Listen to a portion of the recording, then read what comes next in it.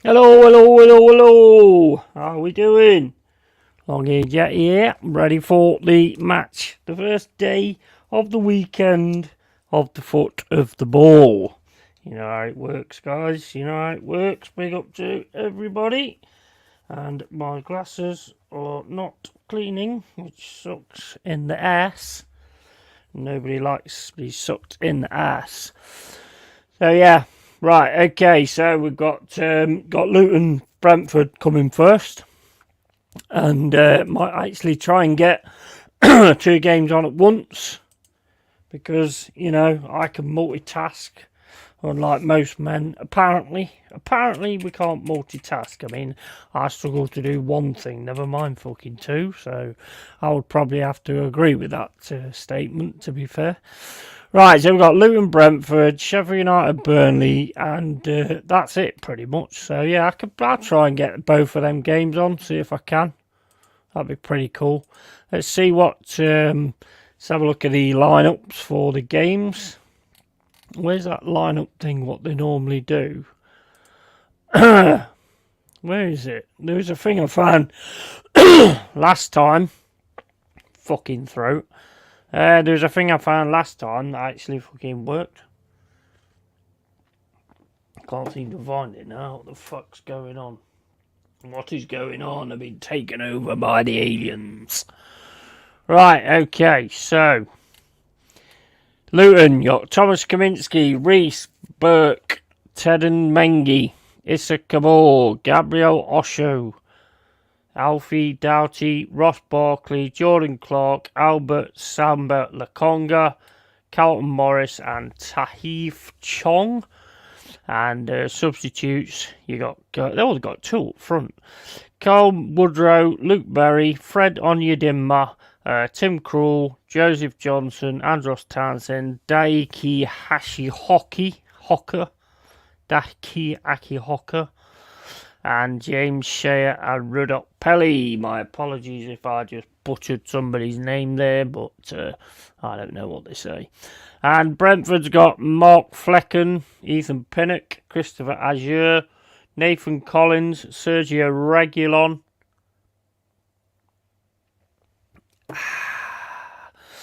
Vitaly Janelt, Johan Wissa, Matthias Jensen, Mikkel Damsgaard, Keane Lewis Potter, and Brian Mbuemo.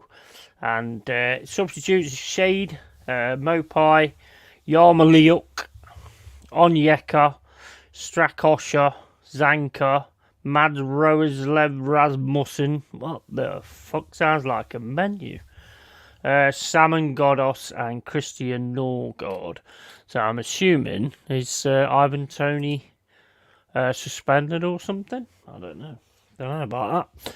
No idea. Right, okay, so we're going to go on to Bing Sports.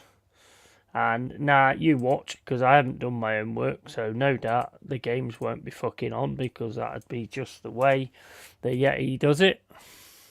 But to be fair, I do live in a cave, so cut me some slack, man. Cut me some slack. Right, okay, I've knackered that fucker up now as well. Oh, you twat. Right, okay, we're gonna get it sorted. Don't worry, don't panic, Mr. Mannering. Right, okay, so where is that gone? Where are you? There you are. Right, okay, so get this sorted out on here. Get ourselves logged into Bing. Then try and get both games on. See how we go. Right. Drop that in there.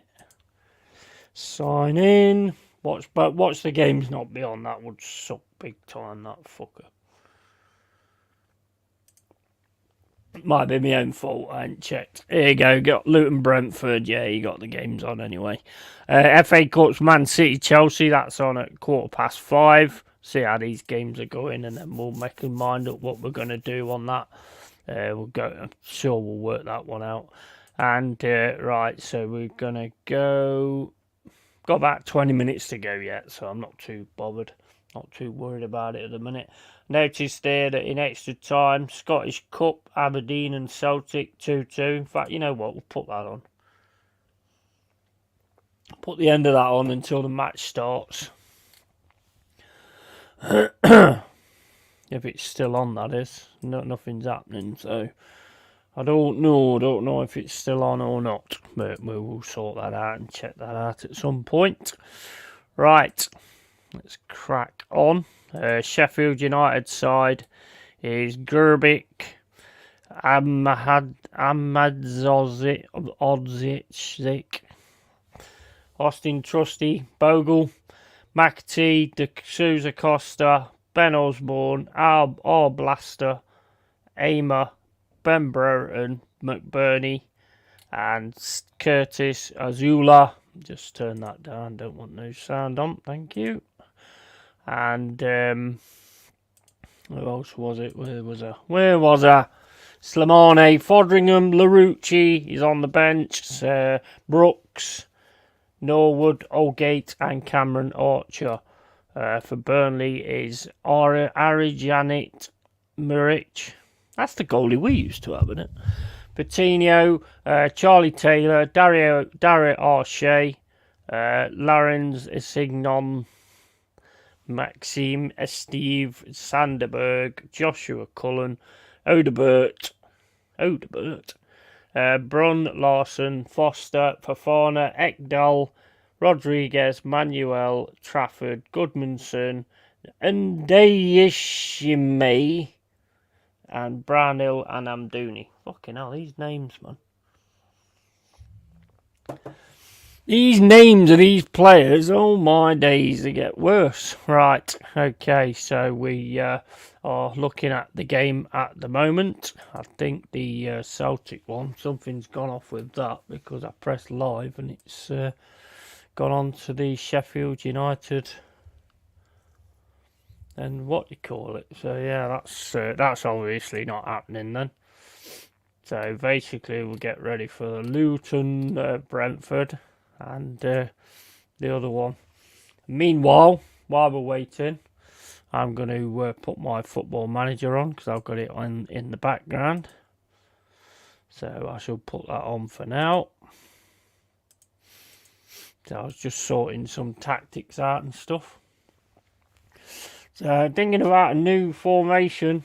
Well, I mean, like a 4 or 5-3-1. 2, and then having the wing backs attacking down the sides. That's kind of what I'm thinking about at the moment. So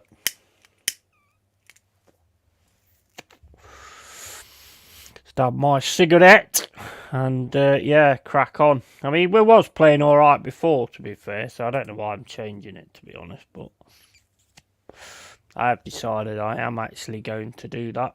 There, we've got so many bloody strikers, it's unbelievable. I don't know whether to go 3. I definitely want 2 up front, that is definite. Definitely want 2 up front, so I'm definitely leaving it like that. Whether we go narrow or not, I don't know. You've got like a 5. Let's have a look what's on here. I'm definitely having 2 up front anyway, that is definite.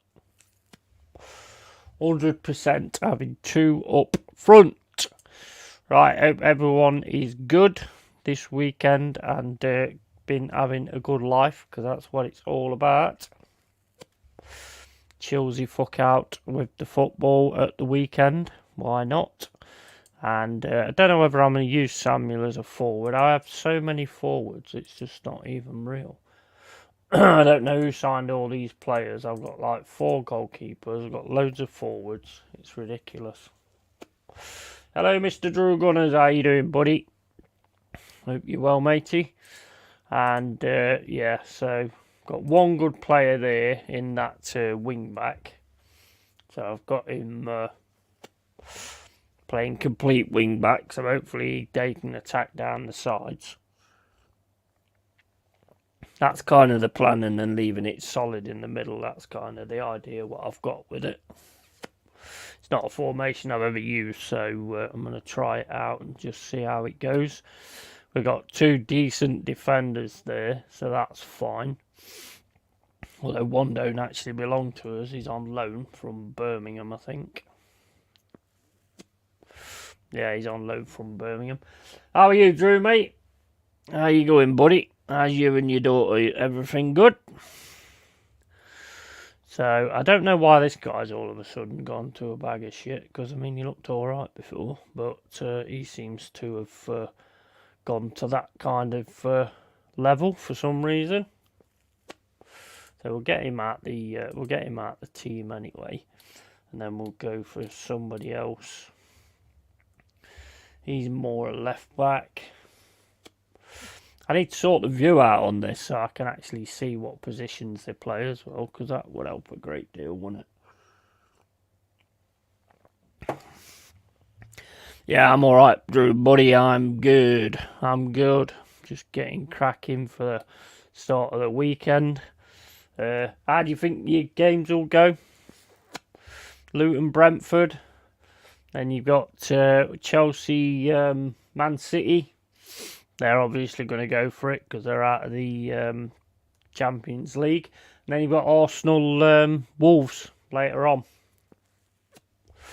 So that one should be interesting as well to see what Arsenal's about now, because obviously they've gone out of the Champions League as well. So, you know, see how that one goes.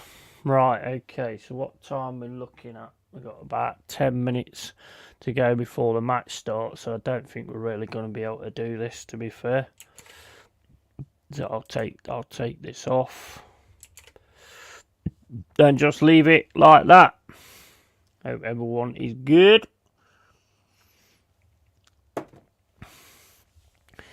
It's good afternoon, good fella yourself. I'm just chilling with a special cigarette and coffee, and my daughter is practicing her guitar. Currently learning the opening riff to Sweet Child of Mine. Nice.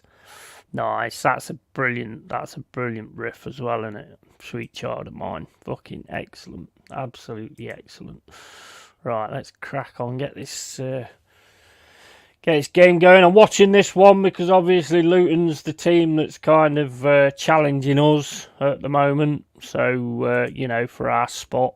So I like to keep an eye on that and see what happens with that. I mean, there's not much in it, to be fair. We've got Everton tomorrow.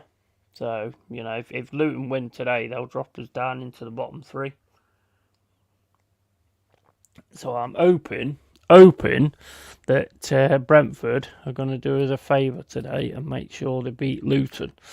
And hopefully on that one we beat Everton tomorrow, so we can take a bit of crap off ourselves as well, and then just see how the rest of it goes. But yeah, we're all ready for the footy. Let's get this one. You can't do full screen. Keep forgetting about that. Right, okay, so let's get this one across here. Right, so we've got that one sorted. And then we want the other one on the other browser. So we can watch both, because we're gangster, you see. Right, okay, so let's get the other one on here as well. Sort this out.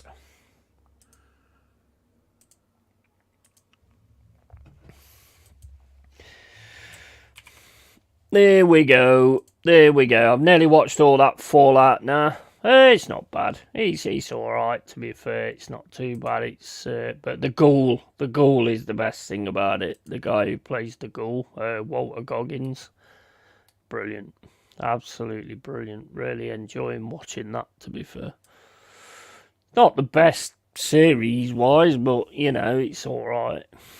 Right, how the hell did I get this done last time? Oh, I know what I did. I did that, didn't I? That's right. And then you take it over there. And then you've got that one. Where's the other one gone? Oh, it's on a different browser. Right. Oh, fuck off. Get off Instagram.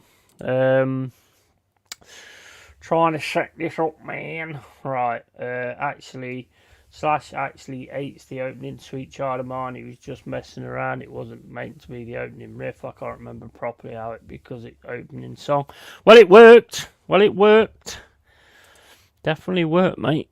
Definitely worked. It's one of them kind of, openings to a song that's fucking huge. You know what I mean? It just sounds amazing. Absolutely. Now I want to listen to it now. But I'm not going to do that because otherwise I get cancelled. So that's not a good idea. Wow, here we go. Right, got 1 and got 2. Right, got both games set up. No sound on either of them, but they'll be kicking off soon anyway. What time is it? 10:02. Right, okay. So we're all set to go. I'll tell you what I've been playing, Drew. I don't know if you'll know it, but Wasteland Remastered. I've been playing that on Game Pass. Very, very old game. You can tell it's an old game. I mean, they've done a decent job with it though.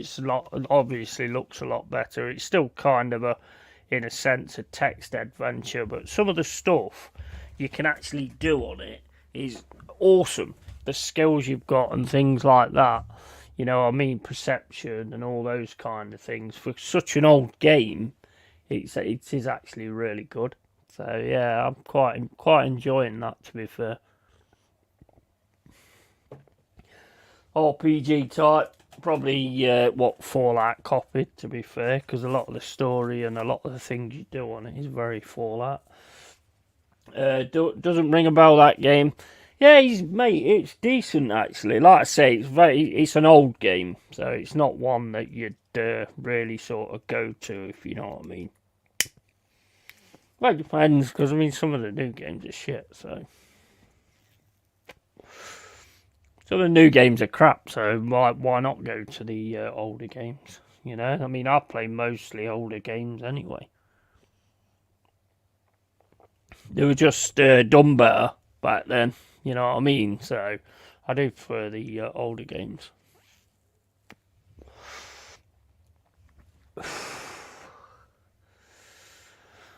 Doesn't ring a bell, that game. I'm playing the new Dead Island 2 DLC. Oh, is there a DLC out for it now? Yeah, that's going to be a difficult one for us both to play, to be honest, for the simple reason you've already played it. And if there's one thing I can't stand is playing a game with people that have already played the game. I did that with a mate of mine ages ago, and he's just like running off and doing everything and stuff. So, with it being my first playthrough sort of thing.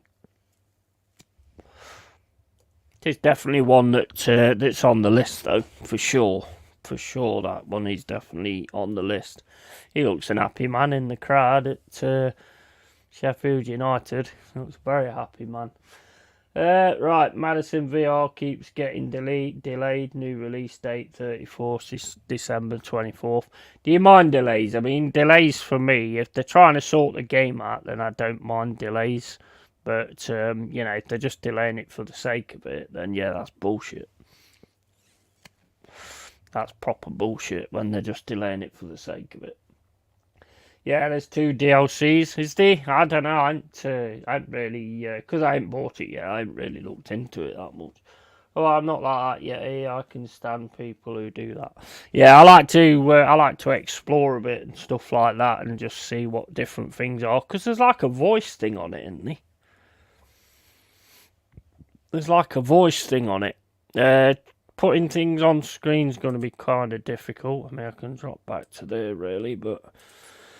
So, yeah, I mean, there's like a voice thing where you can shout the zombies, isn't there?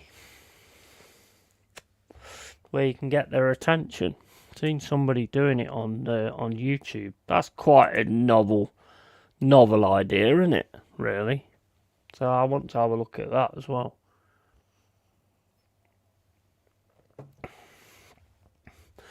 But yeah, I mean, well, basically what it was is I played that Left 4 Dead with this guy. And there was like 3 or 4 of us, and he just runs off. He just fucking runs off. He does. He's like running right to the end of the level, and then getting obviously owned and stuff like that, and we're not there to save him or anything. Then he's getting modded because nobody's there to save him. It's like, well, you're halfway across the map, you prick. You're going to get killed, aren't you? You're going to get absolutely hammered like that. No, it's not for the sake of it. If they're making sure it's polished with all the bells and whistles, yeah, well, that's it, mate. I mean, if they're doing that, then I have no issue with that. As long as when it comes out, it's good. Not sure about calling the zombies bit. I've seen somebody do it on YouTube. You can use your mic and like make noises and stuff like that. I think so. I might have dreamt that, to be honest. I don't know. I'm sure I saw something like that. I mean, to be quite honest with you, Drew, I've always loved zombies. You know, zombie flesh eaters and all the movies and stuff like that. But every game that comes out now has got some zombie thing to do with it. So I'm getting a bit fucking tired of it, to be fair. Like, come up with something different now, man. Everything's got a zombie version. Even fucking Football Manager will have a zombie version at some point. Mind you, when Jez plays it, you'd think there was zombies on it anyway. If we play it together, we will start on level. I've not played it on Xbox. Yeah. We'll get it sorted. I'm going to do like a stream with Jez playing Football Manager as well. That should be a good laugh as well. Should be good fun. See how we get on. We did play it the other day, but it wasn't brilliant, to be fair. We was waiting for each other all the time. It was a bit weird, to be honest. He was pressing continue, and I was pressing continue. Then he had to press continue. It was crazy. It was well strange. And I didn't get to see his games either for some reason. But I don't know if you have to set that up. I'll have to look into it and get it sorted, I suppose. Right. Team's coming out into the tunnel. So we're about to get on the way. Burnley, Sheffield United. I mean, I think that'll probably be a Burnley win, to be fair. Hopefully it's a good game. And Luton, Brentford. Know the way Luton play. So if they win, they'll actually knock us into the bottom three today. Which is not good. If we play it together, we will start on level. I've not played on Xbox. Absolutely. Right. Game is about to start. I don't think I'm going to be able to do these two games at once because they both just keep freezing up all the time. So I might have to ditch that idea, which is a shame because I think they'll both be quite decent, to be fair. So we're warming up at the moment anyway. And then we can get cracking. Yeah, they're both freezing up quite a bit.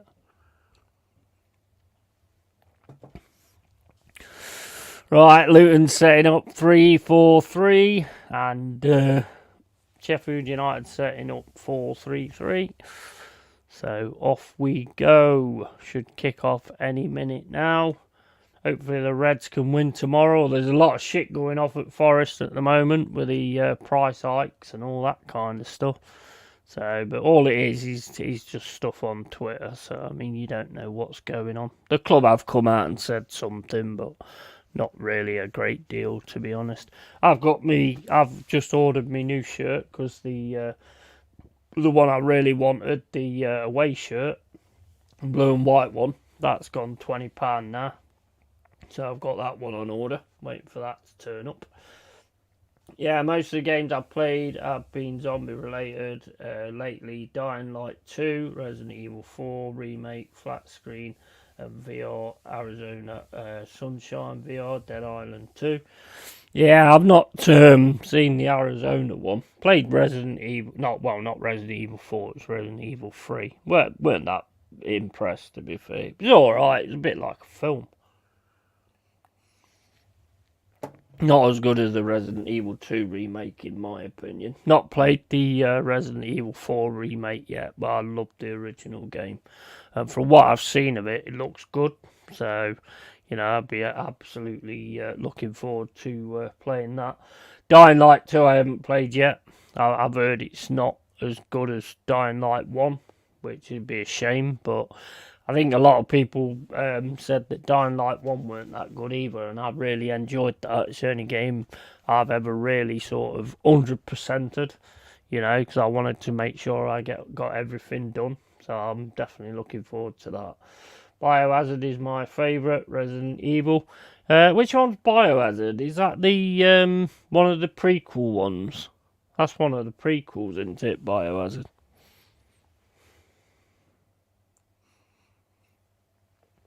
I played them all. I played Zero. I think it's Biohazard after that, innit?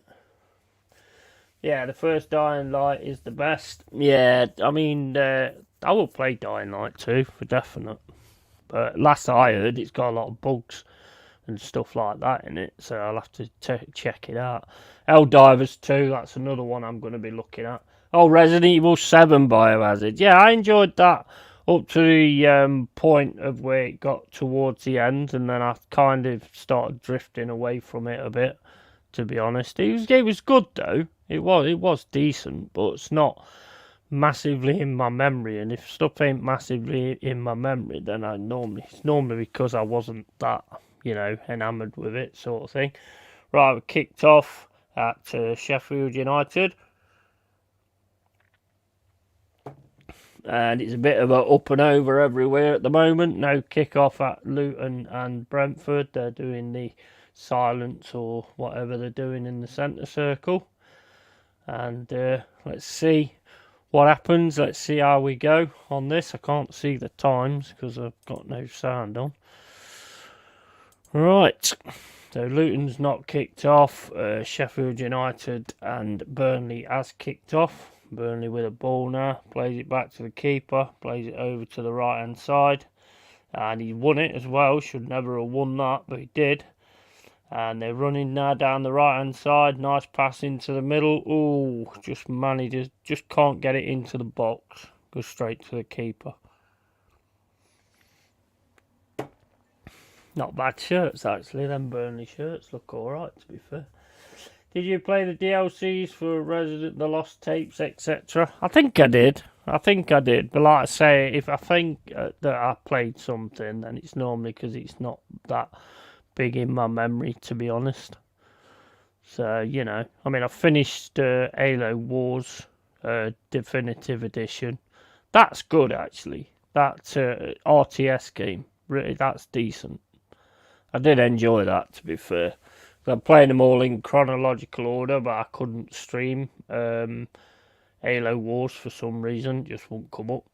So it's that, and then there's Reach, which I started playing before, so that's the next one. So I'll be streaming that for sure, and then moving on with a Halo. Because they are good games. The only one I've ever played is obviously Halo Wars and the Combat Evolved. Never played the Reach one, so I'll definitely be looking at that. Right, we kicked off in both games. Yeah, 2 minutes into the Sheffield United and 25 seconds into Luton. Luton playing as they normally do, getting pressed by Brentford and gets the ball taken off him. No foul. Plays it down the left to Potter. Potter now running down the left. Into the box. It's easily cut out by Luton. And Luton now just going to pass it down the middle. Bad one. Bad there. Two bad passes there. Gives it back to Brentford. And on the other game, great tackle there from Sheffield United. Take the ball off Burnley. And the ball goes out for a throw-in.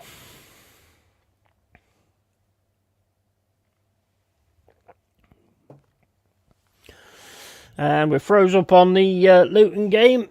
And we're still going on the Sheffield United game. Sheffield United now got it in the centre circle. Plays it back to the defence. It's a free kick to Brentford.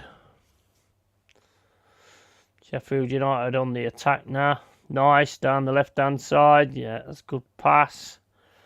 Pulls into the middle. Can't get it through. Both teams fighting, tackling. And now it's come back on the Brentford game, and it's a Brentford free kick. Sheffield United still keep the ball, driving it over the centre line, pass it back to the defence. Luton game's just froze altogether. It's come back on that, and I don't know what happened there, but everyone looks happy, but there's no goal. I don't know what's going on there. Do you like Tomb Raider? They've recently been added to Game Pass. I loved the first games. Tomb Raider 1, absolutely loved it back in the day. And Tomb Raider 2 I enjoyed. Tomb Raider 3, which was the one where you was heavily in the jungle. I think that was Tomb Raider 3. That one was a bit annoying, to be fair. Played the new one that they did, the remake, Tomb Raider. That was okay. That was decent. Preferred the original, to be fair, but I've got the other two, Shadow of the Tomb Raider, and there's another one as well. I've got them. They're in my vault of games to be played at some point in the future, which, trust me, mate, is a lot. There's about 2,000 games that I've never even played yet. So I've got a lot of games to play. A lot of games to play and not enough time. My Steam games will probably be in my will, mate, to be fair. So somebody else would get to enjoy them.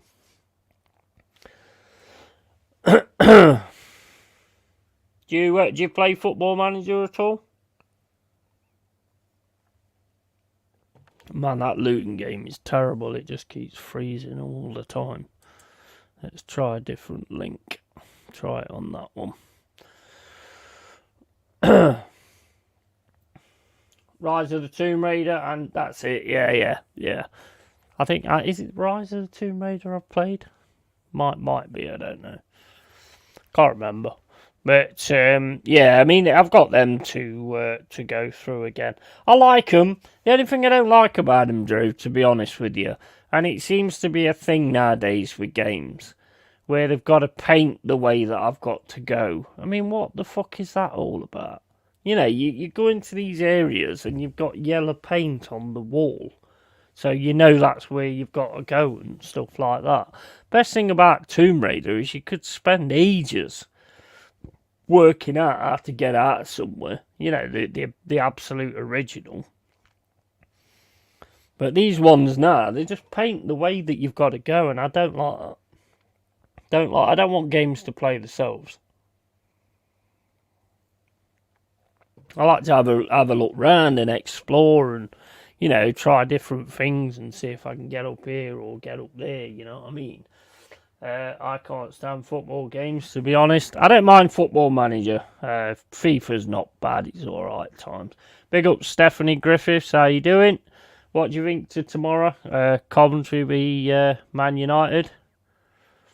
Could be a bit of a slippery one. They're not a bad side, to be fair. Mainly climbing areas, etc. That. Afternoon, Stephanie says, Drew, this is absolutely freezing like crazy. Still both 0-0. Sheffield United game looks a bit better. Ooh, McBurney should be scoring that. Lovely cross in then from Osborne. And McBurney kicked it straight at the keeper. Should definitely have been putting that away. Came to him quite quick, but he should be putting it away. But I don't like him anyway, he's a thug. With the yellow paint, yeah, mate, I don't like that. I don't like where you play games and they've got big, this thing's here and this thing's here and, and your items are flashing and all that kind of stuff. It's like, well, what's the point playing the game then? It's just, that's the old fun. That's why I like Wasteland, because you've got to kind of work out what it is you've got to do and how you do it and things like that. That's what a game should be. Shouldn't be telling you how to do it or telling you what to do on it. That's pathetic, to be fair. United will put us through the ringer. It's guarantee. Yeah, you're right there. You're right. What happens if he gets knocked out, do you reckon? Do you think he's gone? I mean, I saw you got Jason Wilcox yesterday as the director of football. So you're trying to rebuild from the back, which I think is a good idea, to be fair.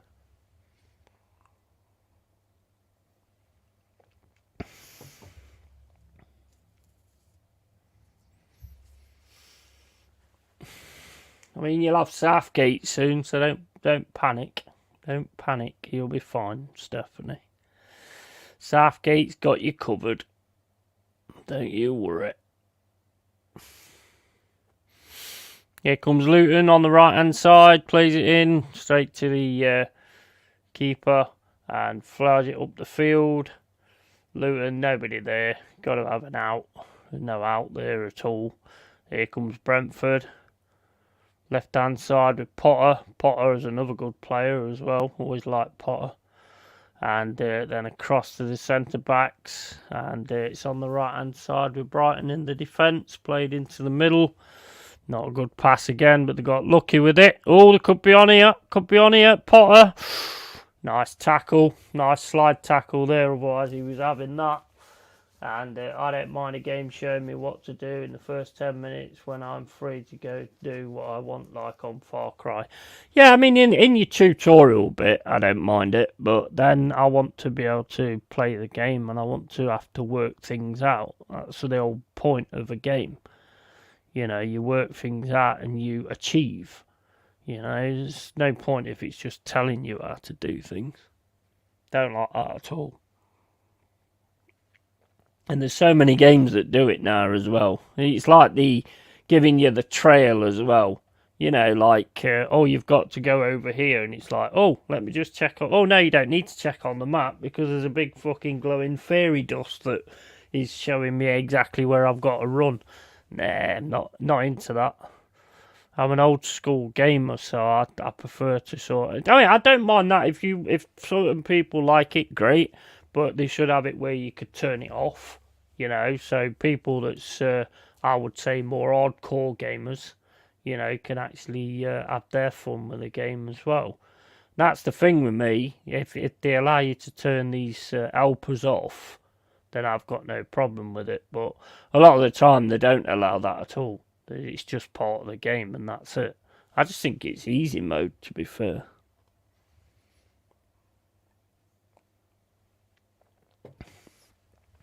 Hope you're well, Steph. Will you be going to the pub to watch the match tomorrow? I'm assuming you will.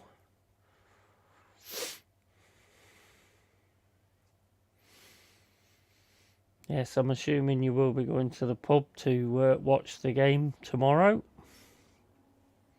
Have you heard any information about what's happening with Man U? I mean, all I keep hearing is rubbish about people. Oh, mate, you know what? What the fuck? What the hell? Some of these YouTubers, man, creators, they call themselves, fucking just read something on Twitter and then, like, start going, oh, I'm doing a video on this. Oh, Arsenal's getting Isaac. No, you're not getting Isaac. He just signed a new deal. He's just said he's staying. You're not getting Gimaresh because he's fucking just bought a house in Newcastle. So why would he want to be leaving?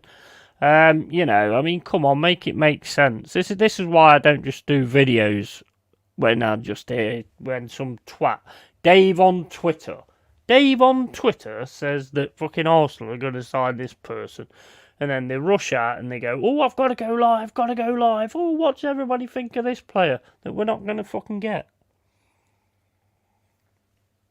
Not made like that, I'm afraid. Well, I'm not afraid. I'm happy I'm not, to be fair. Some of these fucking people on YouTube are absolute fucking jokers. Just take the littlest snippet. You know what I mean? It's fucking mental. Mental, man.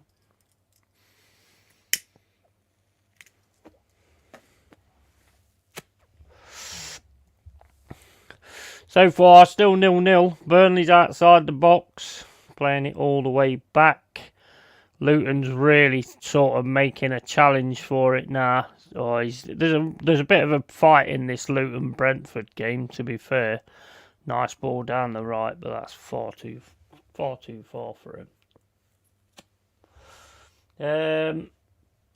games that talk bollocks for no reason and have nothing to do with what you're supposed to be doing piss me off. Yeah, that's another one as well. You remember Alone in the Dark? Not the old one. Fucking hell, they had so many books on them shelves. And you sit there reading it all, and then all of a sudden, as you're reading the books, you're reading, you're thinking, fucking hell, I'm not even going to remember half of this. Then as you get towards the end of the book, you see this writing at the end, which is like highlighted. So obviously that's the only bit that matters. And you've just read the whole fucking book. You just sat there and read the whole fucking book, and fucking all that matters is this bit that glows at the end. That was so bloody annoying, that was. I like luring games, but man, I don't want to be reading. I don't want to be sitting reading books when I'm fucking playing a game. Here's McBurney on the right. Guess it took off him. Nearly 15 minutes gone in Sheffield United, Burnley. Nearly 13 minutes gone in Luton, Brentford. So far, Luton looked more at it, but they are at home, so you would expect that. And we don't need Luton to be winning, because if they win, they put us into the bottom three. Which really, I mean, tomorrow's game's important anyway, but that really makes it important if that happens. Oh, Sheffield United just nearly scored. Ben Brereton. And, yeah. So, here we go. That didn't look a very bad challenge, to be fair. Reguilon. Oh, my day. You know what? Why? I don't get it, right? Reguilon goes down like a sack of shit. Yeah? Absolutely goes down like a sack of shit. Gets the free kick. He's rolling on the floor. Gets the free kick. And then just jumps straight back up. You should be booked for that. You should be booked for that. Look at him. He just took a dive and then just jumped straight back up. You little dirty bastard. You absolute little dirty bastard. You should be fucking booked for that. That's cheating, mate. I don't like that at all. I normally look for the highlighted text on games. If there isn't any, I know the message is waffle. Yeah, he's right at the back of the book, mate. He's right at the end of it. It's when I first got the game, so you know you don't know the point, you don't know the thing. Then it's only when you get to the end of the book and you've read the whole fucking Bible or whatever, and then it shows it's the bit that's highlighted.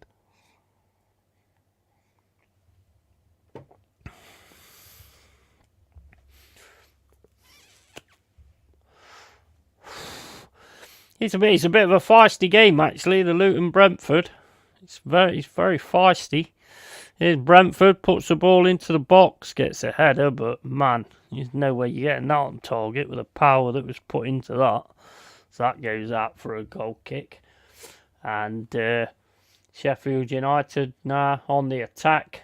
Both games look quite feisty, to be fair.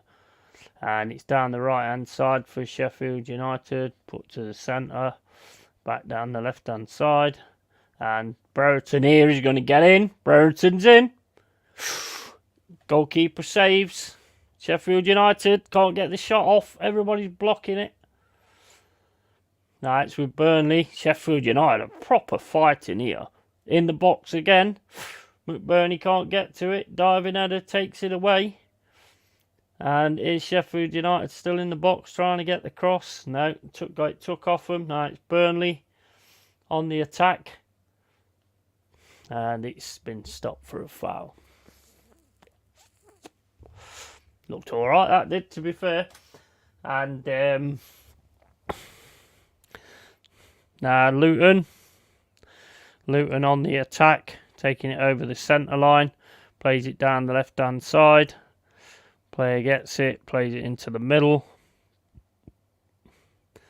And he's looking for a pass now. Nice pass. Chong just outside the box, plays it down the left, and that's easily slid out by Brentford. And it's a Luton throw.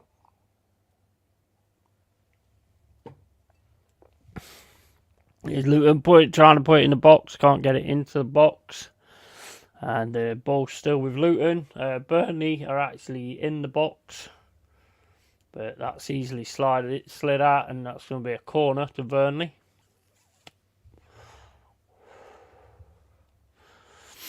Chong again outside. That Chong's alright, you know. That Chong's alright, I think. Every time I've seen that Chong, he looks quite. He looks alright. I think everybody that leaves United does alright, to be fair. I think there's a lot of pressure at United. You know, when you look at some of the young kids that's come through beforehand, there's a hell of a lot of pressure on you when you're a young kid at United. I think most of them would actually go somewhere else and get somewhere. Like Alanga, for instance. You know, I mean, he's well decent. Here's Chong again. Chong's playing really well in this game, to be fair. Just been brought down. That's going to be a free kick to Luton. Just outside the box to the left-hand side near the sideline. And on to Burnley. Burnley's got the ball now. They're in the centre of the pitch. Plays it across. Burnley looking for someone to make a run or do something. Nice pass into the middle. That's nice. Bad pass there. Outside the box for Burnley. And bad touch. And Sheffield United put it out for a throw-in. Darty over the throw for Luton against Brentford. Just about to take the free kick. Good free kick taker as well, Darty. Corner for Burnley. Takes a shot. Ooh, takes a little nick. But that goes straight to the keeper, so nothing happening there. Burnley again on the attack on the left-hand side. Puts the ball into the box. One in the air, but that's headed out. Be a goal kick. Ooh, that's a beautiful header there from Brentford against Luton. And great save by Kaminsky. Good keeper, that Kaminsky. He's impressed me quite a bit this season, to be fair. Pretty much 20 minutes on either game. Still 0-0 on both. Sheffield United now fighting with the ball. Gets a free kick. And why have the Premier League started putting matches on at stupid times on a Saturday? 7:30 kick-off, and we've had an 8 p.m. kick-off on a Saturday. Mate, they just do whatever, don't they? They don't take anything into account. They just do whatever they want to do. And people just go with it. So, you know, what can you do, really? Oh, I'll tell you what, yesterday, oh my days, I mean, everybody knows, you know, that I'm not a Spider fan. But I was talking to my brother on the phone yesterday. Always a chance for Luton. Not Luton, Brentford.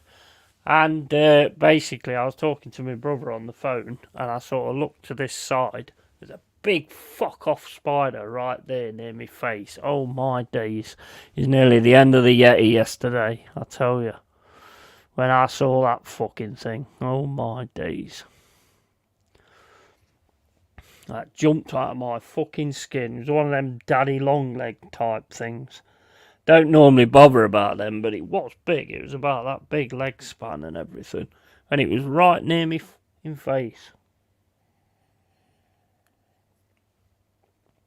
We'll have no more of that.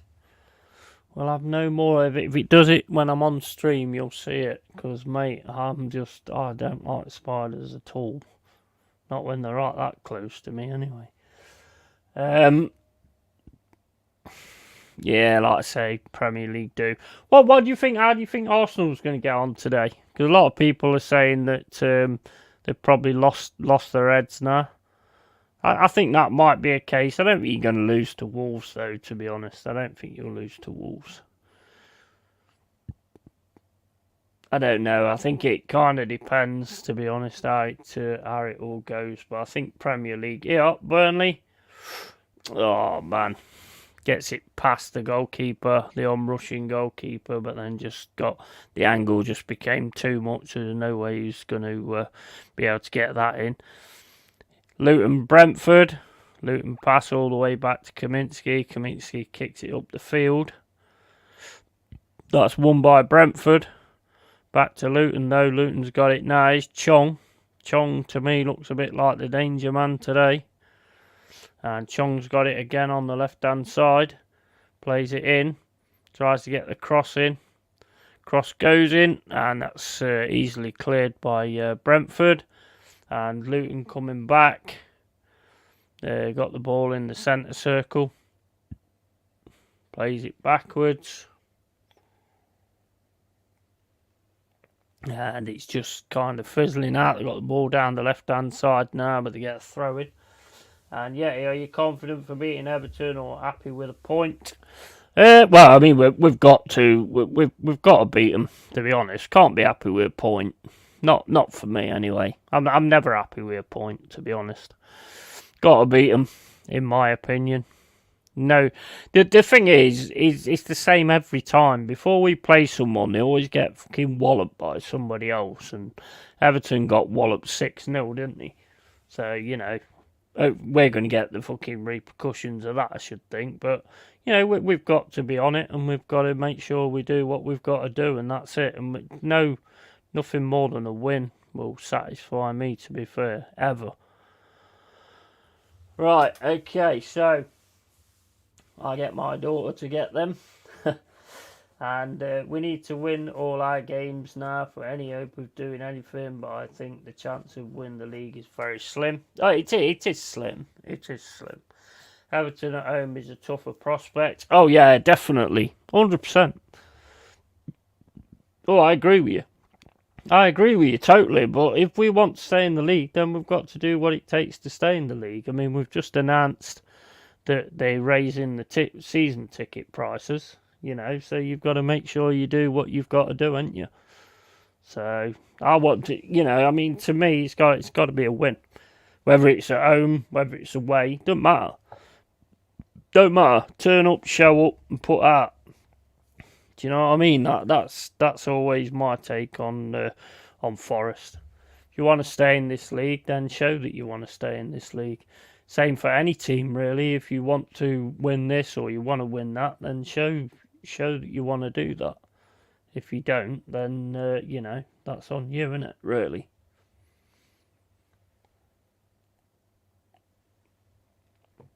I think we'll give them a game. I don't think we'll be sitting back on that. Here's Brentford. Oh, what a goal! Lovely goal by Wisser. Lovely goal by Wisser. 1-0 Brentford. That's what we want. I don't want to rely on other teams, but, you know, if Brentford can win this game, then the pressure's kind of off. Well, it's not off, really. I mean, it's never off for me. I mean, we still need to go and beat Everton, so we're not in this position for too long. But, yeah, Brentford have scored. Lovely ball there. Wisser, definitely not offside. Lovely shot. Straight over the top of the keeper. Lovely shot from the edge of the box there from Wisser. Best of luck anyway, buddy. Everton always seem to escape the drop. They do. Yeah, I mean, well, we do, I suppose, as well. I mean, we've only done it once, but, you know, it's all on us, isn't it, really, Steph? You know what I mean? It seems it's all on you guys against Coventry. It seems it's all on Arsenal against Wolves. You know, there's no excuses. I never have any excuses or anything like that. But I mean, if we did manage to go down, then basically putting the season tickets up probably ain't going. I mean, he's not going down very well anyway. But you know, Luton there on the attack, and it's the goalkeeper, and goalkeeper sends it out. It's corner to Luton. Sheffield United, Burnley still 0-0. But we move. I expect to win all the time. But I mean, the ticket thing for me, I mean, I don't think we've had a rise in like 3 years. I think it is 2 or 3 seasons or 2 or 3 years or whatever. We've not had. There's not been a rise in the ticket prices. I could be wrong there. I don't know. I don't get to go nowadays. So that could be the case. But the thing is, I mean, if the council up the rent for the City Ground where we are, then the money's got to come from somewhere, hasn't it? You know. So I mean, I suppose you have to look at it like that. It's all right. Everybody's saying that, oh no, you can't get rid of the City Ground, you can't move ground and stuff like that. But the money's got to come from somewhere to cover the cover what's going on. And I mean, we signed I don't know how many players, so money's been spent, you know. And at some point, I suppose you've got to raise the levels. That's the way that I would look at it, anyway. To be honest.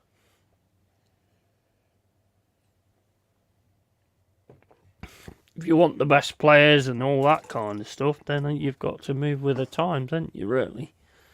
So I don't see no thingy with that. I mean, they're possibly going to lose like Murillo anyway. And it's got to be for good money as well, in my opinion. It's got to be for good money, because he's class. He's class. He's got a massive future. And he's just a class player, so, you know, it's got to be for big money. Apparently, Real Madrid are looking at him as well, so. Catch you later, everyone. Got to pop up supplies. No worries, Stephanie. Thank you for coming in. Really appreciate it. And take care and enjoy the rest of your Saturday. Oh, nice header there from Burnley. Saved easily, though, to be fair. Brentford Luton game. Still the same. Brentford, it's very scrappy. Very scrappy. There's not a lot of quality. There really isn't a lot of quality. It's just fucking lumping the ball everywhere, really. Here come Luton now on the right-hand side. Great cross into the box. Nobody there. And Brentford's got it now. Plays it down the left-hand side. Potter's never getting anywhere near that. Kaminski's just going to kick it out. And still 0-0 Sheffield United and Burnley. 30 minutes gone in that game.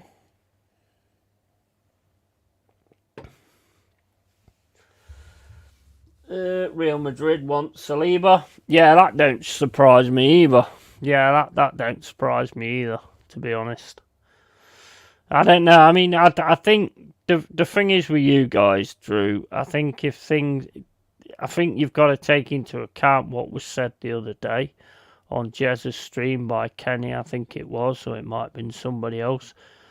Sooner or later, these players, I mean, it's all right people saying, oh, Arteta needs another season and needs this and needs that. These players want to win something. Sometimes you only get so long in your career. You know what I mean? So sooner or later, they're probably going to be like, you know, I'm not winning anything here. You know what I mean? So they might start thinking about different places as well. Especially Saka, because, I mean, Saka at Arsenal at the minute just doesn't... You don't see much from him. I mean, he'll probably score an hat-trick later, but, you know, I mean, you're just not seeing a great deal from him, really.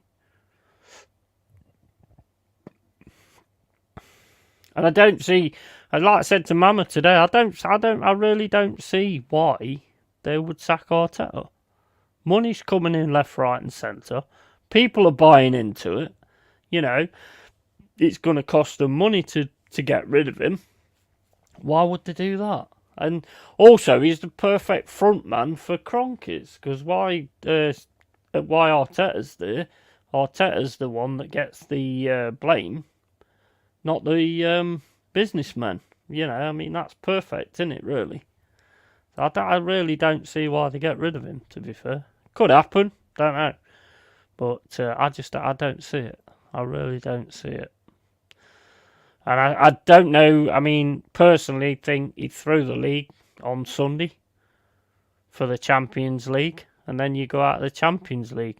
I mean, Champions League, I don't think, watching what I saw, because obviously I was watching 2 games, but watching what I saw, I didn't think you started too bad. But then when you look at how many chances you got, then yeah, it does look bad. It looks mega bad. I pointed out Saka's dropped off towards the end of last season. The problem is, Drew, and I've been saying it for ages now, Yeah, and certain Arsenal fans have been agreeing with me as well. You've got to have somebody else who can come on and take Saka's shirt. You know, you've always got to have players who can take someone's shirt when they don't perform. You've got to have somebody in the background for Odegaard who's going to perform when Odegaard's not on it, or Saka's not on it. You've got to have somebody come in like, I don't know, say Pedro Neto or something like that, so that they're always under pressure that they could actually lose their shirts. You know what I mean? And somebody else could take their squad position. You haven't got that at Arsenal at all. I mean, look at striker wise, yeah. You've got Jesus, Havertz, you know, and Ketia. Where's the pressure? You know, where's the pressure at Arsenal? There's none. Odegaard, who takes over from Odegaard if Odegaard's not on? There's no pressure there. You could have, if you used Smith Rowe a bit more when Odegaard weren't performing, then maybe, you know, you could have got something going there, but he hasn't done it. You know? So, you know, there's nobody breathing. I mean, there's nobody breathing down Rice's neck. You know, who's going to take over from him? Nobody. We don't have that for Saka. No, you ain't. I mean, you've got Trossard, Martinelli, so you've kind of got competition going on there. But for Saka, you've just got Reece Nelson, really. And he's not exactly Saka level, is he? Well, I mean, I don't know. Probably is, to be fair, at the minute. I think you've always got to have competition for shirts. Always. That's one thing that I would always advocate, that you've got to have somebody else that if you're not doing the business, then I'm going to come on and I'm going to take your spot. Yeah? And as soon when you get that, you see a complete difference in players. Your players, whether they perform or not, still get the shirts. Apart from, say, Kiviors and, you know, and all that. But most of your players, whether they perform or not, they're still in the shirt the next week. And that's not, in my opinion, good management. And he should have strengthened a hell of a lot more. So you had that competition for places. You've always got to have competition for places. Yeah, we've had too many players sat comfortable at this club, hence the lack of performance from some of our so-called top players. That's what I'm saying, mate. It's not even rocket science, is it? You've got to have that. You've got to have that, and I see a lot of teams that don't have that, you know, are struggling and stuff like that. I mean, it's just ridiculous. I mean, you'd expect more from Liverpool, really, because, I mean, the way the kids that have come in since the injuries have performed, you'd expect them to sort of up their game as well. I see it a lot, and, I mean, one thing that we do have is strength in depth. You know, whether it's good strength in depth or not, we have got strength in depth, and we have got players that will replace you. You know, if you're not up to scratch, then there is players that will replace you. So, you know, I think that's the only thing we have going for us. Not that it's working that well at the minute, but, you know, you've always got to have that. Burnley, oh my days, how did that go in? Burnley have just scored, and that was basically, the ball goes into the box. It's a completely scuffed shot. It's going so slow, the shot is, yeah. A snail would have caught it up. And it's just gone under the goalie. It's just gone under the goalkeeper. I think it's getting VAR'd now. That was shocking, that was. And there's nobody in front of the player that shot either, so you can't say that his eyes were taken away or anything. It's just, here we go. Comes down the middle, plays a shot. Oh my days. I think it takes a deflection, but I don't think it's still a P-roller. Oh my days. What is the goalie doing there? Oh, beautiful shot there from Brentford, Lewis Potter. Straight over the bar, but that's a bad one to lose from for Sheffield United, that is. But yeah, that's the key. That's the key. I've always said that. That's the key. You've always got to have competition for shirts. That was unfortunate there from Lewis Potter. I think it takes a deflection though. Great shot from outside the box. There's definitely a deflection there. I think it's a corner. Corner to Brentford.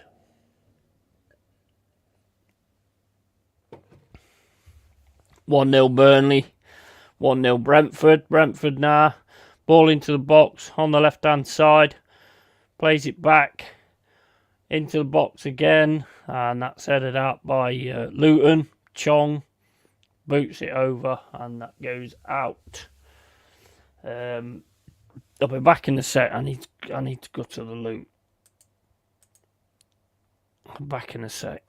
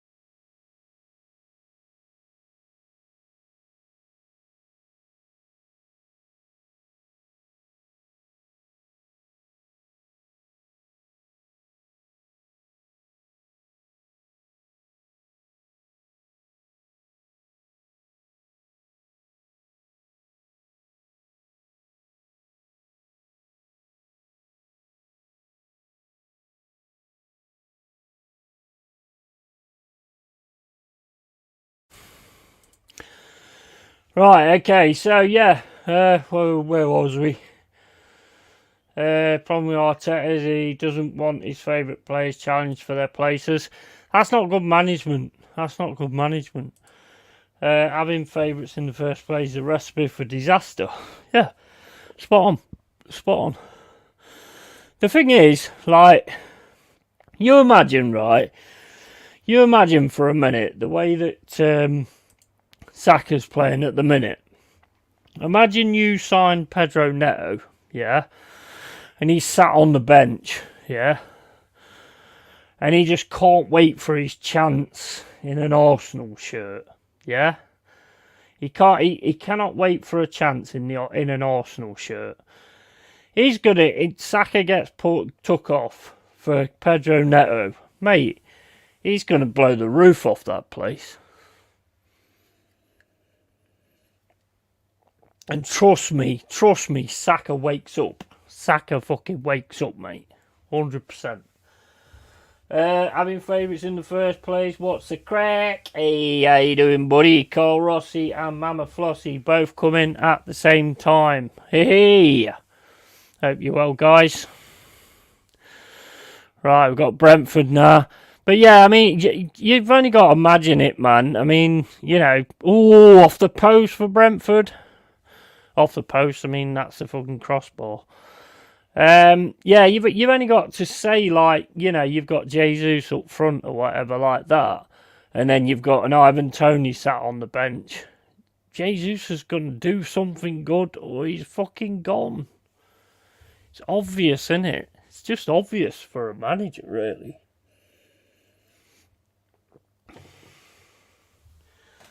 Good to have you back, Carl. Absolutely. Big up Mama and Carl. And be with you shortly. Yeah, big up Jezza. And big up Drew. Jez in the chat. Absolutely, guys. Yeah, I mean, to me, it's just common sense.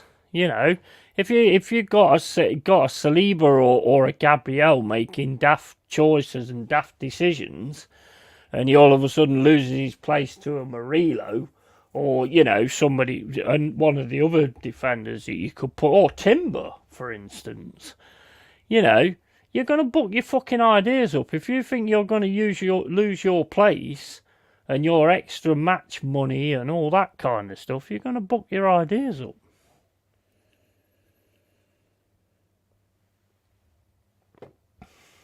You watch them all perform when Isaac goes to Arsenal. That'll wake him up when Bruno Guimaraes is at Arsenal as well. You watch Odegaard. He'll soon pick his shit up. You watch.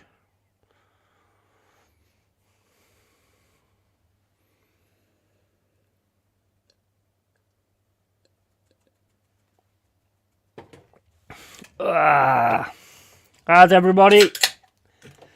Hope you're well, Carl, Mama, Drew, Jez. Hope everyone is doing good. It's not a bad day. I haven't been out, to be fair, but it looks quite warm. I don't know whether it is. Here's Brentford again, and they've scored. Yeah, Wisser again. This is good for us, and Burnley scored a second as well. I missed that. So you got 2-0 Brentford and 2-0 Burnley at the moment. Wisser, that's on his second goal. That was easy, that was really. That was a bit of a P-roller as well. That's 2 P-rollers this goal is letting. Oh, no, it's a different goalie, wasn't it? Oh, well, never mind. I'm getting mixed up with my goalies. I know, Fred, I'm losing the fucking plot, mate. But you know I never had the plot anyway, so it doesn't matter. Look at that. Yeah, 2-0 Brentford, 2-0 Burnley. Carl says, Man Flossie, good to be back, you legends. Absolutely good to have you back, bud. It's good to have you back, buddy. I'm glad you had a good break as well, man. You needed it. You get away from all these fucking Arsenal daft bastards. Fucking talking utter shit.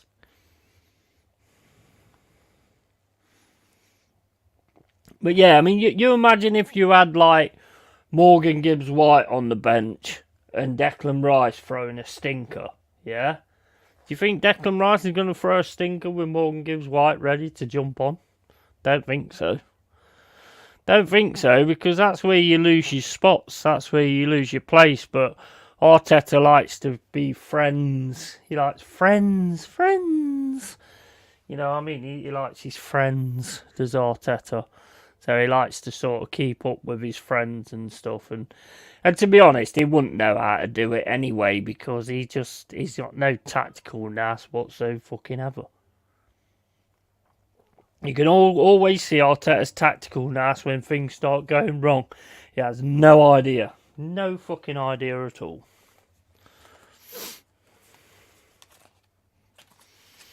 Just spitting facts at the end of the day. Just saying the way it is.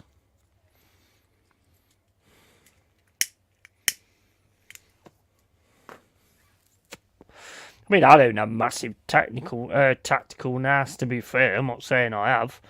But the thing is, if you're getting burned on a certain side, then you've got to try and, do something to stop yourself getting burned on that certain side. I mean, it's not rocket science, is it?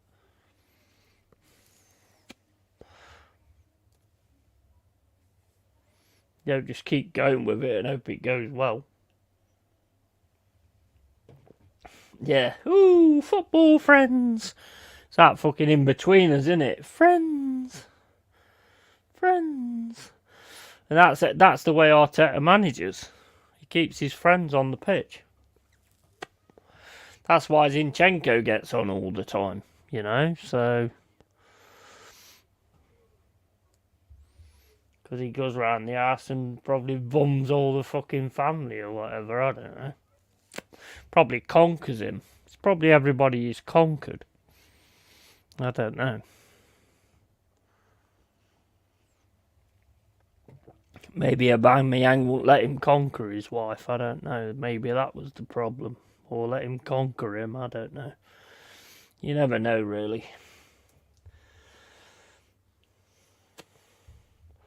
Those friendships have cost us 2 titles in the Champions League. Absolutely. You know it. You know what I'm saying. It's always good when someone understands your fucking stupid ramblings. I'll never forgive him for what he's done. No, that's it.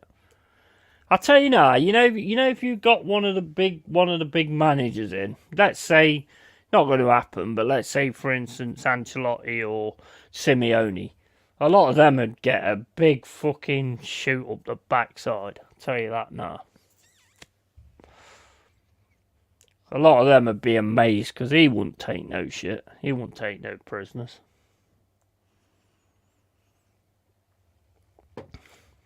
Like Saka, I don't care what do you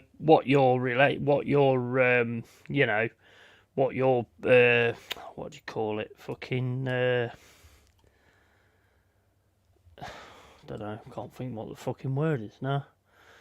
I don't care what your reputation. I don't care what your reputation is about this, that, and the other. You're playing like a bag of shit, so you're going off. That's how real managers do it. Yes, you have certain players that can turn a game in one go and all that kind of stuff. So sometimes you stick with them, but you don't just stick with players that's not really performing. 100% spot on as per usual, mate. Yeah, cheers, buddy. And Saka needs to be sold and replaced. He can fuck off and pretend to be Starboy elsewhere. Yeah. To be honest, Carl, I think Saka, in a sense, I don't blame Saka, because he just keeps getting picked. Even though he's not performing, he keeps getting picked. The problem is on Arteta, because he keeps picking a player that's clearly not performing to the standards that you expect. So I blame Arteta.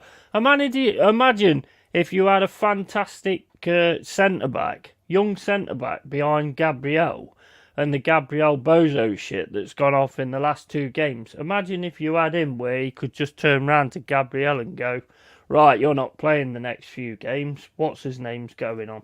Imagine what that would do to Gabriel. You know, he's going to go one way or the other. He's going to go, oh, fuck Arsenal, I'm out of here. Or he's going to go, right, I need to get my shit together. You always need that. You always need competition. Always. Too many players in Arsenal that's just too comfortable. They know they're playing again, whether they play shit or not. And that's not a good look. That's not a good look for teams going for titles and things. It's 101, management 101 in my opinion. You've got to have them players that can come on. Probably would have got better out of Anthony if he got somebody else that could come on and do better than him. But then you have got certain players that it don't matter what you've got behind them, they still won't really perform anyway. So, do you think Saka's username on Grindr is Starboy? Probably is.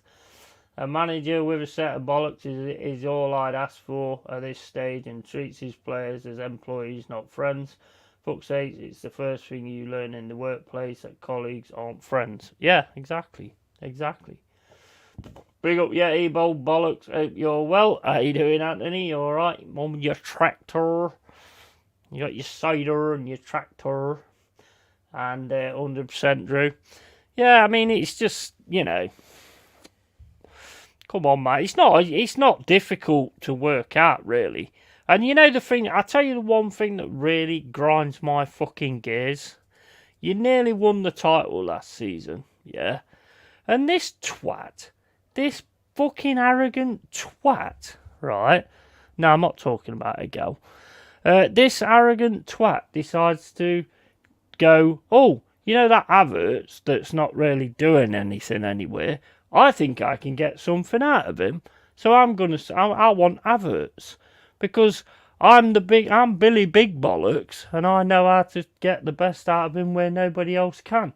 Even top managers. That's the thing that grinds my gears.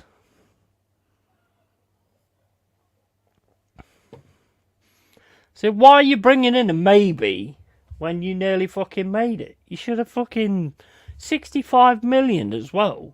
Could have got much better for that. A rude joke told without being rude. Yeah, I mean, you could have got. I mean, that really. You know, like when you're playing Football Manager. I know it's only Football Manager. I'm not putting it as the same thing. But on Football Manager, you'll look on the thing. You'll see a player that's like he looks ish. You know what I mean? You think to yourself, I could make him great. You know, so you buy him. But that's Football Manager. That's fucking Football Manager. That's not real life, you know? So you take that chance. Never serves any human well to be untouchable. No, 100%. You've always got to have somebody chasing your tail and making you perform that bit better. Always. Even on YouTube, being a YouTube creator and stuff like that, you've always got to push the boundaries and make yourself the one that people want to watch, sort of thing, you know? There's no point just like resting on your laurels, which a lot of them do, you know? A lot of them just get lazy as well and stop working on the thumbnails and all that lot and just think it all comes to them easy and all that shit. There's a few names, I'm not going to mention any, but, you know, there is a few. But then again, I blame the twats that watch them, to be fair. Unless your name is Jimmy Cole. Afternoon, Anthony and Tony. Big up, Anthony. Cheers, Cole. Afternoon, Anthony. Evening, Flossie. How you doing, Tony Neary? All right, buddy? So, Arsenal fans in the chat. Wolverhampton Wanderers and Arsenal later on. What we thinking? Are we thinking we've dropped the ball, or are we thinking that we'll carry on as usual and go and get the win? What's the thoughts?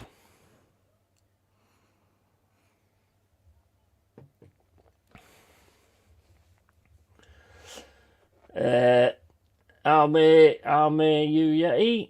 I'm alright, matey. Not sure what that means, but yeah, I'm here. Yeah, I'm having a bit of a mare. But Wolves will nick it. Yeah, I wouldn't be surprised. The crumble has begun. Yeah, that would not shock me. I've seen the signs. How are you, Yeti? Says Tony Neri. I'm doing good, buddy. I'm doing good. You've got to be quick to retract your typo, mate. You've got to be quick to retract your message of a typo. Unfortunately, yeah, I think you're right.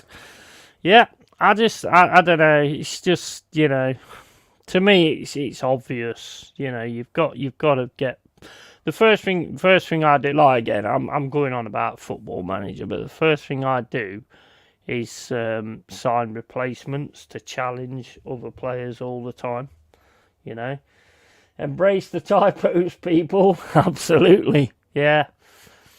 Yeah, just leave them there because I do catch them. As always, I hope I'm wrong, matey, at Tony Neri. Yeah, I mean, I think you do hope you're wrong, but I think you'll still come out and give it a go, to be fair. I do think you'll still come out and give it a go. But, I mean, it don't help the way you went with... you might... I haven't seen the team sheet because it's ages to go yet. But I tell you now, right? If he comes out today and goes Jesus Zinchenko again for this game tonight, he's throwing the fucker.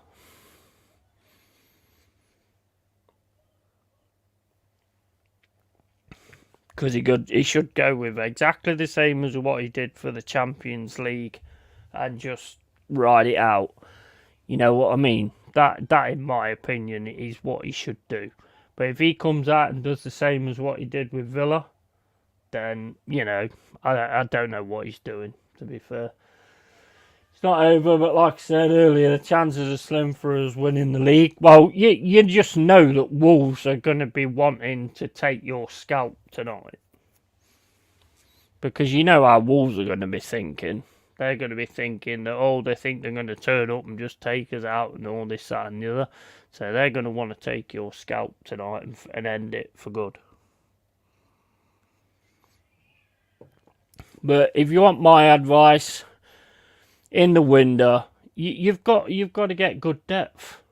You've got to get good depth. That game against Bayern Munich the other day, when they started pressing and turning it on, you had no options. There was no options there at all. There was absolutely no options to change that game whatsoever. And I think that is when you know that a manager don't know what the fuck they're doing. You've got to have options to change your game. Newcastle are going to win it? Yeah. Yeah, but you won't when Arsenal sign Isaac and Guimaraes. Arsenal apparently, according to X, Arsenal are in talks to get Botman, Guimaraes, Isaac, Gordon, Murphy, Pope, everybody, mate. They're taking them all. Taking every one of them. I've read it on X, mama, so it's got to be true. Dave, the Arsenal fan, said it. And you know Dave, the Arsenal fan, he says journalist at the side of his name, so, you can't, you've got to say that. I don't want to say it too loud, because the wank creators will put a video out on it, but, I can just see it now. You know what, that'll be the next thing. Like, somebody will drop a video in about half an hour. Right, okay, guys, what do you think about us getting Isaac, Guimaraes, and Botman and Pope? Because I've just been watching, and Yeti in the LongHaired Yeti's Cave has just said that we're in for these people. That is how shameless some of these tubers are.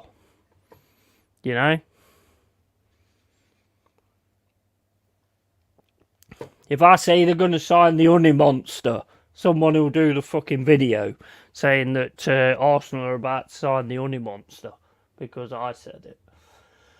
As if, I know if it's on there, then it must be true. Keep that skinny ass, Isaac. I don't want a player that can be bullied easily. Oh, no, I wouldn't say that, mate. No. Bro, that guy's fucking class. 2 years in a row, we have blown it with a poor January transfer window. Squad depth has been an issue for the past 4 years. Entire management team needs to go. 100%. Totally. 100%. I don't know how you don't see the holes, because the thing is, you've always had a good first 11, but that's it. As soon as that 11, I mean, you've been quite lucky injury-wise this season. You know, not as unlucky as a lot of teams. But you've only got that 11. If anything goes off with that 11, you lose Odegaard, you lose Rice, you know, you lose Saliba or Gabriel. What you got? Fuck all. Got nothing. You got maybes, you know. But our div fans want to stand up and do anything about it, so we'll continue to be mediocre. There's standards, man. Standards in the fan base are low as fuck. So why would you go out the way to make sure it changes? Why would the Cronkies get rid of him? As I've already said, he's a great front man. He gets all the flack. They don't get any flack at all. All they get is all the money. All it is for the Cronkies is ka-ching, ka-ching, ka-ching. Why would you get rid of him? You've got to pay him off to get rid of him. You've got to pay money out to get a new manager. Why would you do that? Makes no fucking sense. Makes absolutely no sense whatsoever. Here's Jazzer. Yo. Afternoon. How you doing, buddy? You alright? Yeah, good, man. Good. Just had to do a few things today, so sorry for my lateness. No worries, mate. Can't hear yourself, can you? No. I'll put the headphones on if you can. So. No. I've sorted out my issue with StreamYard. Oh yeah, I saw it last night, mate. I was pretty much just about to go to bed. I heard what you did though. Did a private stream and went live. Yeah. Yeah, I forgot to press private on the StreamYard. Well, all you do is you know, like when you set up a live stream, you know how it says like going on YouTube and on Twitch or whatever. You just basically press that at the side where it says skip for now. Yeah, I normally do it, and I just forgot last night. But what it was, I had a software update. Was you slagging everybody off like you normally do? Yeah. Especially you. Is that why you're only on 100 subs now? Yeah, that's it, mate. Yeah, it's done it before. What happens is you get a software update on this bloody iMac, and I noticed it. I was on a show last night, and it was like as I moved, it was all stuttery like this. So what I had to do is just after that, and I just rebooted the Mac and deleted the StreamYard tab off and restarted it, and it's all good after that. Yeah. Big up to Adama. You won't believe it, but I just saw a vid on an ITK in the Know YT channel claiming that Forest are buying Isaac and Gimaresh and employing a new mascot, the Honey Monster. Mate, it's true. It's true. You heard it here first. Big up, Mama. Big up, Tony. Yeah, big up everyone, guys. Yeah, good job you were about, Mama, because otherwise that could be going down. Yeah, I've done it before. Me and Carl was talking, and somebody said, and I noticed that something come up in the chat, and I was it proper fucking got to me. I was like, hey, what the fuck are these people talking to us, and what the fuck is going on here? Yeah, it was fucking mad. Luckily, it was spotted quite quickly, and I just deleted it. Hmm. This Bing today, it's terrible. It is bad. It is really bad. I've got both games. Running, but it's not great. It's all. I'm gonna go on headphones in a bit, Jez, because I can hear you better on that. Actually, I'll tell you what. I'll be back in a sec. I need to go to the loo. No signal found. Seriously?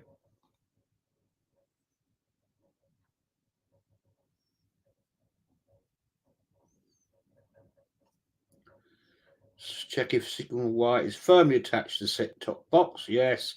Unplug and replug into the power. No. Bloody useless. It really is.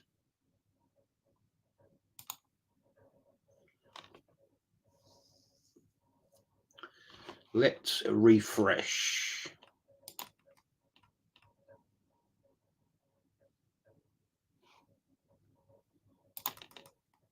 Nope. Exactly the same.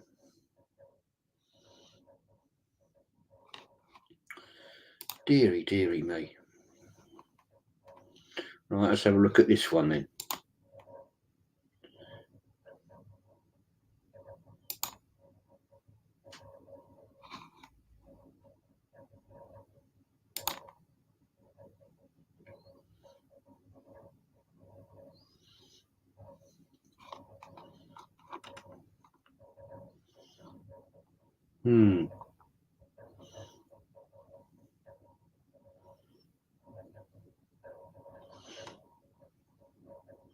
Nothing.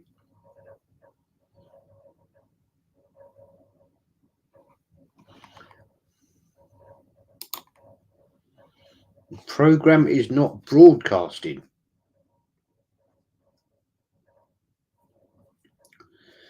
Oh, what's going on here, man? Oh, it's back now.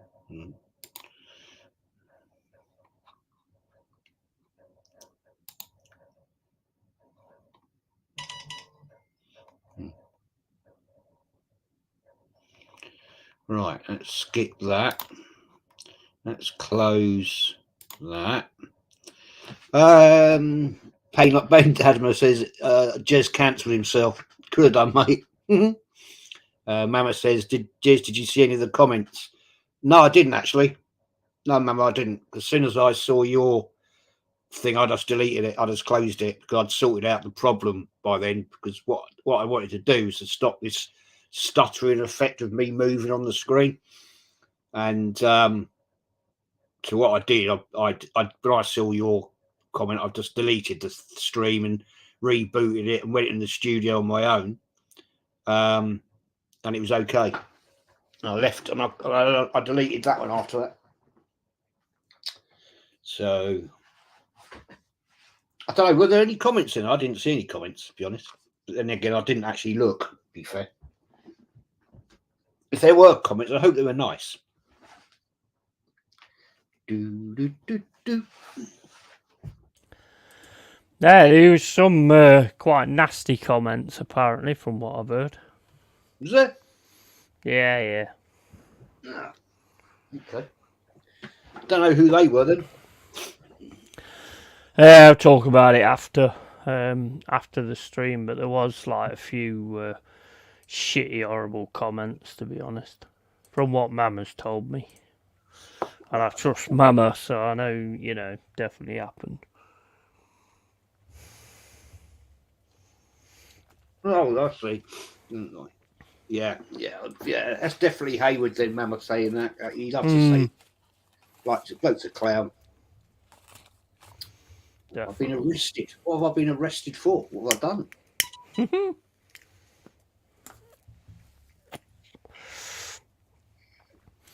Must have been I was drinking on screen, I suppose.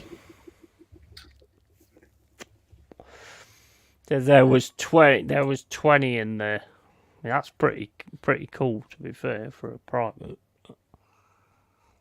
What, 20 comments? Yeah, 20 people. Oh,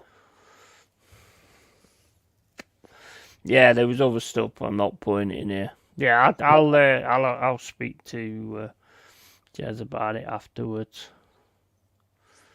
So no some people are worries. just wankers and they just like to have a go at certain people, and Don't bother me, mate.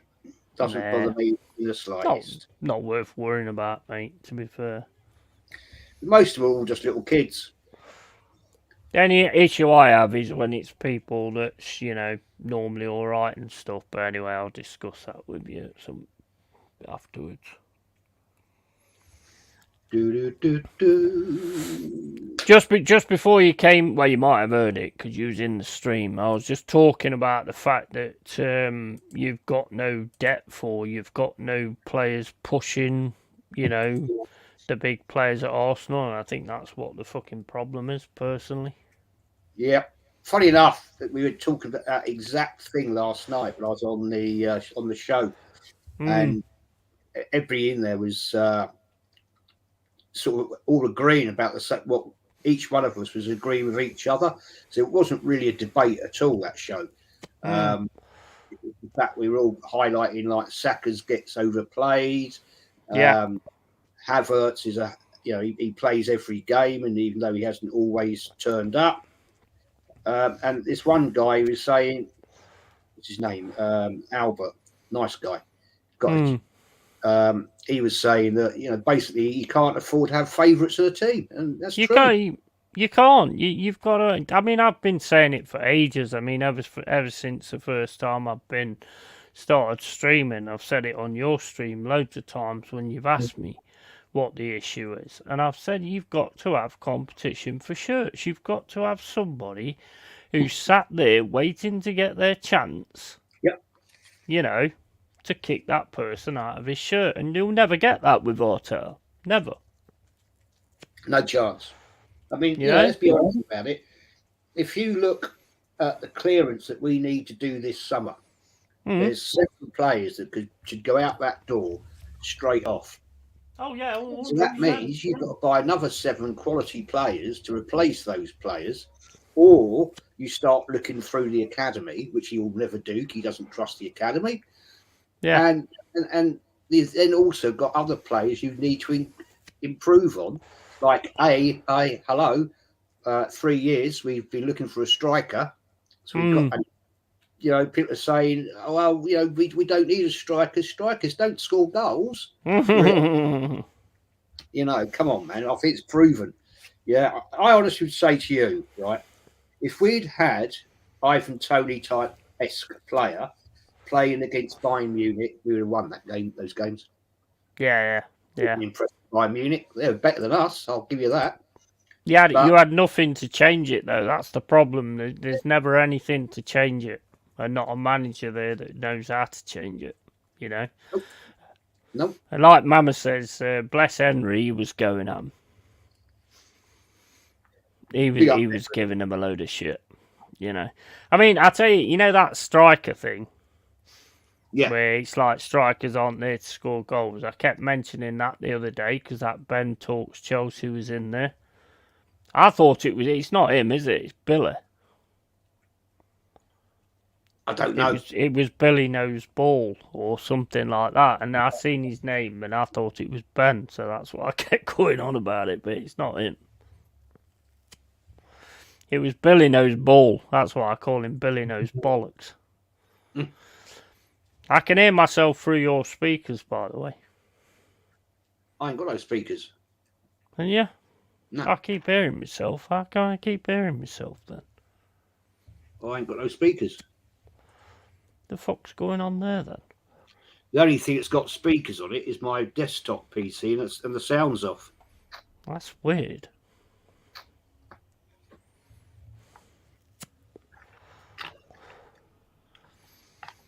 That's bizarre. That's never happened before. I've got it muted. Fuck knows. Just out of interest, though, just to make sure. Right. Because you never shut up. I've had them off. So they're definitely off. Can you hear it now? No. No, I've turned them off now. Well, I didn't speak, did I? So True. I can't hear it now. I don't Maybe know what's going on with that. I don't know, but I don't know. I've turned them off. They're actually powered off. And this is a built-in jobby microphone on here. Yeah, I don't know. I don't know. It must be something. I don't know what it is. I don't know. Can't hear it that bad anyway. Why haven't I got one of those microphones like other YouTubers? I was like, well, I don't need one. I've got a built-in bloody microphone on this. Of course you have. So it's better to use that anyway. Why do I want to go spend a couple of £100 on a gadget I don't need? I'll tell you what I'm going to try one day. When I used to use this, or I tried to use this desktop ages ago for doing StreamYarding on Lee's channel, I bought a camera. Oh, yeah. But it always sort of like buffered, and I could never ever get it to work. And I thought, don't know. I've still got the camera, but I'm just thinking, wonder why it just sort of wouldn't sync up. Do you know what I mean? Yeah. That's why I used to do it off my iPad for quite a while. That worked, and then I bought this thing. Well, I had one of these before, but it wasn't mine. It was actually the wife's, and I nicked it off her to use for doing StreamYarding and that, you know. Then I decided I bought this one. I mean, it's better if you can do it like that. But I mean, I tried to do it from my webcam, and everyone was saying like I sounded like I was underwater, so I kind of stopped using it and then went on to this. And the only reason I've got this is because it was cheap. So it's not about being a big YouTuber or anything like that. It's just it was cheap, so I got it. I see some people have them. I mean, Lee doesn't because he's using an iMac. Yeah. Laptop, and he's got a built-in thingy on there. So I don't know. Maybe it's people using desktops and they have to have a microphone. I don't know. Yeah, could be. Anthony says Billy knows bollocks. He was on the show with me on Sunday evenings. Yeah. That's it. It's Billy knows balls, isn't it? Ball, not balls. Billy knows ball, I mean. Fucking got no idea about ball. He probably thinks the ball's not supposed to be kicked. Fucking prat. What was that, Jez? I can't hear you. I can hear him, but I think you are repeating when you speak. I am. Yeah, I keep hearing another noise when you speak. Like another voice.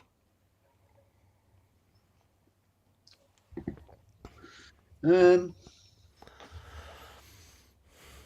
could go out of this and restart it and come back. Should I try that? Yeah, try that. It's only every now and then. It just another sound comes on. Right, I'll leave it and I'll come back, right? Alright, yeah.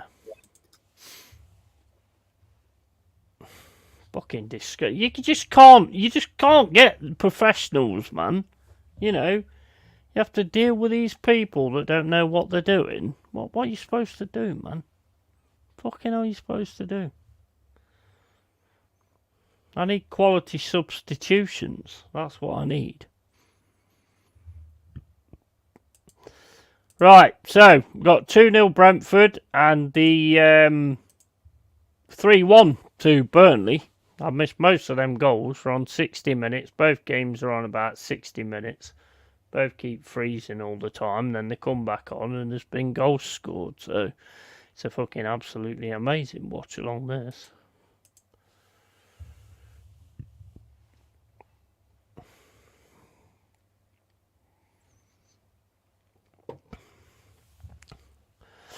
So, Anthony, what are you thinking about the game against Wolves? Are you going to be going twerking again and saying that, we'll smash Wolves, and then when they beat you, you'll be like, I knew that was coming. Is that how you're going to be again, is it?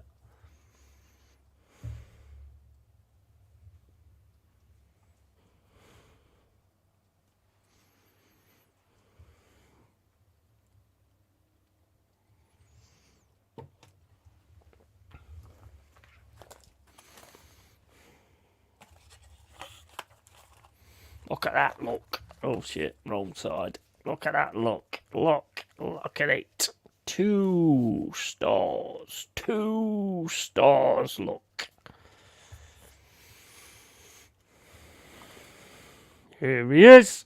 Going 2-1 Arsenal. I said 2-2 in the Chelsea game on Wednesday. Okay. Right. Am I echoing?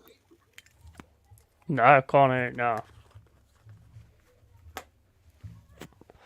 No, I can't hear it now, mate. It was just like a dull thing. I mean, I know you are always dull anyway, but it just sounded different to normal. I just rebooted the iMac as well, so just I thought I'd clear everything down. Afternoon, Carl. Yeah, Carl's back from his travels. Carl, I tell you what, do you know, you'll know this album as well, Jez. Best album one of the best albums ever made, in my opinion, War of the Worlds. Yeah, brilliant. Oh, it's just quality. Yeah. Yeah. Brilliant out. Brilliant. I got. They had two. They had the single and the double, didn't they? Yeah. I've got the double. I was looking on the internet the other day, and someone's actually selling the vinyl, which I have, with the book and everything. They're selling it for like 350 quid. Really? Yeah. I haven't got the. Oh, it's 4-0 now. Is it 4-0 now? Yeah, 4-0. It's brilliant. It's Richard Burton, David Essex, Phil Lynott, Finn Lizzy. Fucking brilliant. I've got the double on vinyl. I haven't listened to it for a long time. Oh, mate, I listened to it. I had it on loop the other day. Just kept listening to it over and over again. I love it. I bought it when I was 10 years old for my 10 years old birthday, and got some money off my parents, and I just decided to go and buy it. And I can remember listening to it, and it's that good. It actually felt like it was going off. You know, because at the end you get that bit where they're going, oh, what's that? And it's like a more thing, and he's going, oh, green flare coming from Mars, and then the music starts again. All right, honestly, it's brilliant. Some of the best music on there. Guitar work as well. It's really good album. It's funny, actually, when I first got that album, there was somebody was doing a review of it. I can't remember anyway. And when that book first came out in the 50s, it was on a radio station in New York. That's right, yeah. And people thought it was real. People actually thought it was really happening. I mean, Jesus. I'm not surprised, because I was the same when I you know, it's like, you know, when you go on that like back in the day at Skegness, they had that rocket on the beach where you go in and you sit down and you watch that thing about ants attacking giant ants and all that kind of stuff, and then you walk out of it afterwards and you're like looking for the ants. Yes. Now, what was the name of that film? Can't remember, but it's ages ago. It was set in London. They were building an underground, weren't they? Come across this rocket ship that had these ant things in it, didn't it? Yeah, that's right. Quatermass in the Pit. There you go. That's it. Yeah. Quatermass in the Pit. Yeah, good film. Awesome. Jez, your camera's all fuzzy. You look like Mr. Burns from The Simpsons. Yeah, well, there you go. It's not. It was before. It was fuzzy before. I think that was from before. Must check that out. And Luton getting smashed. Yeah. I've got 2-0 Luton. 2-0 Brentford on here. Oh, I'm not live again. Fucking stupid thing. Well, that's what we want, actually. I mean, I want, we've got to go and beat Everton tomorrow anyway. But we want Luton to get smashed. To be fair. What time's your game tomorrow? 1:30. I'll try and get back for that if I can. Yeah. If you can, if you can't, there's no worries. I mean, you got that, and then got Man United, Coventry, and then after that, you're gonna catch the end of Liverpool, Fulham. Yeah, FA Cup. 4-1 Burnley against Sheffield United as well. Is it? Yeah. There's definitely something going off your end, mate. Hey? There's definitely... Can anybody else hear it in the chat? I don't know whether it's taking what I'm saying or... Let me just keep... If I keep talking this, that and the other, and let's see if it happens. If it don't, then it's obviously when you speak. So you speak. Yeah, well, I mean, just answering Anthony's question. Can't believe it's a 7:30 kickoff on a Saturday night. Yeah, crazy, man. That's TV. That's the TV for you, bro. Wanting to get simple as that. Well, they just change it any way they want, don't they? Really, it's just they don't really care about the fans or anything like that.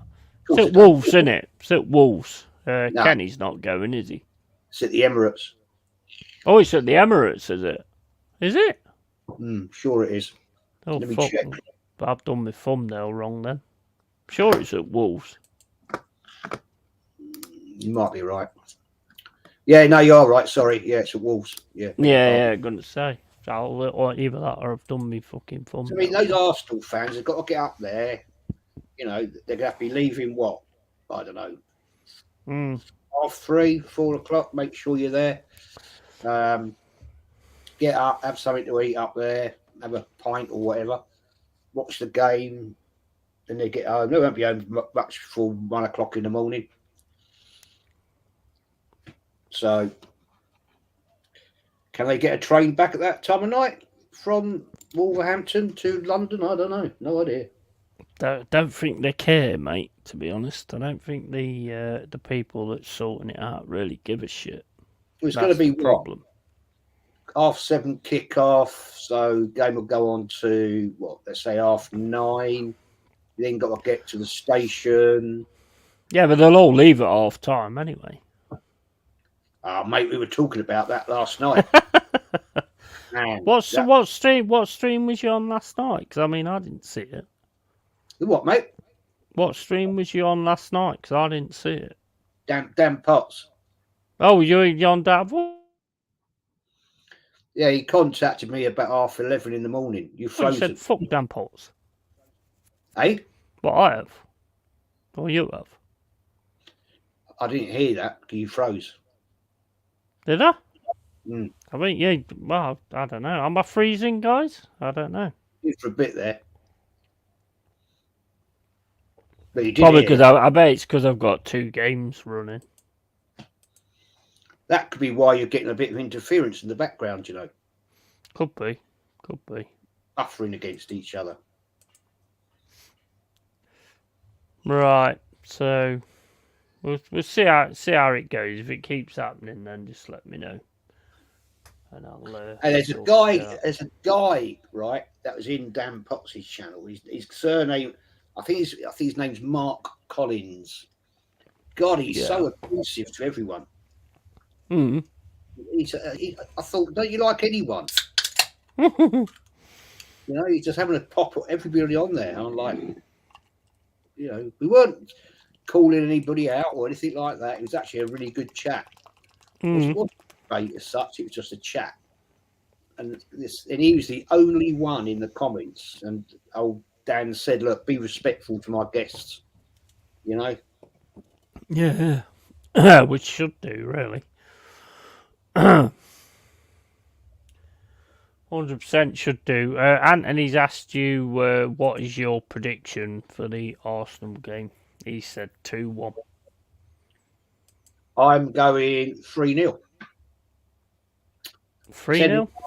I said it last night, 3-0. I think you'll win it. I think you'll win it. I mean, I think if it obviously, if not, that's it, and it's job done. Oh yeah, if you don't win this one, mate, that's game over. See you later. Give it up. Might as well just forget about everything and end up in fourth. You know what I'm saying? Anthony, depends on the lineup for me. 3-0 if the lineup is solid. If this in Stinko is in 2-2. I wouldn't be surprised if we don't go back to that either, to be fair.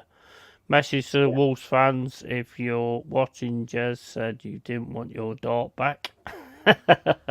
Wasn't mine in the first place, mate. I must be the only Arsenal fan without confidence after the absolute shite I've seen in the last 2 games. Yeah, I mean, look, I get it. I mean, you're fans, so you're always gonna back your boys. You always do, you know. But I don't know. I said it for the Villa game. I said it after the Bayern Munich game. That's going to be a massive game. See whether you've lost your heads or whether you're going to be able to go on with it. And I'm going to say it in this one as well. I think it's gone, to be honest. I think so. If I'm perfectly honest with you, I tend to agree with you on that fact, be honest with you. We had it on a plate last weekend and basically, good save. Threw it in the bin. Yeah. I would How agree with that, mate. I just don't understand that. I mean, the rant I had when I was on Leeds, I think it was, and you know, how can you not get up for that game when Liverpool have just lost to Crystal Palace, right? Palace have said, here, Arsenal, we've given you a gift now, right? We've nicked 3 points off them. And the team Arsenal don't even turn up, and it's just a disgrace.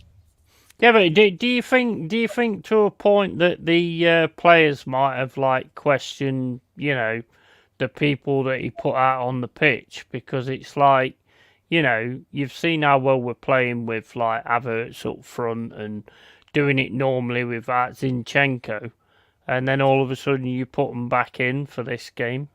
Do you think that might have had something to do with it? Yeah, I do. I totally agree with you.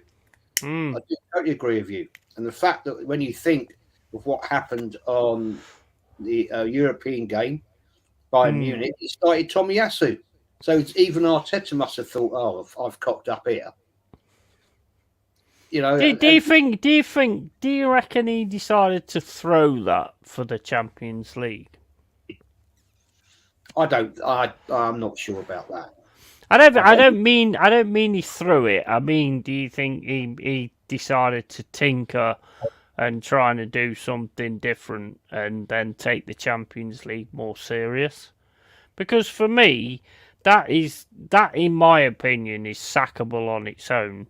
That you've got a team that's working well together, and then you've got all of a sudden see the other team who you need to drop points actually drop the fucking points, and then you tinker and change the side that was doing well. I think it's more the case, to be honest. He thinks he's too clever. Yeah, I'd agree with that as well. Yeah, I would totally agree with that. I think he falls for the bullshit that the fans give him. Oh, super Mick Arteta. Yeah. Right? He's probably influenced by that stupid banner that's at the stadium. How nobody has cut that down yet, I do not know. But, you know, it's just... I just think I'd question his mental stability at times, because of the fact is, if you got something that's winning and it is not causing a problem, just continue with it. But if he's arrogant, why did he not keep the same side as the Villa game? Well, that's for the thing. He is arrogant. Munich game? He is arrogant. I've said this from day one. He's an arrogant man. Yeah. And he's just so many things. And unfortunately, mate, the fan base... I had this conversation last night, right, with Dan. I said, Dan, you were at that game, yeah? I said, did you walk out at 6 minutes? He said, no. He said, the thing is, Jez, everybody kept saying, I said this to him, we're told to follow the process by these fans, and yet they're walking out. True. Why were they not there, giving the team Yeah. abuse? Basically booing them, because that's what used to happen under Wenger, right? That's what you do. The players would get booed off the park. Yeah. No, Yeah. oh, that's terrible. Oh, did you see that? Oh, blimey! What a comedy. They're making it where the fans at your fan base are making it where the fans don't matter. Oh, I totally agree. I totally agree with that. I totally. They've made it to a point now. It's just a jolly day out once a year because that's your sort of annual holiday, if you like. Because there's so many people that I've known who have been going for years and years and years, and they can't afford to go. They only live down the flaming road, maybe a mile, if not even that, some of these people, and they can't afford a season ticket. Yeah. And everything else that goes with it. Now they can walk to the grounds. They haven't got transport costs. But they said, I can't afford a ticket. I can't afford the season ticket anymore. And so they don't go. Yeah. So with respect to I've always said the best fans are the away fans because they go everywhere, all over the place. Well, I mean, it's the same. It's the same for us, to be fair. I mean, but we do have a really good home fan base as well. We've always had a really good home fan base as well, to be fair. But whenever I've gone to home games, some of them have been a bit flat. Not many, but some of them. But if you go away, it's different. It's just different. You know you're against it, and you just give it everything. And every away fans do that. Every away fans do that. I said ages ago, I used to prefer not so much at Highbury because I used to love going to Highbury because it was so easy. But when I was at the Emirates, I used to prefer the away games.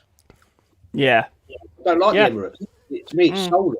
It's got no atmosphere, which proved the other day against Villa. What happened to the fans? Why weren't they up for it? I know. It was so quiet.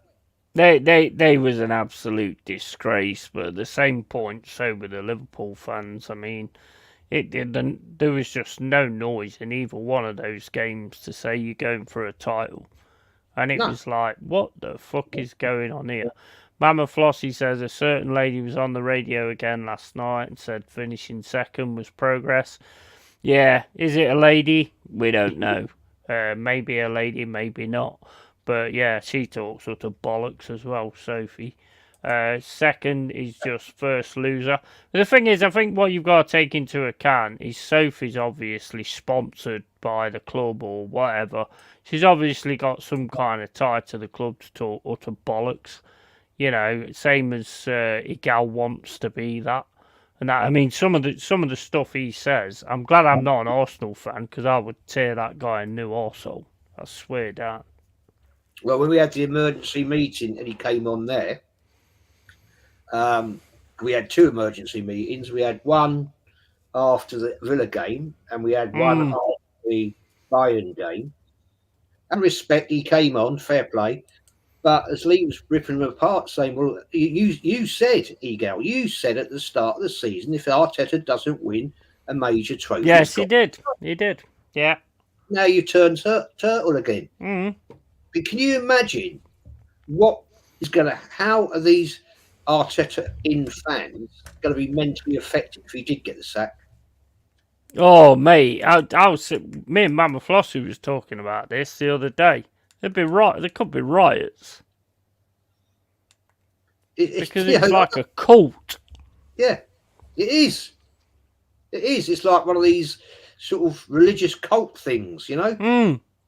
Your team has always got to come first, not the manager. I don't care who the manager is.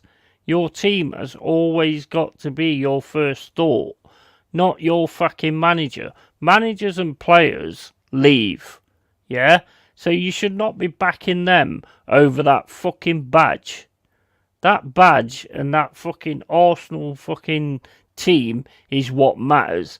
And people saying that this guy deserves a statue is the most disgusting shit I've ever heard in my life. Never won fuck all. Nope. Wasn't even a great player at the club. Yeah, exactly. He was a panic buy. He was a panic buy just before 11 o'clock on transfer deadline day. Yeah. In January, right? And he weren't even good. Like you say, he wasn't even good for Arsenal. He was good for Everton. Rangers, I thought he was decent for Everton and for Rangers, but for Arsenal, I didn't think he was any great shakes, to be fair. Let me just catch up on this chat, Jez. Ego maniacs work in mysterious ways, absolutely. Because he's a moat and hasn't got a clue, 100%. And to me, if you finish second or 20th, makes no difference. You still lost. Facts, man. That's based. He's back to prick mode now, 100%. There should be a massive, and I mean massive, discount on a season ticket for locals of the area, 100%. 100 fucking percent. Jez, have you got your knives for the game and see what is going on with our team? And unfortunately, Carl, that will never happen. It's all about money. Clubs, especially the bigger ones, honestly don't care about the true fans. Absolutely. Oh, of course they won't, Tony, mate. Shame, really. And agreed. And they would have to change careers. Why that gal gets airtime on anyone else's channel is beyond me. Yeah, I agree with that as well. He was a mediocre player and he is a mediocre manager. Definitely. And Cole says it's all an act or a career for these types. There is no point arguing with them, as you may as well be talking to a deaf inbred sheep. The only point in arguing with them is if you're in the same room, where you can just go smack straight in the teeth when they start talking shit. I mean, I know everyone's entitled to an opinion, but not if it annoys me. So, there you go. Yeah, I totally agree with you, man. It's just, sometimes you just lose the will to live with some of these people. You just think, I've been on shows, I'm just thinking, why am I here? Mm-hmm. I could be doing something far better than this absolute prick. And I'm thinking, what is the point of being here? Yeah. You're sitting there thinking, I hope this show ends soon. I can get out of here and go and do something actually constructive. You know what I'm saying? Like Tony Neary says, our idiot fan base just love him because they fancy him and he dresses nice. I don't care if the manager looks like John Merrick and shops at Walmart for his clothes. You know what? You brought up a great fucking point there, Tony Neary. Because the thing is, when Clough was on his last season for us and we got relegated and stuff like that, we gave that man the ultimate respect. Even though we was going down and it weren't working. And the reason he got our ultimate respect is because he deserved it. Yeah? He earned it. He'd earned that fucker. Same as the Alex Fergusons, the Peps will, and all that kind of stuff. This guy's never earned anything. What the fuck is going on? Are all Arsenal fans jabbed or something? Because it's like the fucking Borg. The thing is, the problem is that a lot of these fans have never seen Arsenal win a Premier League. Mm-hmm. A lot of the fans that turn, how do you miss that? Oh, that's it, 5-0. 5-0 Brentford. Fucking hell. They turn up, right, fair play, they pay a lot of money, but they're the ones that trust the process. Yeah, but they've never seen Arsenal win a Premier League, so they accept this progress. Yeah. Accepting this progress. Well, unfortunately, there's an awful lot of fans also that have seen Arsenal win Premier Leagues, First Divisions, whatever, and don't accept this. No. That's why I said it every time.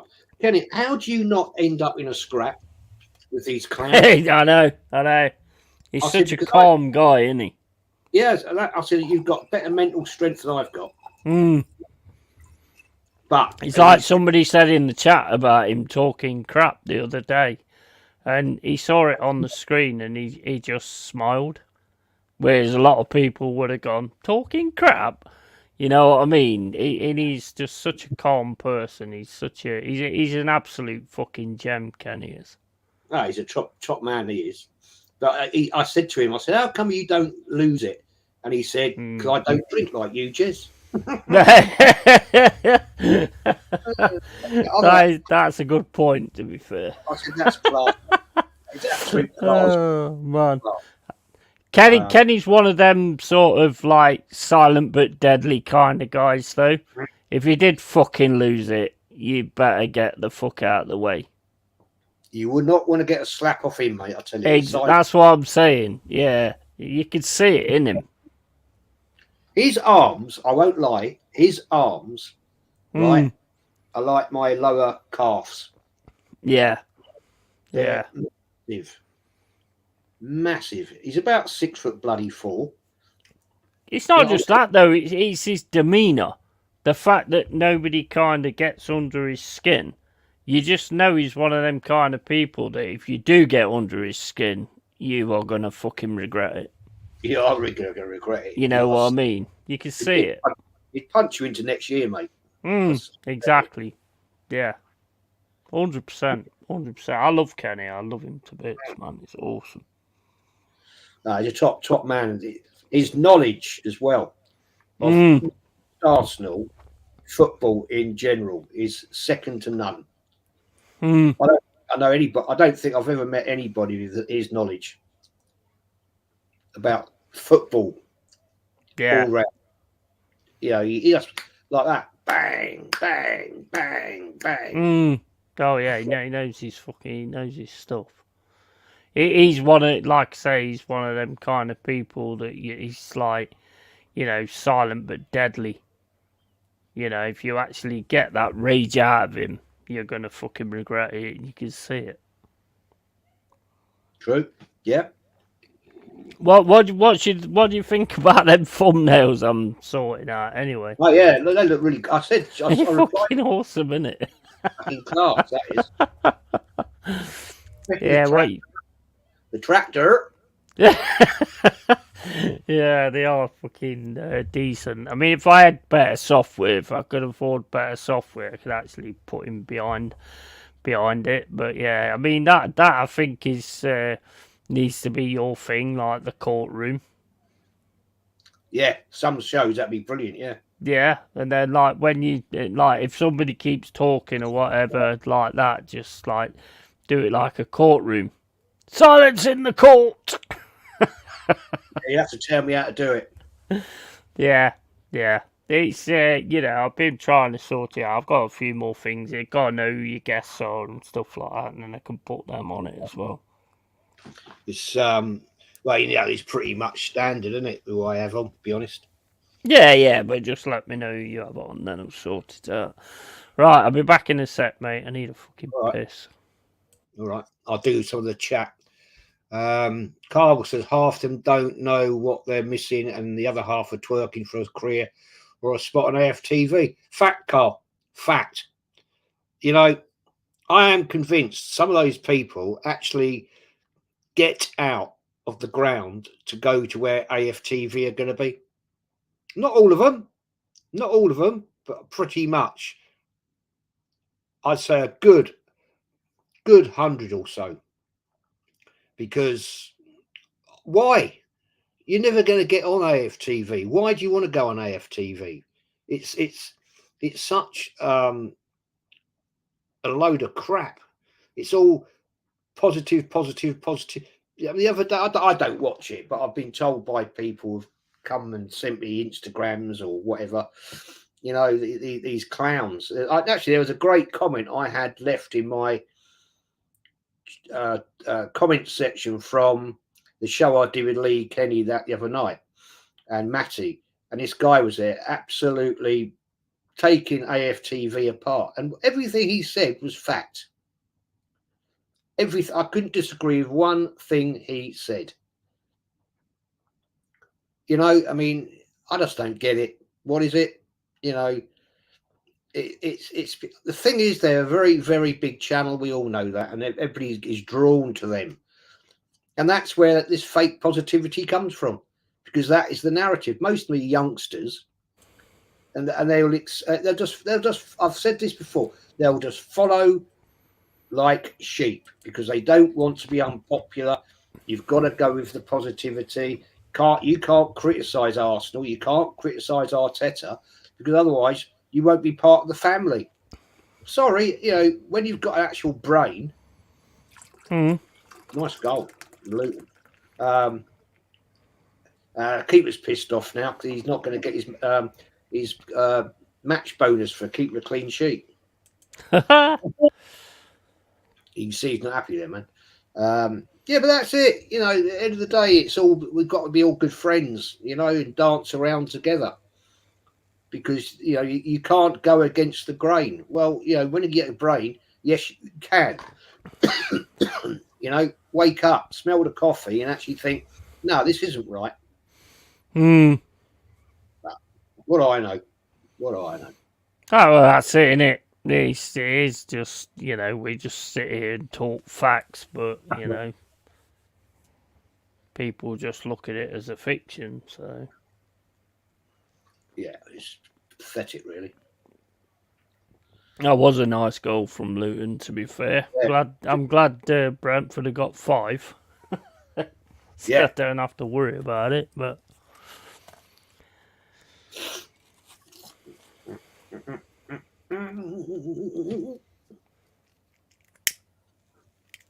What have AFTV said anyway? Has anybody actually seen what AFTV have said? Because I heard dudes giving big ratings and all that kind of stuff. Well, Turkish apparently was saying, it's. Hang on. Let me quickly flick across to there. I can't. I don't think I can show it to you, but I can read it out. No. Right, I'll read it out to you. Let me see if I can share it. Let me see if I can. Won't get you copyrighted or anything. Maybe if it's another YouTube channel, it might. No, it's not. It's my chat. Oh, okay. It's my comment section. Share screen.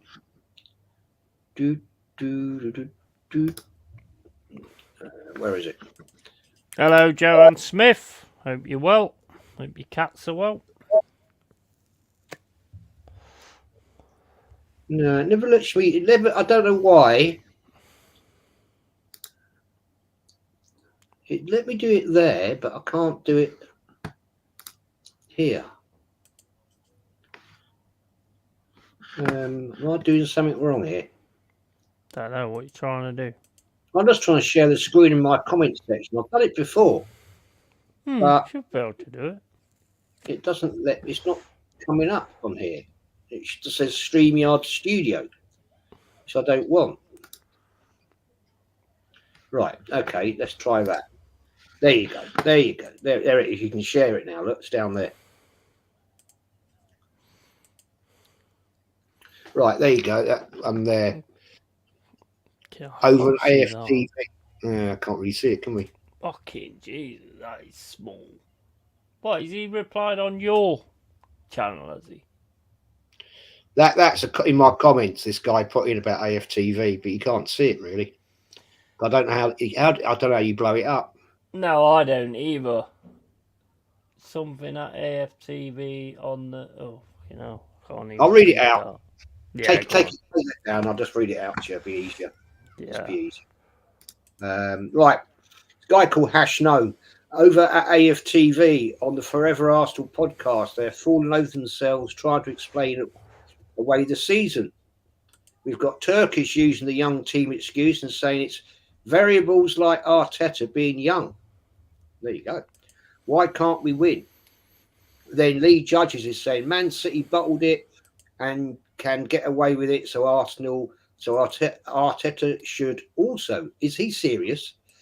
Pep won a treble and has won multiple leagues. Arteta won diddly squat.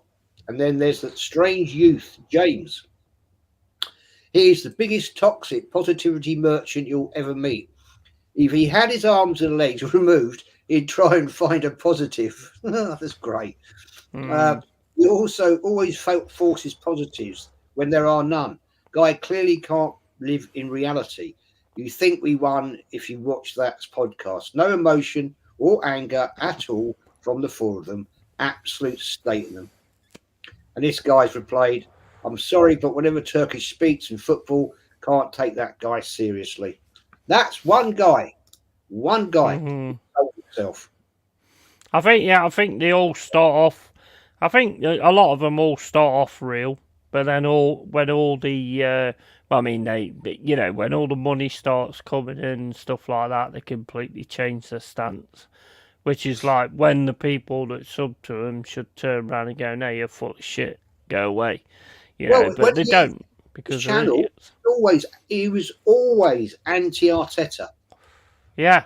The guy's not good enough. This, that, and the other. The team's not good enough. This, that, blah, blah. Now, since he got on his journey of AFTV, completely turned circles. Yeah, exactly. It's money, mate. It's money. He's People been told obsessed to write with it off. Yeah. And if he doesn't do it, then he's not going to get the gig. Yeah, exactly. So, that's it. That'll never be me ever. It'll never be you. That is something that I will never do. If somebody came into this chat now and said, I'll give you £1,000 if you say Arteta's fucking awesome, I ain't saying it. Because he ain't. Fuck your money. I ain't interested in your money. Do you have to pay for StreamYard? Yeah, you do. Well, basically, you can get 20 hours free. You can get like 20 hours of streaming free, but you can't you can put certain things on there of, to do with your channel, like your intro and all that kind of stuff. But there's certain things that's blocked off. So you have to kind of buy the basic, which is about, £20 a month or something like that. Or if Jez has got it on a different one. But, you do have to pay for it if you want all your stuff on there. But other than that, you can do it 20 hours free. You can stream 20 hours a month. Jez knows more than me on computers. Someone said to me, can you cut and paste? I said, wallpaper is a piece of piss. Yeah, I know my PCs. I know my computers and stuff like that. Cats are okay. Ask Freddy. Freddy's sound. He's asleep at my lap. I was telling a story the other day. I was talking to my bro on the phone.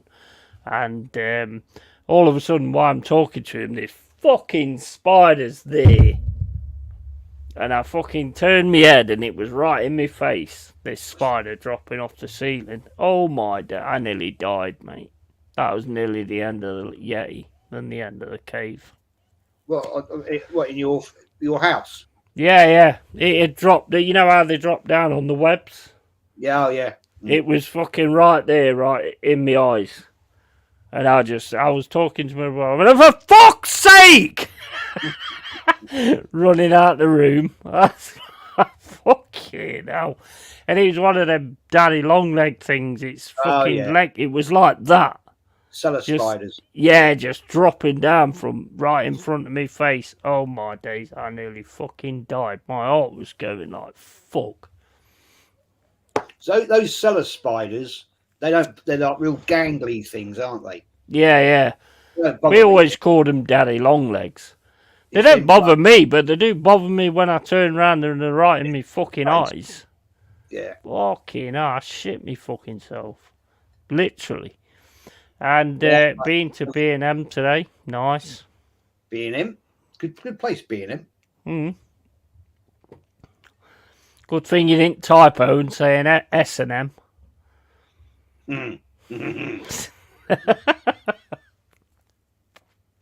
in the dungeon today. Oh, my days. Yeah, it did, mate. Honestly, it fucking shit the life out of me. My brother wondered what was going off. He thought fucking World War III kicked off the way I went on. It's just when they sneak up on you. That's what gets me. That I hate. The hanging. When a spider's hanging. That terrifies me, man. Terrifies me. Hate it. They just look so like they're going to kill me. I Hate it. Big up Tony Claude Gunner, man. Big up Boo. How did your refereeing going the other day? I haven't seen you for a while. Where you gone? How did your refereeing going the other day? Because you was refereeing, weren't you, on Wednesday? I think you only made that up so you didn't have to watch him against Bayern Munich. But how did that go? My German Shepherd eats spiders if she sees them running across the room. Well, Freddie does, but I mean, that prick was asleep, so he never even saw it. I was like trying to wake him up. Hey, seen this? Hey, seen this? Get it? Get it? And you fucking keep. That journey last year we had, that bastard one that got away, and eventually I've got it. But, you know, I was like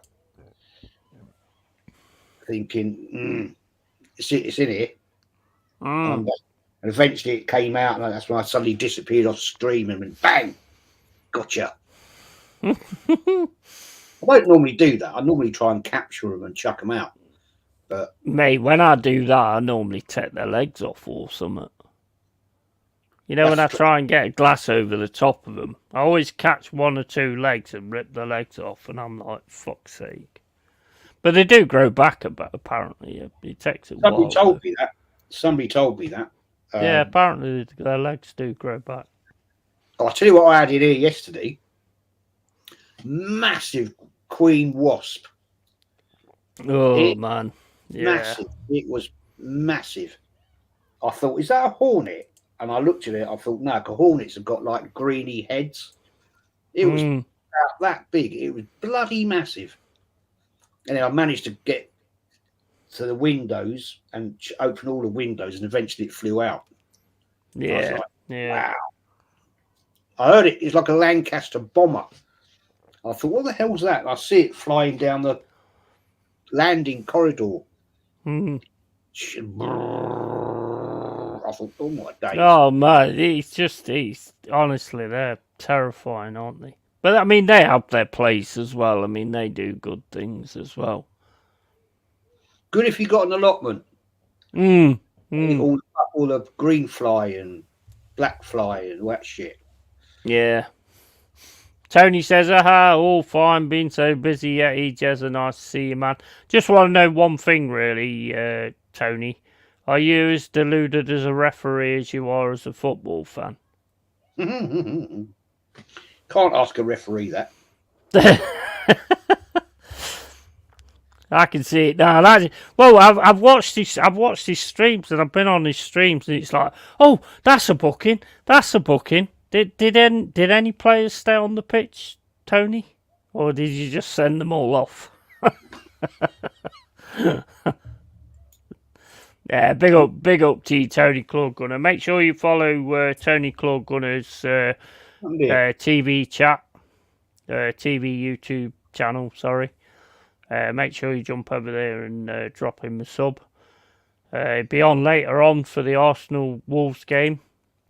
We don't watch it because, I mean, ours will be way better. But, you know, just drop him a like and then come back over here to the real talk. I see it actually the other day.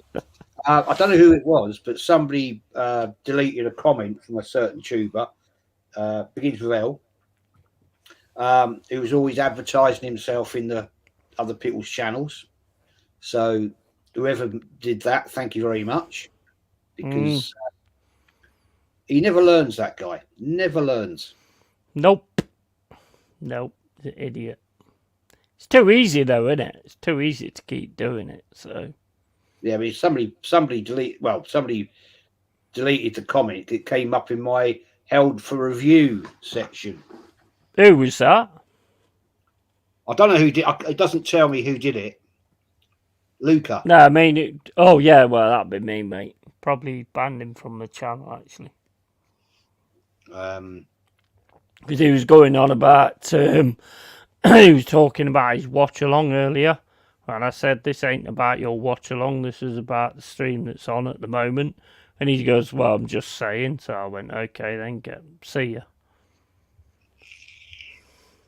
So yeah, I will get rid of him. I don't like the guy, to be honest. Cash has been trying to catch bees, keeps bringing them into the house. I haven't seen many, to be fair. I mean, to be honest, I've seen one or two. I've seen a Rossi, couple of bees, not many. This bloody wasp yesterday, though. Jesus, it was massive. Johan says going for a Wolves 2-1 win. Yeah, huge. you're on same with Cole, to be honest. And Low Yeti. Yeah, mate. You know me, mate. Always keep it real. But yeah, make sure you sub to Tony Club Gunner. Quality guy. Mm-hmm. Actually, funny enough, talking about bees, a couple of years ago, the wife and I talked about getting a beehive. Mm. And not that I know anything about this, so I contacted this bloke who's a local guy. He makes his own honey and stuff and all that sort of palaver. And he said, "Yeah, I'll come and have a look at your garden." And he said, "Right, where would you think of putting this?" And I said, "Well, up there, sort of thing. Don't want it too close to the house, obviously." He went, "That's not a good area up there," he said, "because in the winter it's going to be very damp in that part of your garden, isn't it?" I went, "Right." And he said, "That's not the beehive." And so in the end, we couldn't find a spot really where we could put this beehive thing, because what this guy does, he'll set you all up with it, with the hive and the bees, and he comes around, he'll train you how to do it and everything, So we never did it in the end because we just couldn't find a good spot for it.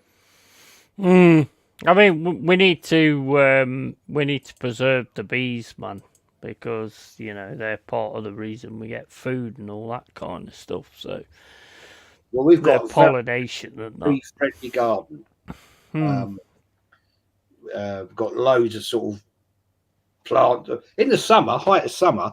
We get loads of them, loads and loads of people out there, and all other types of plants. And one of the plants, don't ask me the name of it, I ain't got a bloody clue.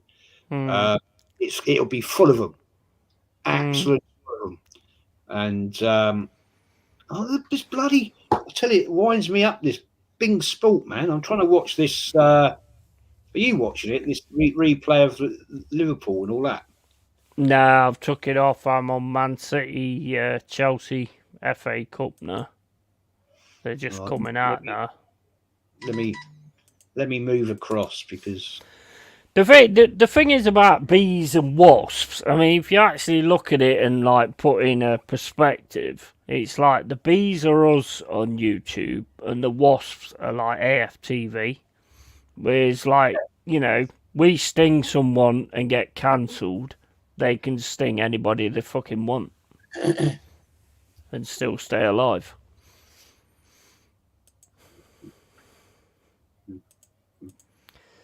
Fucking hell, his chat's going mad. Make sure you hit the likes, guys. Subscribe. Make sure you like and subscribe to, not like, but make sure you subscribe to Arsenal History and more as well. Top guy. We have great fucking watch-alongs together. Great banter, which is what it's all about. And he gets talking about all sorts of stuff.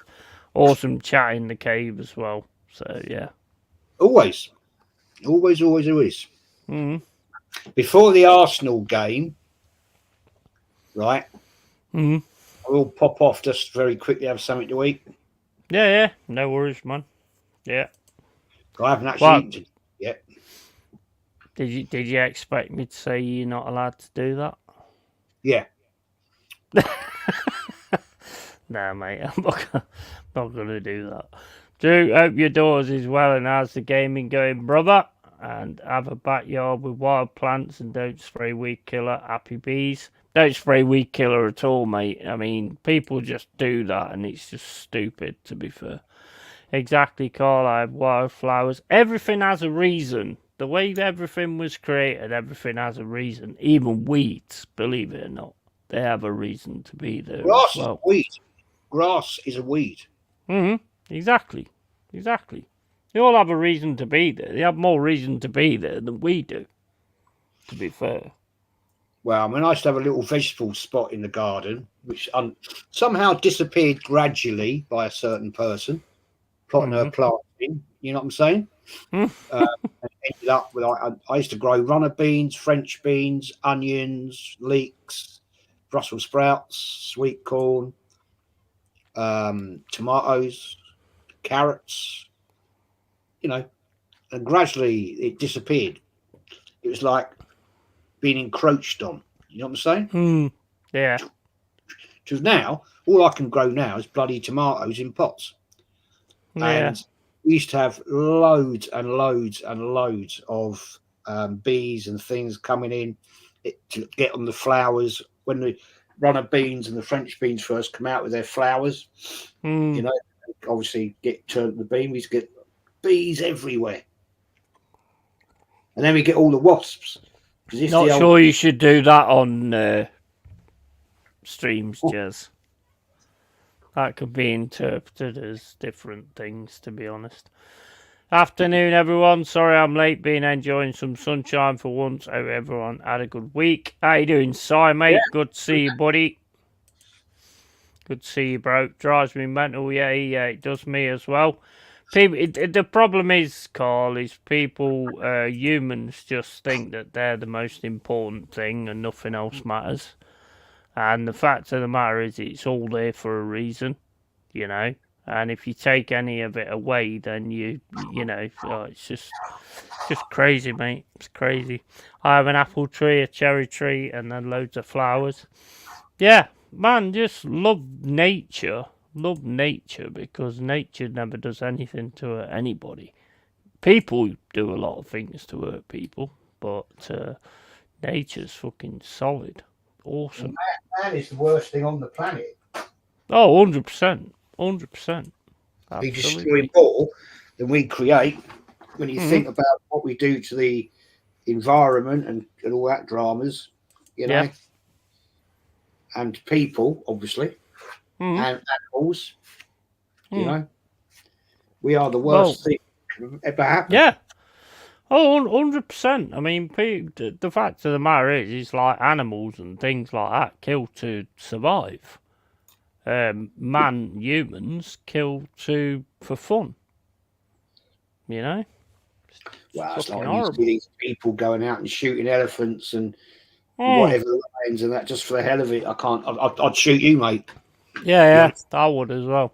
I'd hunt you. Totally. I'd let you go. I'll give you a 20-minute head start and I'll be hunting you. Yeah. 100%.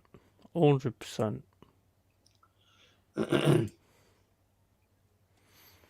I think to be honest, if you're gonna want a lion, mate, you should have to go out there with a made up knife and a loincloth and see how well you get on. Is yours buffering bad today? Terrible, mate. Fucking terrible. Shocking, isn't it? Yeah, it's just stopped altogether. Yeah, I've got it back now. I've got it back now. I've got 1 minute 20 on the Man City Chelsea game. Right, I'm going to put a complaint in. New conversation. It's awful today. Absolutely fucking awful. They're usually very good at sorting this. Yeah, 100%. Backing a few people, make sure the lights are hit. He had Jezza. I like the Uzos WWE. Great watch along you peeps have done. Totally not getting the buzz it's supposed to get, but we enjoy it. Are we amazing when you two link up, mate? The buzz is the buzz. I mean, you know, people come in, people don't come in. It's whatever. You know, I don't. This is why when I started like doing lives and stuff on YouTube, I got used to the fact of like speaking on my own to nobody, because you know you could always have that in your stream. So if you get used to that, you're golden, aren't you? True. Well, I sent a question. Why is it buffering so bad today? Yeah. A lot of people, when they have no viewers, they'll cut the stream and they'll stop. I've I seen a won't. few do that lately. Yeah, I won't. Mia is here. Chat agent. I Mia's. won't stop it if there's one or two people in. In fact, I enjoy that because I can just conversate with those one or two people. So, you know, it is what it is, and that's it. Right, she's replied, sorry for this inconvenience. We are looking into this. Yeah, you fucking better do. Yeah, but it's been bad for the last few weeks, to be fair. It's terrible today. What minute you on the game? Have you got the game on? Yeah, 3:24. 3:19. Let me close. drop to full HD again. Right, I'm now on 3:40. Yeah, bang on with me. Yeah, cool. Within a second or so. This is a bit feisty, isn't it? Yeah, well, it's gonna be, isn't it? Yeah. Chelsea are playing for this. Two teams that actually want the FA Cup. Nice to see, isn't it? Well, for once, yeah. You know what I mean? And I appreciate those comments, Tony Claude Gunnerman, and same to you, mate. Keep doing what you're doing, bud. Keep doing what you're doing, man. Massively appreciated. Well, lads, one watching, and that must be then press the like button, everyone. Yeah, mate, whatever you get, and that's it. Mine's streaming now. Buffering, I mean. Well, I'll be watching the Arsenal game on Sky. I'm not watching it on here to do my bloody head in. Yeah, I don't blame you, mate, to be honest. I mean, this is just getting stupid, this is.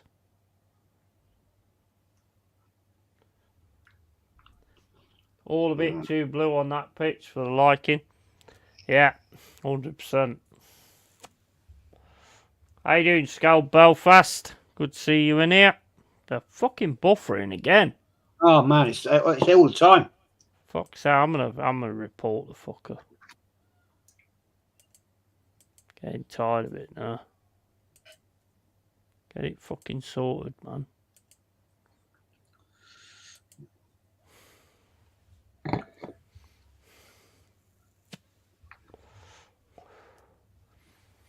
It started off well, start of the season, and then it like kind of started going like this from then on. When they've got the Premier League, they've nicked it off there, it works. When it's on this BEIN sports, it's terrible. Yeah, it is. That Premier one's great.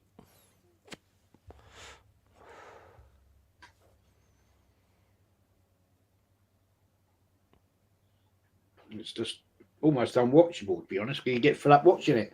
You do. It just gets on your nerves when it just keeps streaming all. It's same as when you're trying to watch a film and it just keeps buffering. It's so annoying. Well, this is probably on ITV. He took him down then. Yeah, it is. It's on BBC One. I'm watching on there then. Okay. I can't. I don't pay for pedos.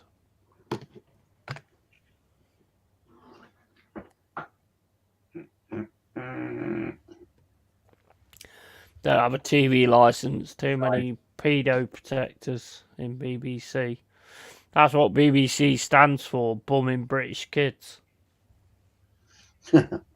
Bumming British children. Did you see the other day? I want to talk about this in depth at all. They were talking about. I didn't watch it. There was a program. Well, you ain't got TV, so you wouldn't have seen it. There was a program about Gary Bloody Glitter. Disgusting. Why? Who cares about him? He's a bloody paedophile, disgusting man, and he's going to get money out of that. Of course he is. I mean, to be honest, this pedo thing is a massive thing. It's all over the fucking place. They're all fucking pedos. We'll leave it there before we get in trouble.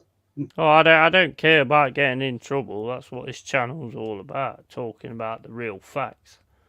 And the fact of the matter is they are a pedo company that knew exactly what Jimmy Savile was doing, but did fuck all about it. Well, who was it? John Lydon called him out, didn't he? Bloke from the Of course he Sex did. Then he disappeared. Mm. Yeah. He's the only one I respect from the BBC because he came out and said it. And Rick Mayall's pretty much said it as well. And as soon as they say it, they get dropped. And how you can have Jimmy Savile do what he did, and then BBC have the tribute for him, is disgusting. You knew what he was doing. You got a statue outside your building that he's a pedo bastard who did shit before. Yeah? So fuck them. I got no time for them whatsoever, and I will never hide that fact. Well, Mia disappeared pretty quickly. She never came back. Hmm. They used to be really good when he put a comment in like that. Be straight on it. How do you get a person talking to you? Because I just put it. I just get something come back says, yeah, we're trying to sort it, and that's it. It does says Mia, chat agent. Hmm. And it says, she said, sorry for this inconvenience. We're looking into it. I didn't get anything. I fucking reported it for lag and got nothing. It's Well, all right now, though, to be fair. So it's probably because they recognise me as a more important person. Probably. Yeah, they was like, oh shit, just the prick. He's fucking telling us off. We gotta sort this out. Message him. Yeti the prick's contacted us as well. Yeah, fuck Yeti. Fuck Yeti. This is ridiculous here because up there it's on 10:15. Down here it's on 9:50. I'm way behind down here. I'm on 10. Well, I'm behind you. It keeps stopping. It's always stopping. This is fucking crap. This is shit. Send again and they'll go, oh, you've already sent that? Yeah, well, that's why you need to fucking do something about it, you twat. It's obviously whoever's they're nicking this off is trying to block it. That's my theory. Yeah, I think that's 100% what's going on. But that's not our problem, is it? We've paid our money, so you should, that's down to you, not us. Jez getting the VIP treatment. He is. Well, I have got VIP status on Bing Sport like you have. So yeah, hold up. I've just got a message. It says, how do you expect to get a good fucking reception in a cave? So I've just sent back, well, fucking Bin Laden did. Nice one. Yeah. He was living in a hole. Oh, dear. Lovely. I love that comment. I love that. It's class, man. Hey, I tell you, I was playing FM last night. Oh, was you? I've got it on now, actually. It's on in the background. I was we went to the Community Shield, and Arsenal got stuffed 5-1 by Man City. Oh yeah, absolutely stuffed. Wow. And I'm thinking, I think maybe I've got my tactics a little bit wrong here. Is you playing Zinchenko? No, I've got him up. I told you, I've got him up for sale. All right. No, I've got him up for sale. Anybody offered a pound yet? Nope. You guys were going to buy Tavares, and you backed out.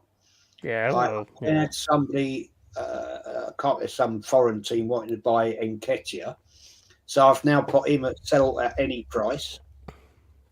I don't know why we backed out of Tavares, because, I mean, we're called Red Dogs. So, I mean, we should be all right with someone snogging them.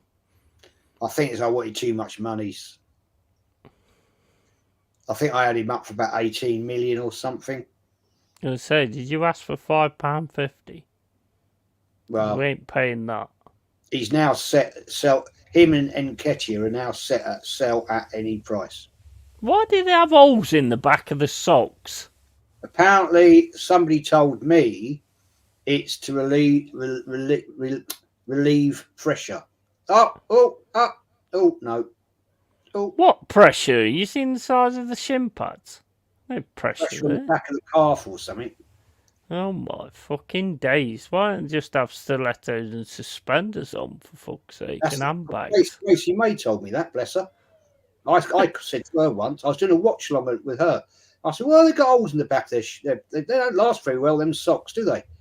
What and she went, no, they're not socks. They're over socks. What is that all about? They cut holes in them to relieve the pressure on the calf. Oh, poor little footballers. Poor little footballers. Can we all have in the chat a prayer for the footballers? Fucking holes in the socks. Back in my day, we used to wear barbed wire. You did. Fucking what a bunch of pussies they are nowadays.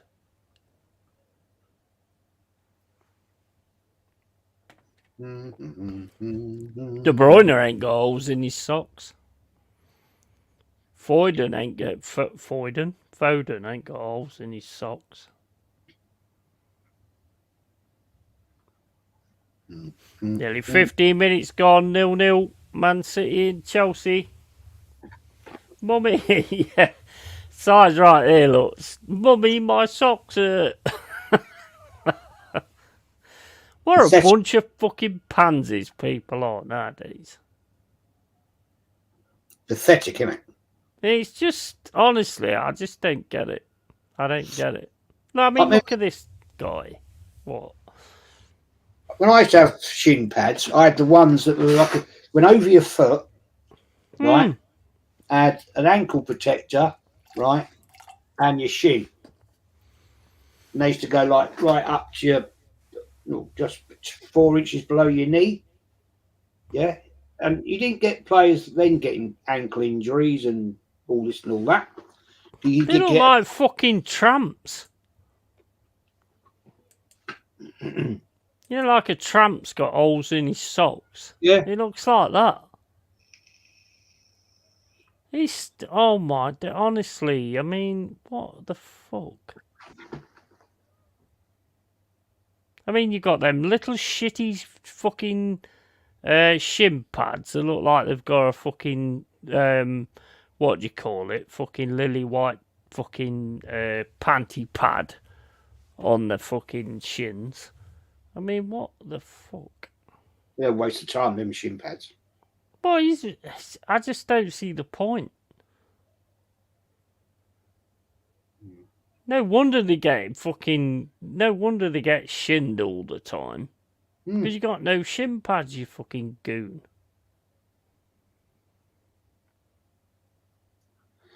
Oh, it's just crazy. Crazy. Scal Bamford says only soccer Batman. And the little girl Jackson just went down like a sniper shot him and he barely got touched. Yeah, and this fucker's buffering all the time.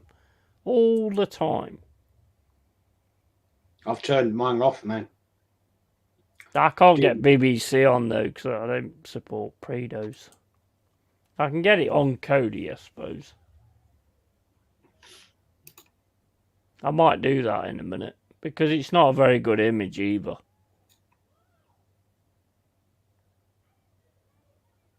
I'm not paying another 75 quid for this, by the way. Fuck that. It's pretty crap, isn't it?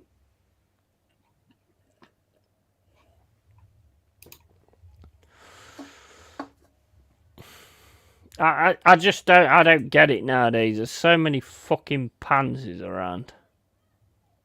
Just makes no sense to me. Right, I'll be back in a sec.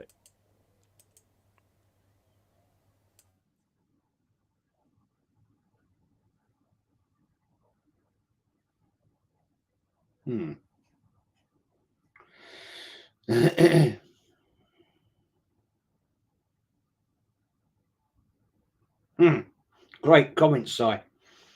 When I first started playing football at school, my neighbour gave me some shin pads. He was in his teens. I looked like I was going out to bat on a cricket pitch. Yeah. But they were proper shin pads. That's what they were designed for, not like these bloody things players wear now. Might as well not bother. It's all because they're lightweight and less restrictive and right, okay.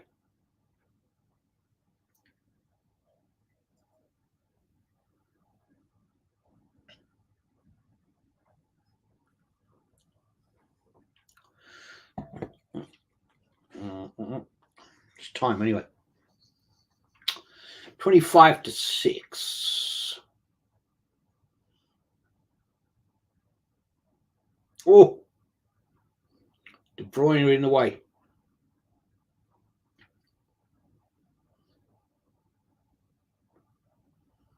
No, it's offside anyway. He was off.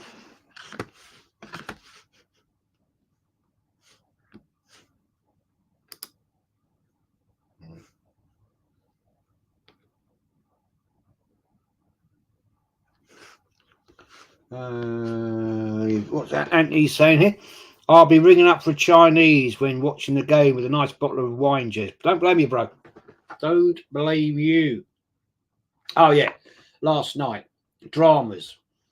I thought, do you know what I fancied? Domino's. So online, I love their garlic pizza breads. Absolutely love them. So I ordered one of them, and I ordered my small, create my own pizza with mushrooms, chicken, green peppers, and beef. Anyway, I set a time I wanted it, which was at 7:45 to 8 o'clock. Guy knocks on the door, bang on this time. Took it in, thanks very much. Went and opened up the pizza box. So I thought, what the fuck is this? It was anything like what I ordered. The garlic dough pizza bread was fine. I thought, what is this? I'm not having this. I thought, so I ring up the shop. Very helpful young girl. I said, I've got the wrong pizza here. Oh, what have you got? I said, I'm not overly certain, but it's got barbecue sauce all over it, 'cause I can smell it. I think it's chicken and extra cheese, I think. It's not what I ordered. And she said, what do you order? I said, I ordered mushrooms, green peppers, chicken and beef on a pizza. Oh, right. I said, so can you send the right one out? Well, no, what you have to do is send us a photograph of the pizza you've got. We'll look at it, and then obviously if it's the wrong one, we'll send you another one. So I thought, oh, for God's sake. So did that, sent it to the email address she gave me. In fairness to them, she then rang me back and said, yeah, managers looked at it. It's clearly the wrong pizza. We're so sorry. We're sending you another one out. But it was another hour before I got it. So by then, I'd eaten the garlic dough pizza bread. And I was like, not the same when you like you. I like to eat them both together. So that was a disappointment. But I suppose, when you're very busy, I suppose you cock it up. But I looked at it, I thought, what is this they've sent me here? And whoever chose that pizza, man, seriously, you've got a bad taste in food. It was all just barbecue sauce, cheese, and I think chicken strips. And it looked bloody awful to me. Anyway, I said to the girl when she contacted me, do you want me to give you this one back? She said, no, you can keep it if you want. I said, no, I wouldn't feed that to a dog. I said, I'll just throw it in the bin, thanks. And she laughed. And yeah, badly wrong. Spoilt it, really. But never mind. It is what it is.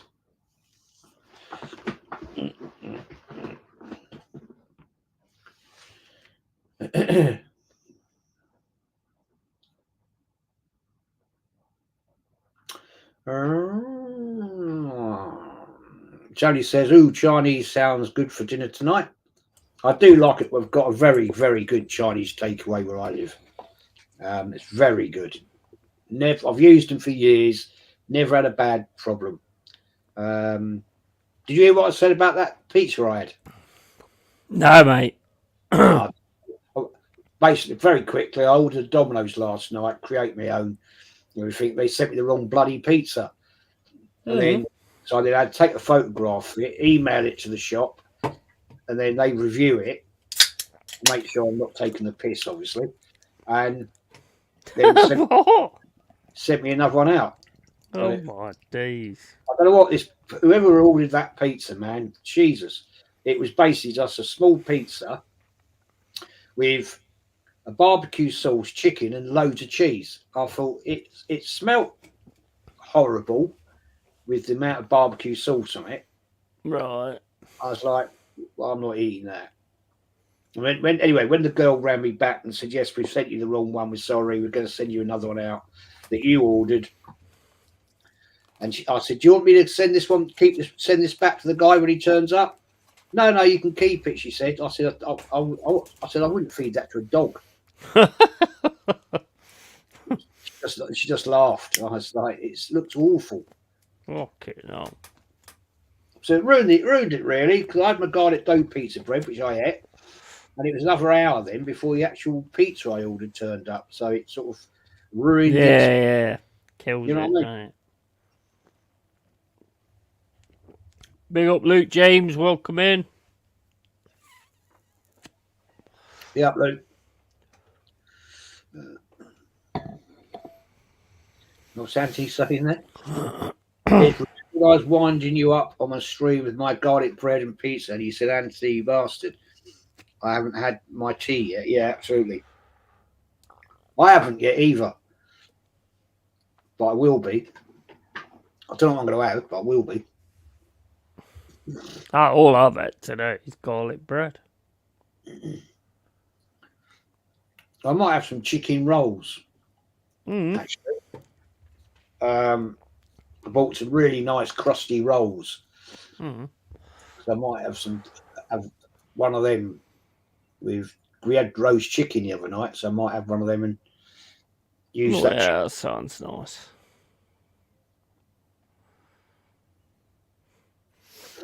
Hey, stop talking about food. It's making me hungry. Yeah, that sounds nice. I don't really eat a lot, to be fair. Just depends.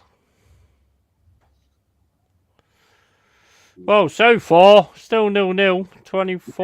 25 minutes. I've got it on Cody now. I've ditched Bing. So I've actually got BBC on now. But No, I've been that. It's on Cody, so it makes no difference. It's unwatchable on Bing today. Yeah, it was. 100% it was. Waste of time. Ooh.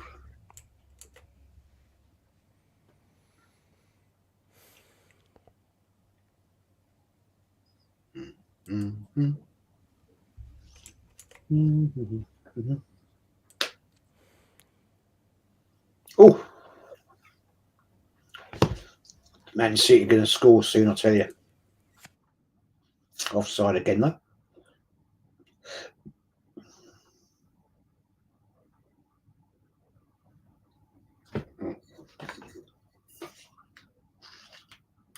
Yeah, he's clearly offside. Foden.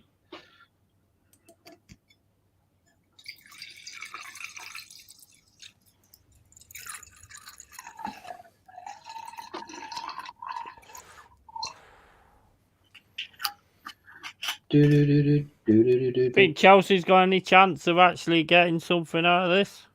Nah, not really. I think Palmer could be the main man, to be honest. I just got a funny feeling that Palmer could be the main man. Still 0-0, the saddest football poem ever written. Yeah, absolutely. Big up Scout, by the way.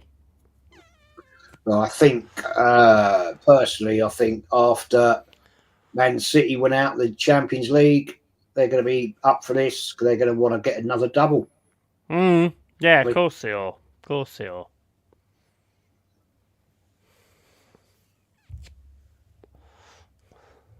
My, that penalty from fucking Bernardo Silva. What the hell was that? Shocking, What the fuck was that, man? I didn't, mate. Well, I called them all wrong. To be fair, didn't I?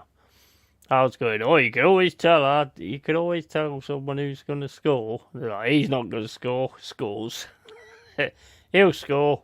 Misses. So I gave up on that one. Yeah, it wasn't good, was it? It was not good at all. I just had a bloody thought, actually. I'm going to have to do player ratings and fan cam tonight. Yeah, you will have to, yeah. Or it could be an emergency meeting again. Well, if you lose, I'd imagine it will be an emergency meeting. I must admit, I really enjoyed that emergency meeting. And I just love, the thing that you do, you'll sit there silent for ages. And then all of a sudden, I said to Mama the other day, because I stream with you a lot, I can see when you're starting to get angry. And you sort of go side to side on your chair. And it's like Eagle starts talking, and all of a sudden you go, ah, for fuck's sake! The fucking hell's that got to do with it? Oh, I love it, man. I love it. It's so fucking funny. Yeah, it just I just sometimes do go quiet, and I'm just like contemplating. Like it's like a firework going off. I'm like, I can't listen to this shit no more. It just makes me laugh so much because I can see, because we stream a lot together. I can see it coming, and I'm there in the chat, and I'm going, Jez is gonna blow up in a minute. I can see it. Oh, it's so funny.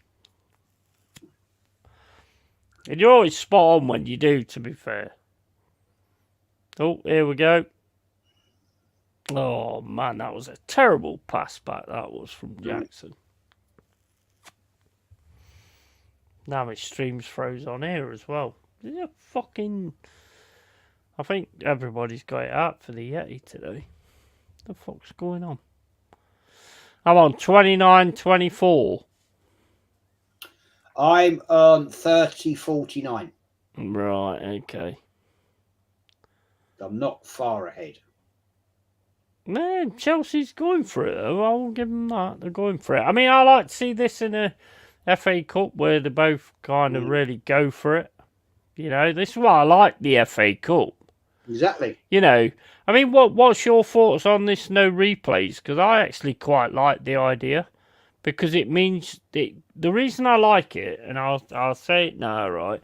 The reason I like the idea is because it means teams ain't going to take it lightly. True. Because you're going out. Yeah. No, I totally agree. So I think it's a good thing in that respect.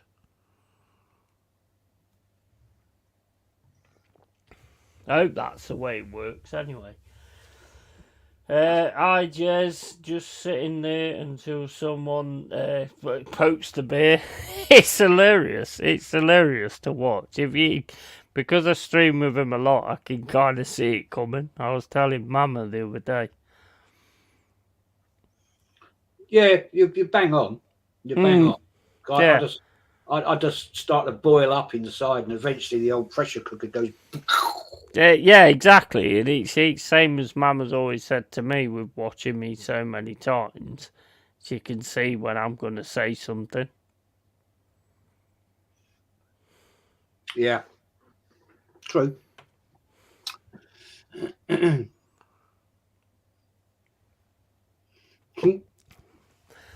It's so weird, isn't it, though, watching matches with no sound? I actually don't mind it. A lot of the shit they have in there nowadays, commentators talk absolute bollocks. True. Very true. Very true. It just seems so weird. I like to have the crowd noise. Yeah, I like that. I do like You know that. what I Yeah. mean? I do like to have the crowd noise. What do you think the commentators now? When you used to have the likes of Brian Moore, John Motson, they were proper commentators. Oh man, they was amazing. Nowadays, a lot of these stupid people, they talk absolute bollocks. You remember Match of the Day back in the day where you got like the one game that they fixed on, and you Yes, pretty much got the whole game. whole I game, used to yeah. love that. I used to love that. Jimmy Hill and all that lot. Yeah. And they talk sense as well. You know, they didn't just talk absolute crap. They actually talk sense. Who was the Liverpool player that used to be on there all the time? Can't think. Bloody name's gone now. Alan Hansen. Alan Hansen. I used to like him. Yeah. I like the who was the guy with the fucking moustache? Moustache. Oh, what was his fucking name? Oh my days! What was his name? He used to be on Match of the Day. Used to be the introductory part of it.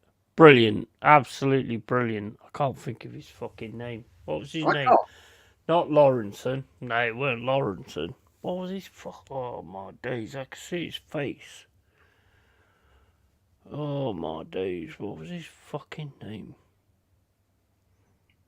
Oh God, you got me on that one. I don't know.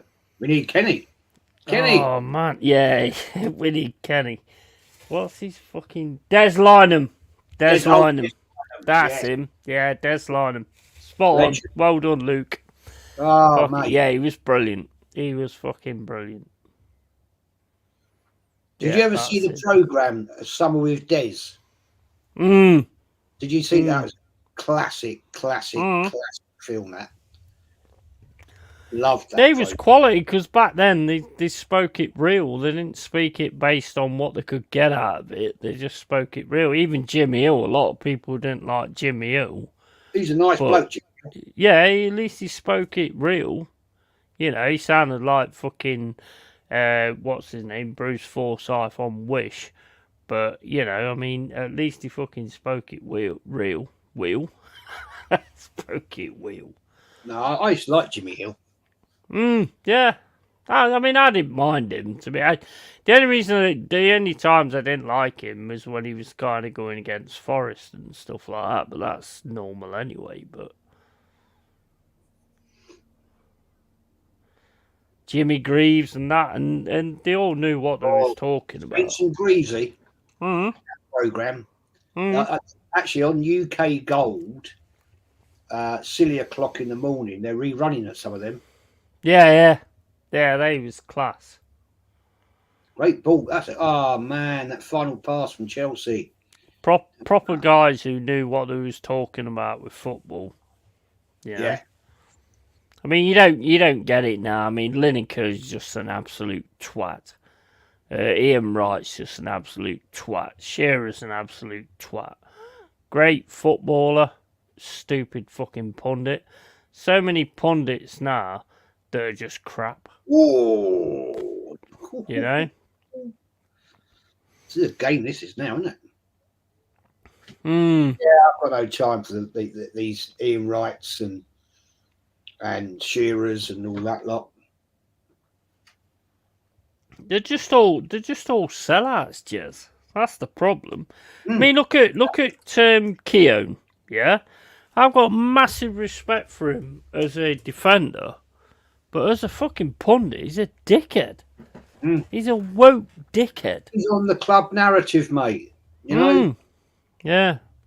You don't get Manuel Petit and Dennis Bergkamp and Thierry Henry do it. They question it. Yeah. Anthony, it says, question, Jez, have you heard of Eddie Apgood? 1927. 1927. Yeah, Eddie Hapgood, good player, scored a lot of goals.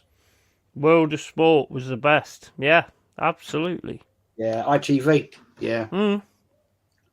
I used to love that question of sport as well. I used to like Grandstand, though, on a Saturday afternoon. Oh, Grandstand was class. That was Who was the brilliant. guy that used to run that? Was that? I was just gonna. I was just gonna. Oh, what's his name? I can't think of his name. I can see his face, but I I can't can. think of his name. Legend. And he's come up with the teleprinter. Yeah. The scores. And the guy at the end who used to do all the scores. 4 are both 6. I'm trying to set fire to myself. I forgot to get a cigarette out. Don't clip that, people.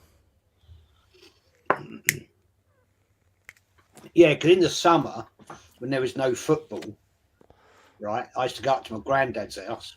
We used to watch grandstand in the because he was also big into horse racing. Mm.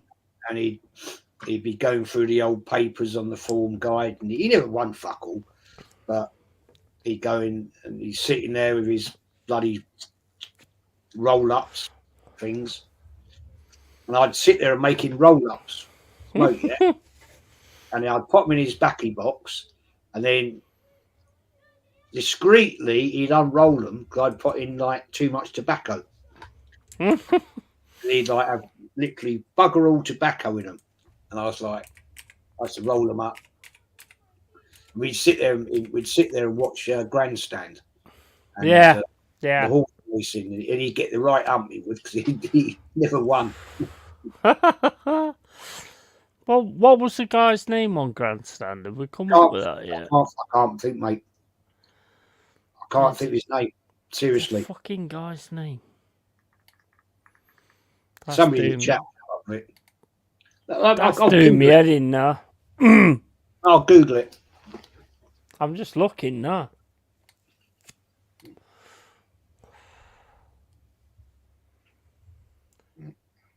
David Vine.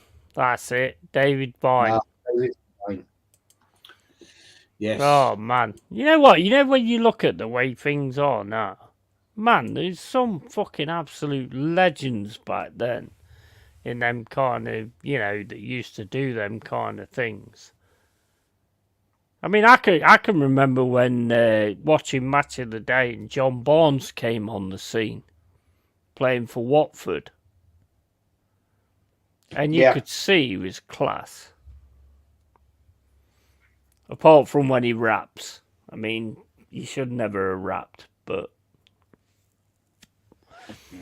you've got to hold your head and do it at the right time. You got to, because I'm an England man. Oh man, that was hilarious. That was. That was fucking hilarious, that song. I mean, it's an awesome song, don't get me wrong. It's probably one of the best England songs ever, but that his rapping was just terrible. Stick to playing football, mate. I think Mum got it. I had Des and Lynham when I was a kid. Oh, man, can you remember that song? Playing for England. England. Yeah.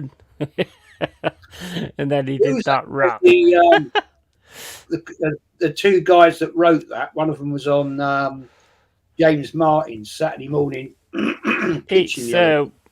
Is it? No, the song was called World in Motion, wasn't it? It was the band that did it was oh, for fuck's sake. What was the band called that did World in Motion? I've got the world in motion and I know I can. I mean, that's one of the best England songs I've ever done, to be fair. The Blue Mondays? I don't know, mate. New Order. That's it, New Order. Was it? New Order? Yeah. What a track that was. Quality. That's the best one they've ever come up with, I think. Yeah. I'm just trying to think of the first England song. That was a 1970 World Cup. Crikey, I was 10. Me personally, I just think you're a footballer, so shut the fuck up. Don't sing. because I mean it was a great Well, do track. you remember Don't the get me FA Cup wrong, songs? but Do you remember the clubs used to have, if they got in the cup final, they'd come out of a bloody cup song? oh yeah, yeah. Shit. They were proper. They'd be on They were awful, weren't they? Fucking blue is awful. the colour, Chelsea is our name. Fucking hell, mate. Worse than Eurovision. Oh, it was terrible. It was terrible, but they kept doing it. They kept doing it left, right, and centre. They used to be on there with their suits on top of the pops, didn't they? See, Newcastle probably won't know any because they never did any because they never won anything, to be fair. No. But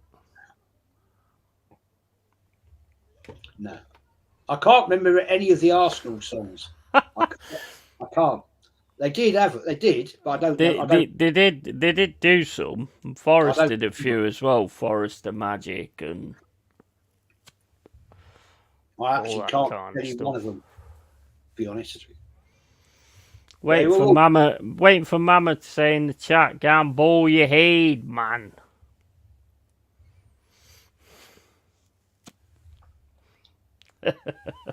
Yeah, I can't remember anything. Oh man, we had loads. We did Forest the Magic. Fucking, there was loads of ones that we had. But I mean, we deserved them as well.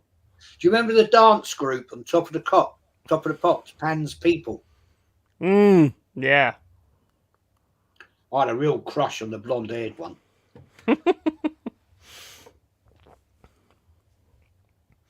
I used to love. I love Top of the Pops. I used to love like that. When it was proper, when it was back in the 70s, 80s, when it all got changed about, I thought, nah. Why did they get rid of all these kind of things? Because all these kind of things was awesome. Do you remember 5, 4, 3, 2, 1? Before your time. Do you remember it? That was a good show. Yeah. That was a proper remember good that. show. Had the Kinks on it and all that lot. Tis was, yes. And then there was that late night one. What was the late night one called on Friday? Not the they had like a late night Tis was, didn't they? No, it weren't not the 9 o'clock news. It was something else. They had a late night Tis was, which is an adult Tis was. On a Friday night, I can't remember what it was called. Come on, guys, help me in the chat. I can't fucking remember shit today. I don't actually called that late night Tis was. It was an adult one. Yeah, the Phantom Flam Flinger. Yeah. Well, and Flatulence Man. They had him on there as well, who used to stand on the stage and just keep farting to tunes. Fucking mad, then. What was the Channel 4 one? It was something Head. What was it called? Something Head? Max Headroom. Oh, Max Headroom. Yeah. Yeah, that one with Terry Christian on it as well. The Word. Yeah. Yeah, there was that as well. The Crystal Maze, that was a good show. Oh, Crystal Maze was class.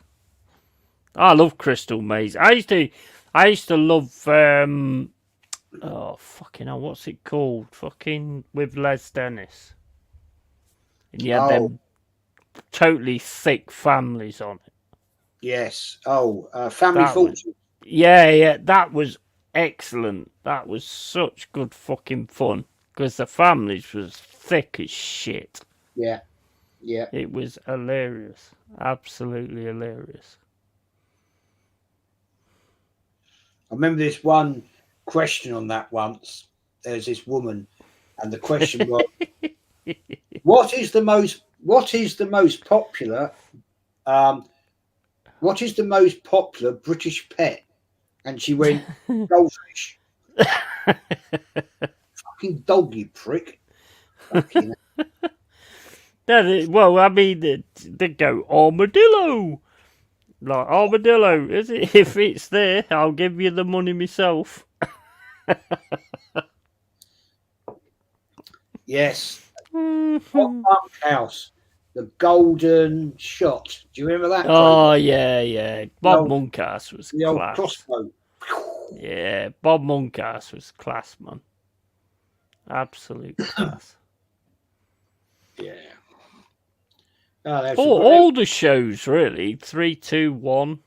You know, don't I get mean, any all more of here. them was class. Nah. I like the Chase. I love the Chase. That's a Yeah, brilliant. Chase is alright. Matthew Walsh. And he got that Price one, is Right. the bridge with the guy from EastEnders. Mm. Can't think of his name, but that's quite good. I like Golden Balls. I like Golden Balls. That was good as well with Jasper Carrot. Yeah, Bullseye or Pot Black. Oh yeah, Bullseye. Bullseye was fucking class. Yeah, Let's Bully. have a look at what you could have won. He won. It's a fucking plastic tea strainer. It used to make me laugh, and like a couple, they'd be like, and this is Doris, and this is Becky, and they'd run a bloody kitchen, and you think, well, what the fuck are you going to do with that? Oh man. Kitchen, what are you going to share it between the two of you? The best thing about Bullseye was when they'd lost, but they still shown them the prize. Yes. And it was like a fucking motorboat. You could have won this caravan and this speedboat. I live 2 miles from the sea. Oh man, that was fucking class. That was class. What was the one where they used to show all the prizes and you had to remember all the prizes? Oh, what was that? But Bruce Forsyth. Yeah. I was really good at that, actually. I used to do really well at that. I can't think the name of the program, but Bruce Forsyth. Bruce Forsyth. I can't think what it was called. Generation Game. Generation Game, that's it. Yeah. That was class. Really well I used to do really well. I tell you what I did really well on all the time was Catchphrase. Catchphrase, yeah, that's a good program. Yeah, I was really good at that. I used to guess them all the time. That was really good.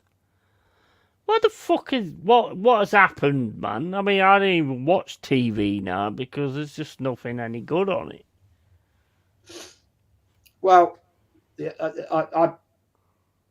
only bonus for me is I've got Sky, and there's a lot of documentary channels, history channels, and that shit. I watch loads of all that.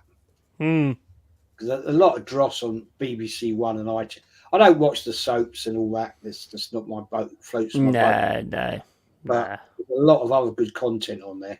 I like the one it's Discovery. They do air crash investigation.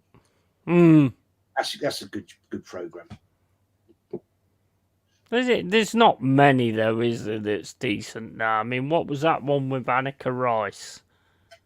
Treasure fucking Island or whatever it was called. What, the one where she go round and they? Yeah, where she got the clues and then she had to go here, there, and everywhere and all that kind of shit. Don't know. I know the show. I can't remember it. Honestly, I used to love TV back in the day with like Last of the Summer Wine and all that kind of stuff. And there was that thing on Sunday with Michael Landon. Evan something. I can't remember what it was called. Oh, Heaven's Angel. No, Heaven's. What was it called? That one. Yeah. He's an angel, isn't he? Yeah, that's right. He was in House on the Prairie. He was on House on the Prairie, wasn't he? Yeah. He was Dad. What the fuck was that called? And the other one was the other one. Good Night. Is it Highway to Heaven? Highway to Heaven, that's it. Is that what it was? Highway to Heaven, yeah. And there's that one, the what is it called? Jesus Christ. American Family, lived in the Blue Hills. Good night, Grandpa. Good night, Grandma. Oh, do you mean the fucking Waltons? The Waltons, yeah. Brilliant. Yeah, the Waltons. Night, Jim Bob. Good Night, night, John Jess, you Bob. prick. It's brilliant, that was. I used to love that. Oh, man. Bonanza. Bonanza was class. Yeah, I mean, what's happened to all that kind of stuff? It's not popular now, is it? It's just all woke crap now, isn't it? We're trying to do diversity and fucking all that sort of stuff. There's no storylines, there's no nothing to it, so there's nothing to sort of grab onto. It's bullshit. Yeah, it is. Just looking at advertising now. You know? Yeah. It's all woke. You know, you have to have a white woman with a black bloke as a family, or you have two women together, or two blokes together, and you never see nowadays like two a white woman and a white woman and a white man, and a black woman and a black guy. It's all mix and match, you know. And I think why? Push the narrative. That's why. I'm not being racist. I am the least racist person in the world. But at the end of the day, why do you have to do this for advertising? I just don't understand it. Well, no, I don't understand it. I mean, I seen that BT advert where it was two guys. He's like, oh, we're not getting very good broadband and all this, that, and the other. And it's like, what the fuck? What the fuck does it have to be that for anyway? Whatever, you know? Because that takes over what you're advertising, you fool. True. Good comment there from School Belfast. Politics has eclipsed storylines. True. 100%. Totally. Nobody dares be creative anymore, because if you're creative, you're going to cause an issue with your creativity and stuff like that. I mean, I've got a lot of great stories, a lot of great things that could be films and stuff. If I could sell some of my ideas, I'd probably do really well on it and stuff like that. But most of it wouldn't even go nowhere because it's like, you know, it doesn't fit the narrative. I mean, did you watch the new series of bloody hell, Bradley Walsh is in it. It's the oh god, fucking hell, one of my favourites. Doctor Who. Who? Doctor Who? No. It's about a family in Kent, and it's oh god, I should know the name of this. I've watched it so many times. The original series. I read the books. My brain's going. I'll tell you. Mine is.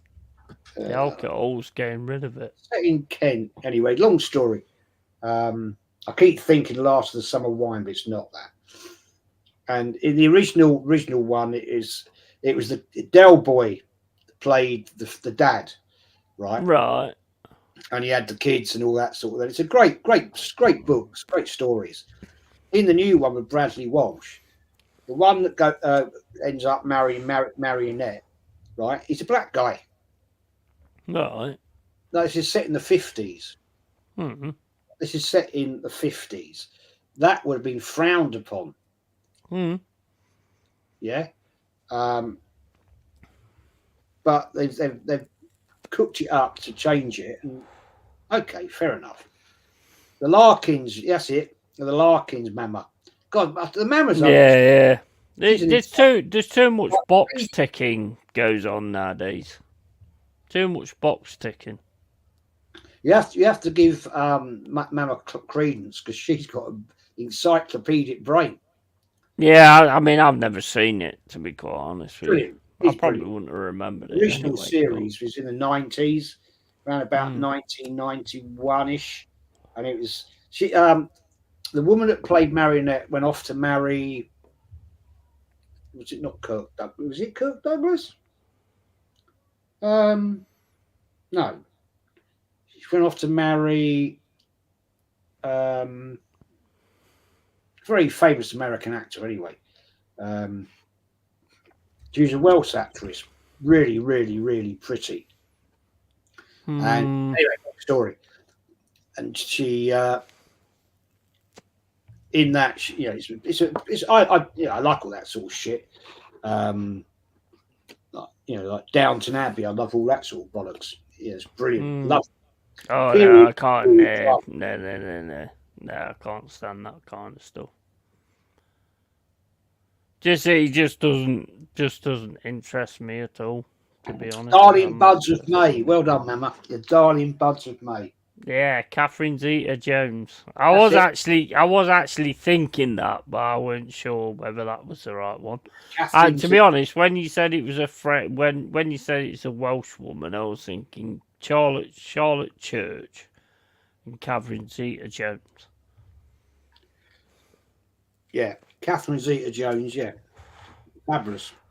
Michael Douglas. I wouldn't watch any. I wouldn't watch any of that crap, Michael Douglas. To be fair.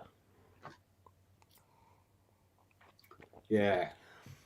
Oh man, on my thing now, they've just gone back to. If you're on BBC, they've just gone back to Grandstand. Yeah, I'm just watching. It's crazy, isn't it? Coventry 2, Tottenham 2. Yeah, we're just talking about it. Look, Desmond Lydham. Des Lydham.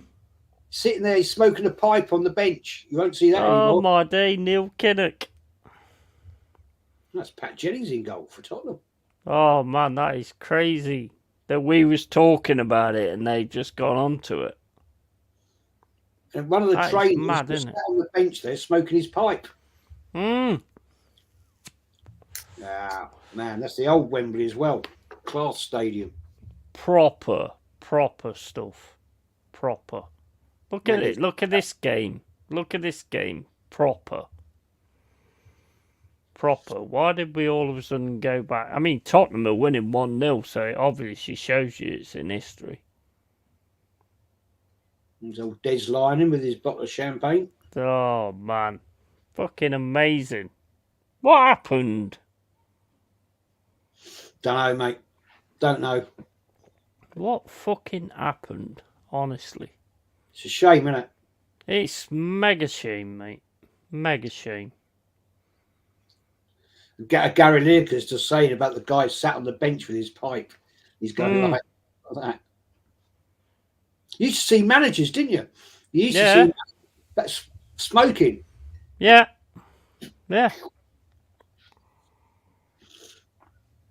Won't see that anymore.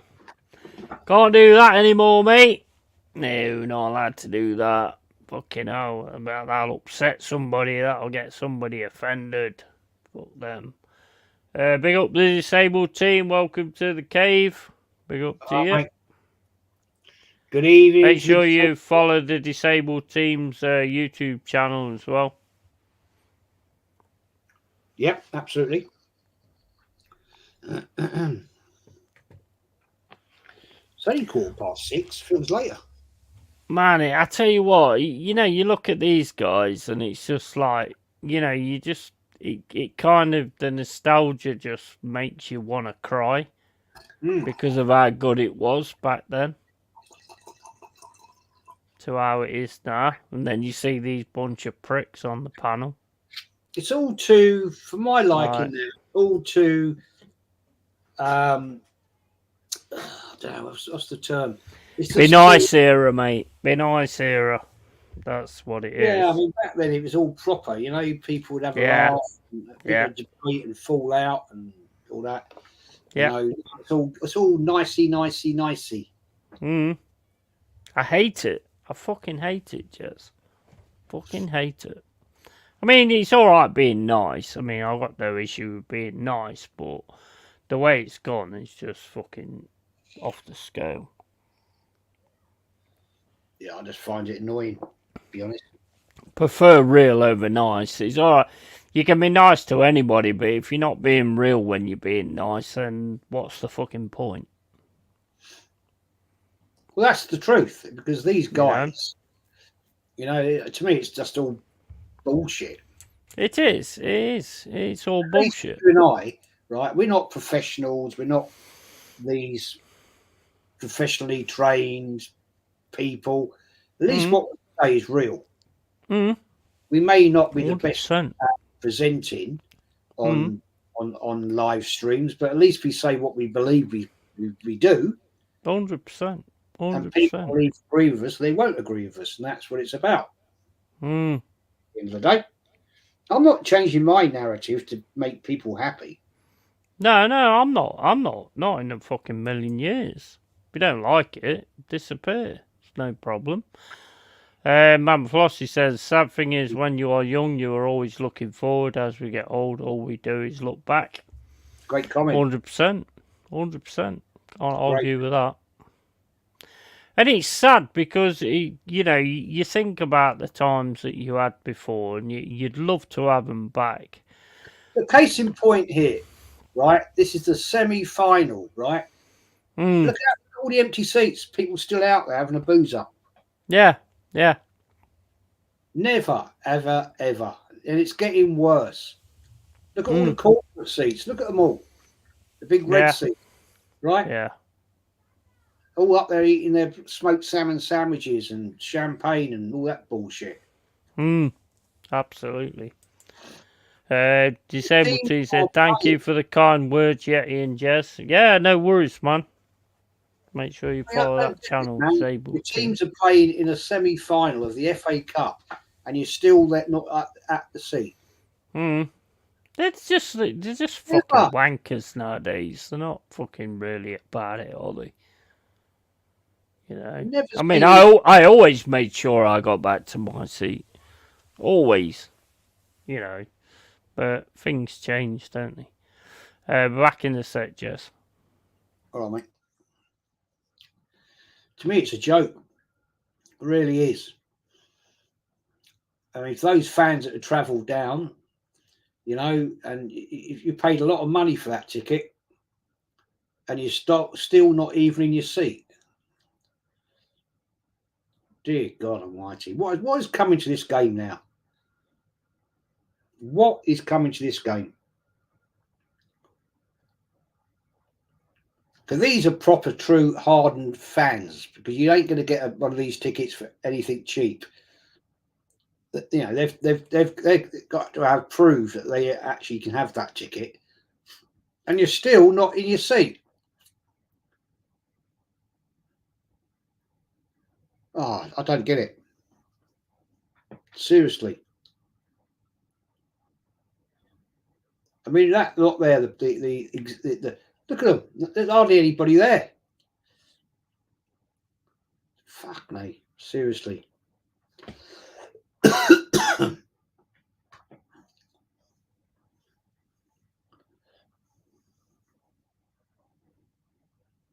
The whole world of football has gone tits up, in my opinion.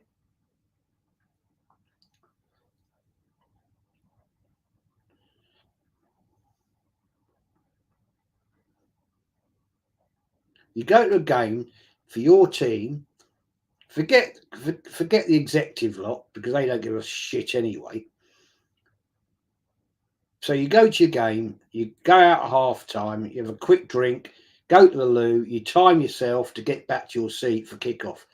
Done it loads of times. It's not hard, right? You know your body. You know, right, if I'm having a pint now, I need to have a pint, and in about 5 minutes I'll go to the loo.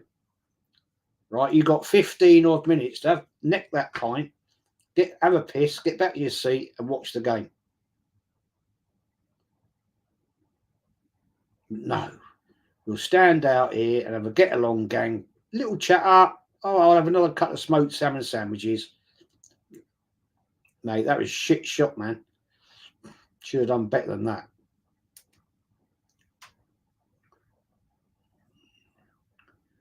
Seriously. Don't understand it myself.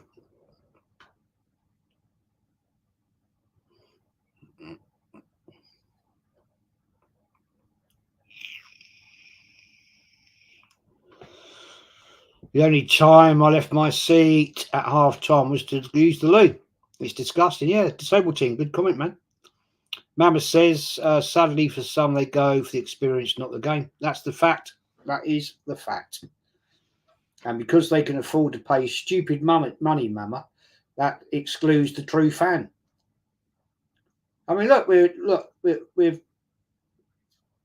nearly 5 minutes in, and there's still empty seats. Where are all these people? Where have they gone? It's a fucking joke, man. Yeah, like you said, it's just a day out nowadays, isn't it? It is. It is. It's almost like us. Well, we're going to Wembley. We're going to Wembley. Yeah. And we'll just have a picnic. Hmm. Fuck Yeah. off. Exactly. Yeah. It's just I don't get it. I really don't get it. And I tell you what, if I could go back in time, I would, 100%. Personally, if you want my honest opinion, I think football's fucked now. Yeah, I agree. I agree. Totally, I totally agree. I think you've got players that don't give a shit. You know, whereas before you actually had players that gave a fuck. You know, not just about their own careers, but just about, you know, performing for the fans and all that kind of stuff. You know, 9 times out of 10 nowadays, the players have to be called back to actually salute the fans that have been supporting them. Back in the day, that was never a case. No, first thing I remember as kids, when I used to go, the fan, if it was an away game, players, win, lose, draw, they'd always go over to the away section and applaud. 100%.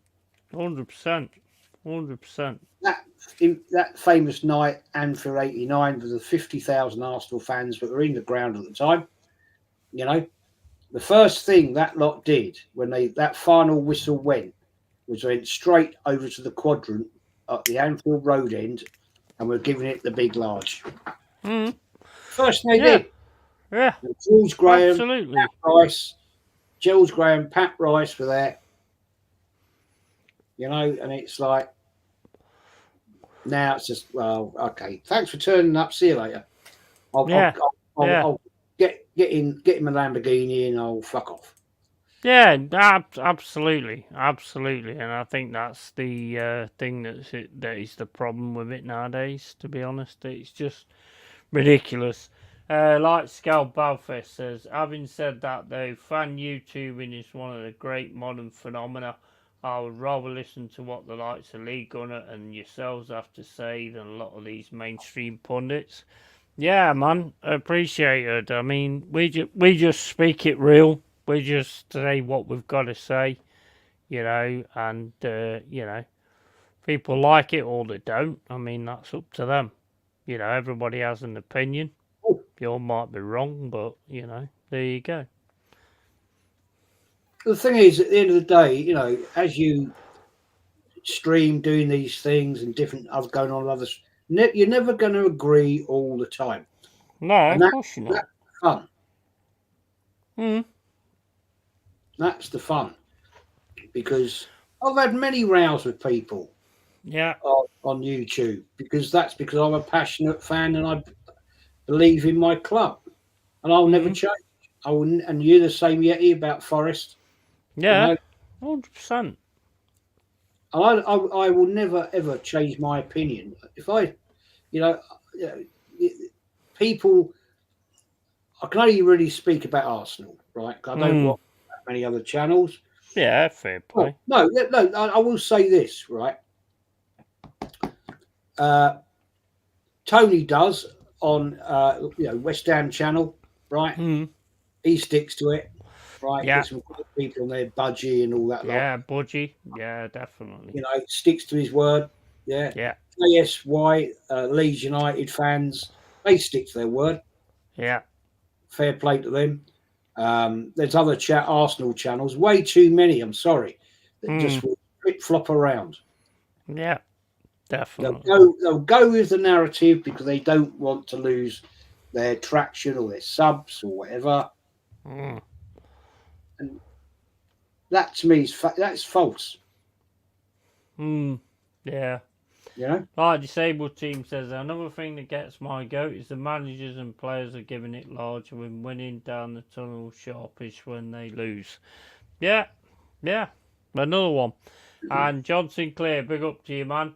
Big up, Yeah, yeah, John. and Jez, Mama, and the chat. Hope you're well. I agree with Jez. What's with the empty seats? People are here for the drink, not for the match. Now times are different. It's getting ridiculous. Yeah, 100%, man. Big up John Sinclair. Make sure you follow his channel as well. Go over there, drop him a sub. To be honest, Jez, I'm tired of it.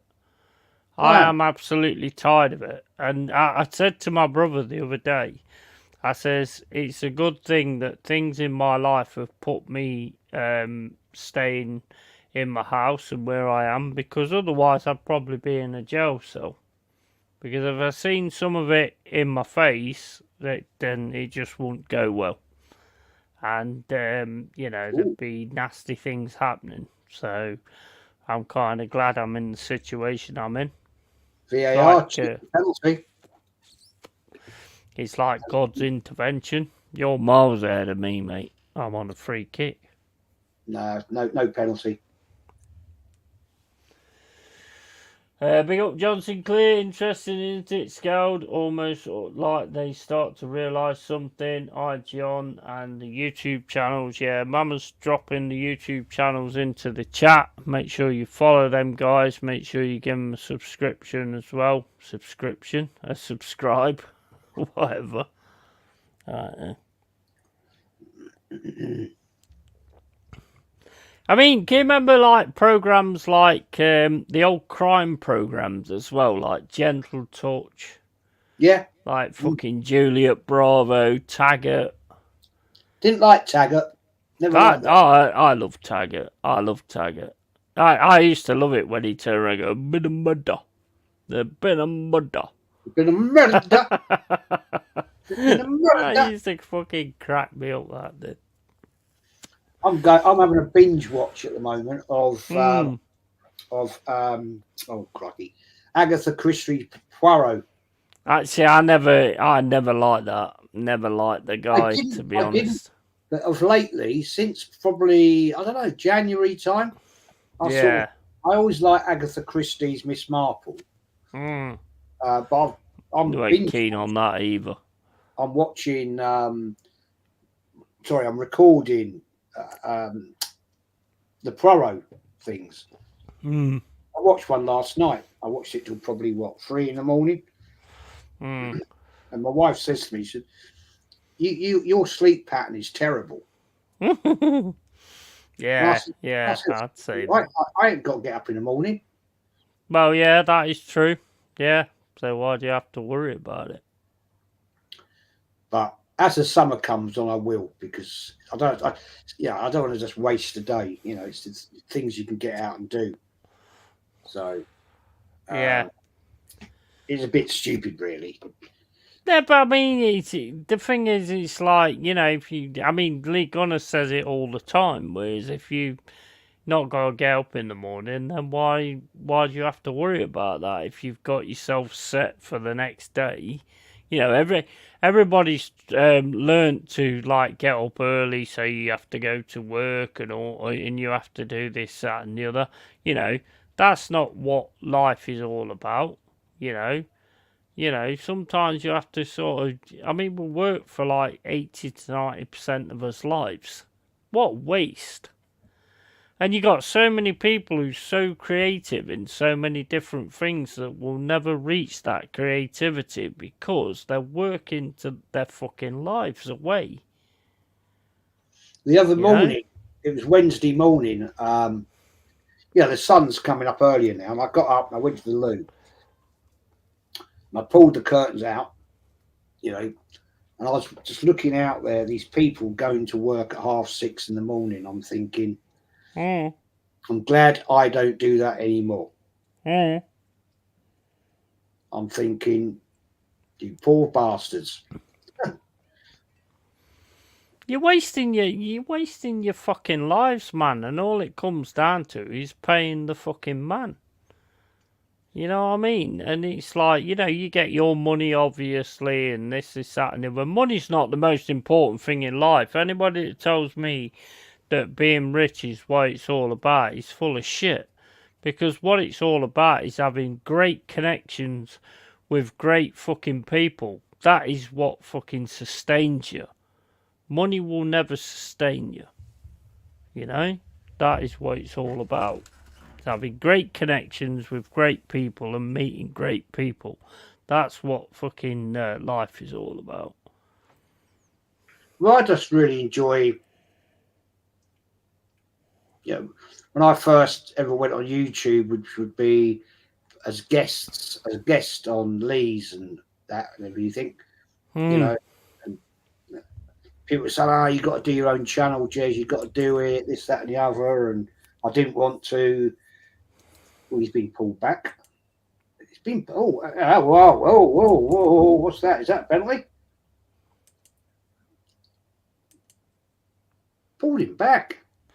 I'm going back on Bing because this keeps fucking freezing up all the time. You're not even looking at that. I thought that Grealish handball was a little bit sauce, to be fair. Yeah, and this one here now. I mean, that looks like he's pulled him and pushed him in the back. Don't know. Didn't even look at it. Anyway, what was I saying? I forgot what I was saying now. Yeah, and then I started doing this. I really enjoy it. It's a good laugh.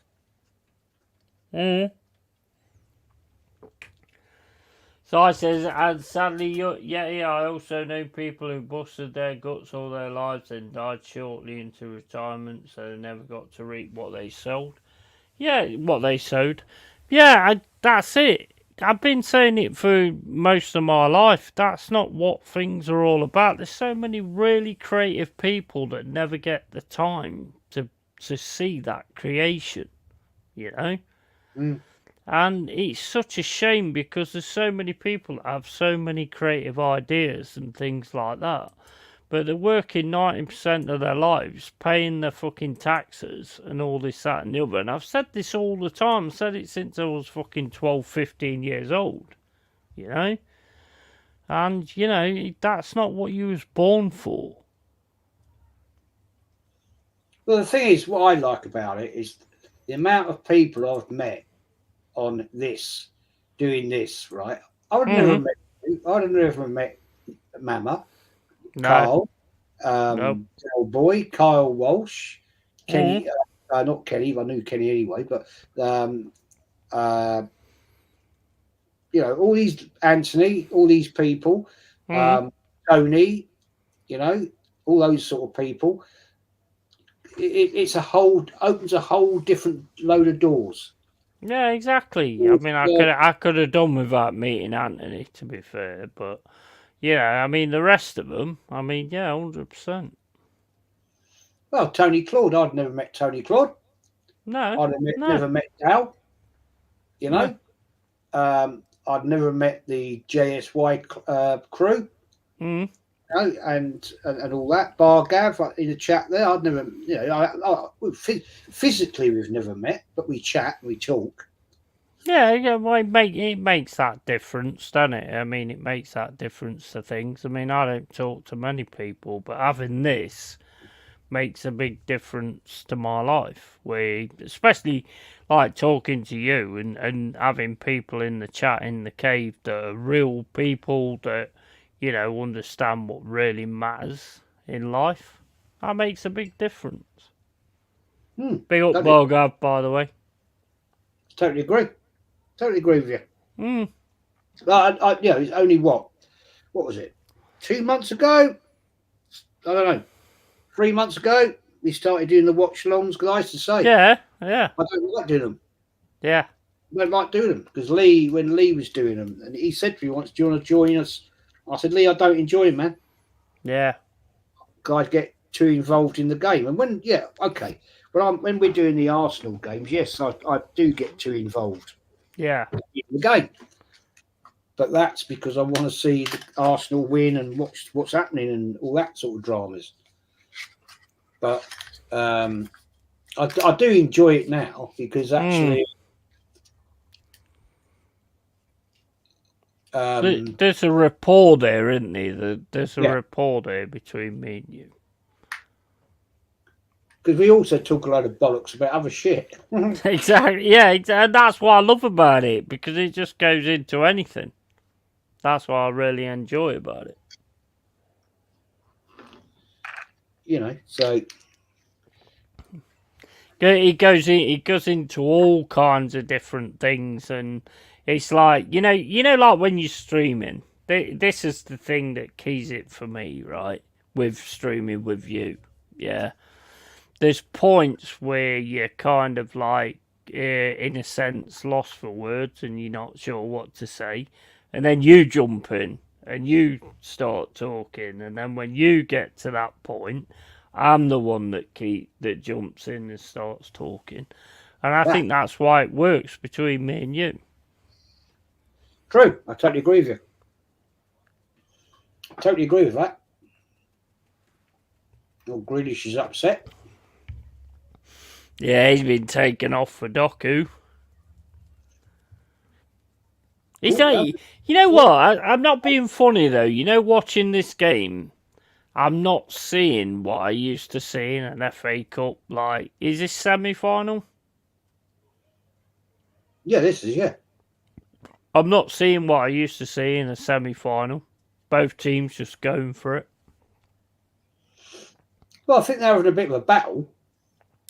They're having a bit of a battle, but it's not like what it was back in the day, like fucking, Liverpool v Everton in the final, which it normally was. Which is why I always backed Everton, to be fair, because I never liked Liverpool, to be fair. But, so I always used to back Everton on that one.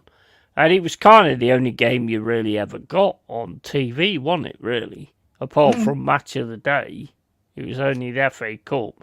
And it used to go like fucking 4 hours. And you know what? I used to really, really enjoy that. I couldn't enjoy it now.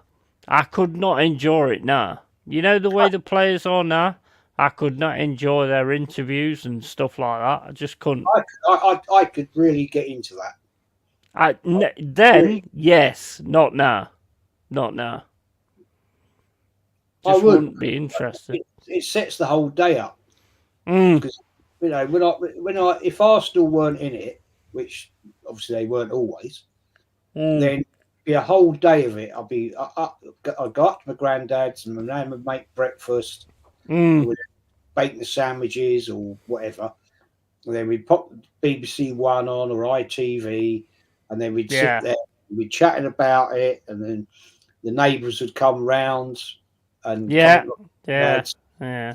and my nan would go down the shop and get me. She called it a bottle of pop. And she'd get me a bottle of Coke or Cherryade or whatever. And, literally. Do you think it'd be same now? Some families do. Yeah. No, but I mean, do you think it'd be the same now, as in the way the players talk when they're getting interviewed and stuff like that, or do you think they'd be going on about diversity, BLM, and all that kind of stuff, and all the trans shit and all that kind of? I think they probably would be going on about that, because basically you have to say these kind of things to stay relevant and all this, that, and the other, and that's the problem. Whereas back then, it was just like, I've been a footballer for this long, and they go into the history and stuff like that. And it was interesting. It was interesting to hear. I'm not sure they'd be the same now. Yeah, I think you may be right. I'm not sure you are, but I'm saying maybe it'd be too scripted now. Yeah, and that as well. Yeah, that's pretty much what I'm saying, really. Scripted. Whereas before, they used to talk like... I mean, I watched like the Everton-Liverpool run-up, and you'd have Ian Rush talking about, like, how he started out in, like, non-league and all that kind of stuff, and then managed to get a Liverpool contract and all that. I used to really enjoy that sort of stuff. Thing is, a lot of these players now haven't started off on non-league. They've come through academies.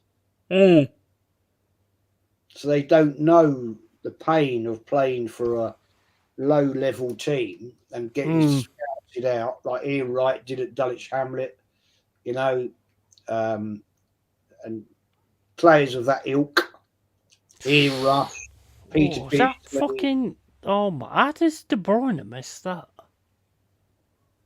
You know, it is a different game now, unfortunately. But I used to love it, that BBC One programme, The Road to Wembley, and they'd start off and they'd from round one with all the lower level teams, and they'd go up. Yeah. The third round, and the Division One teams come in, and then you'd have the fourth round, quarterfinals, semis, and all that, and then you'd have the helicopter following the bus from the hotel. Oh, man. Mate, honestly, it was amazing. It was amazing. And you'd be so, like, geared up for the game when it came. And the game never let you down either. You know, it was like nowadays you'll see all the warm-up, you'll see all the, intro and all this, that and the other, and then you see the game and it's just like, that was boring. But back then, the game never let you down. And the game was always class. Invariably, it was a boiling hot day in May. Yeah. It'd be boiling hot. Yeah. And all that sort of thing. It was always pretty lucky. Well, most of the FA Cups I ever went to, it was always very. I think I've only ever been to one where it rained. I think, and I think that was Ipswich, and invariably it'd be a boiling hot, bleeding day. That's proper fans, though, isn't it? That sit there and watch 3 hours of the build-up. Most of these fans can't even sit for fucking 90 minutes of a game. Never mind a 3-hour build-up. I'm still amazed at that section. There's empty seats, man. There's empty under that executive box there. There's empty seats. That is a disgusting disgrace. Because there's hundreds and hundreds of fans from both of these teams love to be there today and couldn't get a ticket. Right? Couldn't get a ticket because of the corporate. Yeah, 100%. 100%. Apparently, I was told last year 20% of those seats are corporate seats. Disgusting, man. It is. Yeah, totally agree. Totally agree. She got a treble winner Man City scarf up. Don't think you're going to win a treble now, mate.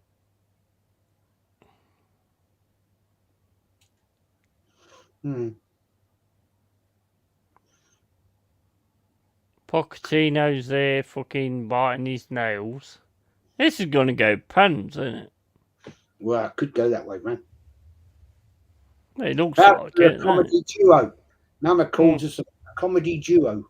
Yeah, 100%. Well, he's a prick and I'm a prick, so I mean, you can't get a better comedy duo than that, can you? Look, empty seats. Look. That corporate set. It's empty fucking seats, man. Yeah. That's disgusting. That is disgusting. It is. They're all still in the bloody bar, getting pissed out. Disgrace. Well, the fucking beer's watered down as well. So I mean, why the fuck are you waiting for that? It's about £7 a pint as well. I think people are just fucking stupid. To be fair, if you're in corporate, mate, you ain't paying for sod all, are you? It's all free. All freebie.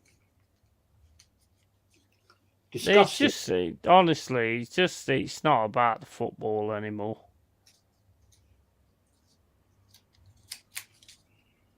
This is why the players don't care either. No, of course they don't care. Why do they care? Of course they don't fucking care. They're just thinking about going to a nightclub later on, punching somebody up.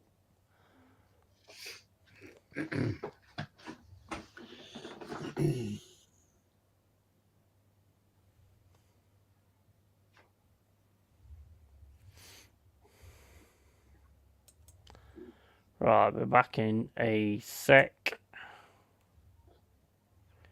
Let me just read this. Great comedy duo. 100%. 100%. Great that City couldn't match Forest back-to-back Euro Cup wins. Be hilarious if they went out on pens for this one too. Mate, we're a phenomenon. We're a phenomenon on back-to-back European wins.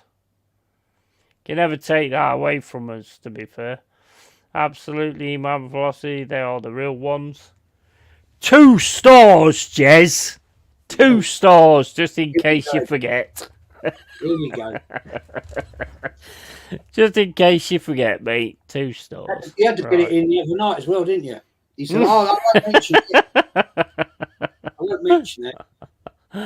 Oh, I love it. I love it. Right, I'll be back in a sec. All right, mate.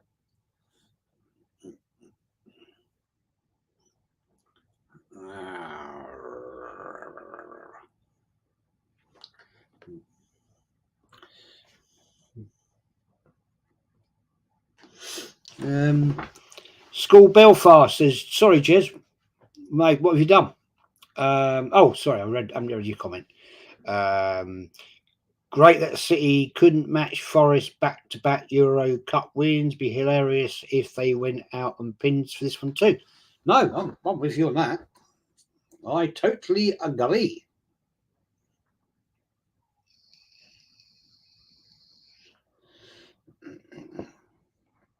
Mama said, "We can only hope at School Belfast. Yeah, be good. I wouldn't be sad about that at all." Oh, mention Euro wins. Meant yeah. He gets it in every single time. He has to put it in there just to say it, basically. Nah,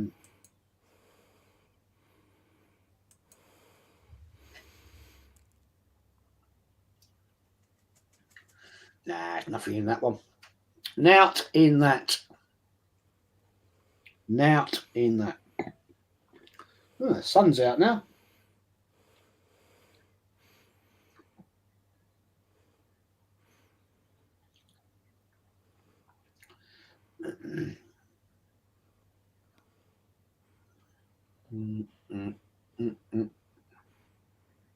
Yeah, I can see it, mate. You'd have to keep showing it.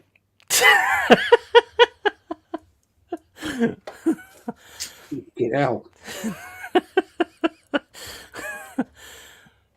Just in case you forgot, I just wanted to. How would I ever forget when you bring it up?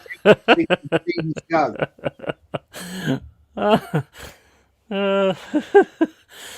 I had that there for ages. I know. I was watching. I wasn't going to say anything, and I thought he's going to stand there for the next hour like that. I would have as well.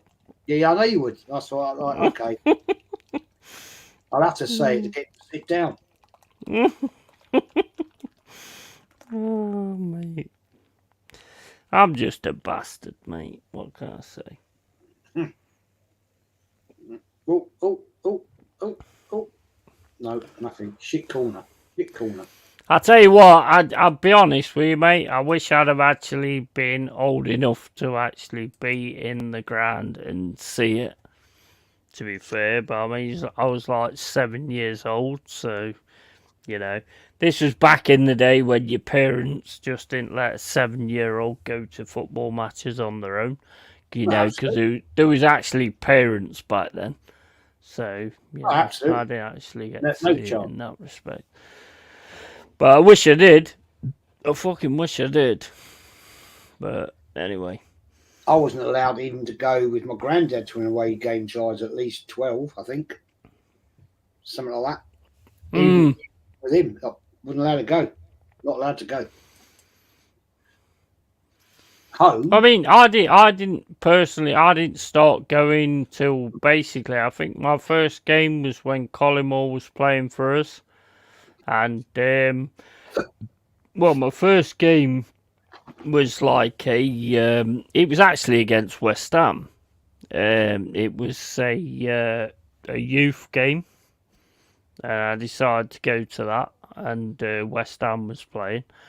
And basically after that, my first like major Forest game was when Stan Collymore was playing against Bolton.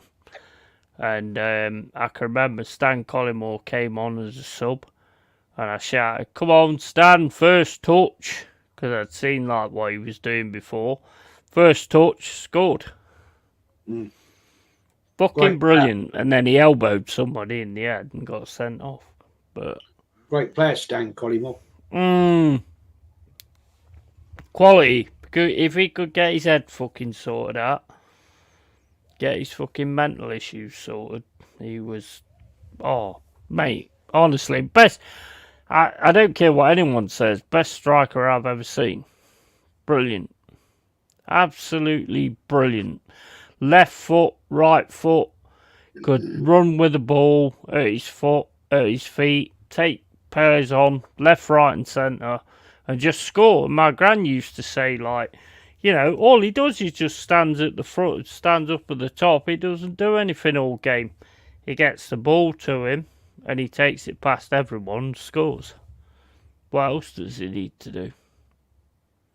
You know? Yeah, he was a top player. No question about that. 100%. 100%. This could well go to extra time. That's how it's looking, isn't it? But yeah, I mean, Stan Collymore was brilliant. I mean, he got an England chance. He pretty much got one England chance, that was it. But I think it was his attitude that fucked him up, to be honest. But if you're that good, you know, you're going to have that kind of attitude, I suppose. Be up, Jack. How you doing, buddy? My first Old Firm derby was 1968, but that's all I remember. Wow. 1968. I was barely a fucking tadpole fucking swimming around in my dad's sacks at that point.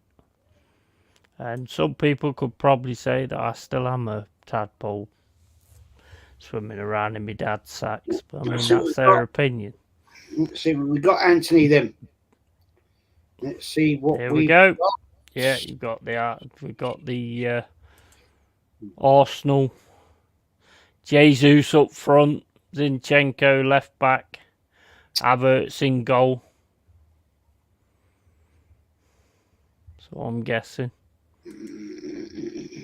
No, we've got White, Saliba, Gabriel, Kivior, Rice, Havertz, Odegaard, Saka, Trossard, Jesus.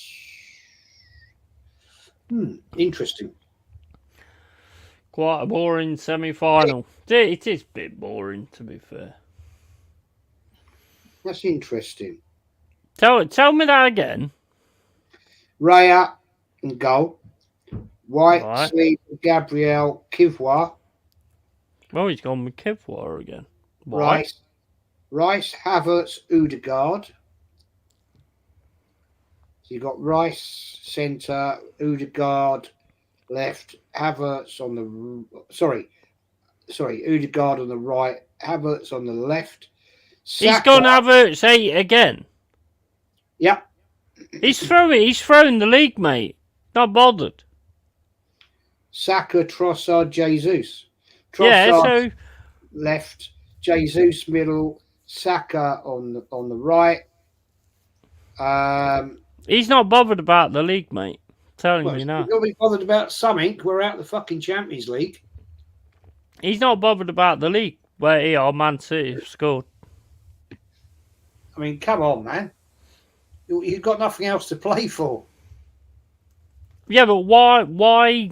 Oh, mate, honestly, why would you not go with what's been working all the time? And he went with the same against Bayern Munich. And to be fair, apart from like making chances, you were still in the game. So why all of a sudden change it again to Jesus and fucking Havertz at the 8? He thinks he's better and cleverer by tinkering, and he's a fucking wanker. Mm. Absolute clown, man. That is ridiculous to me. Havertz has done all right playing at 9. So That's what I'm saying. That's what I'm saying. He's the only thing he has done all right at. He's not good in midfield. You are weak when he's in midfield. Why is he playing Saka when he could have played Smith Rowe? You tell me, mate. You're the Arsenal fan. This is supposed to be the top flight, best manager, young manager in football. Right, you can't change it up by putting Smith Rowe in there. These guys must be thinking, what am I doing here? Yeah. Why isn't Partey starting today? Partey could start over Rice. I'll be honest, mate. I hope you get battered. To be honest, because there's got to be something happen. There's got to be something happen. Nothing will happen, Yeti. I hear what you're telling me, and I can't honestly say I disagree with you. To be fair, I honestly would say if we get smashed 3-0, 3-1, nothing's going to change. No. It will still be toxic positivity. Oh, yeah, but we're still second. It's progress. Yeah, right. Yeah, but Havertz hasn't worked out as the 8 all through the fucking season. He worked out when you played him as the 9, so why would you all of a sudden change him to a fucking 8? Again. Because it's Arteta, man. It's his arrogant mentality. I'll tell you what, if we lose tonight, man, he's going to get it. Yeah, you fucking need to, because he ain't going to get it off the club. Barrels, man. It'd be a bloody Bren gun. I'll tell you. Honestly, it's just fucking ridiculous.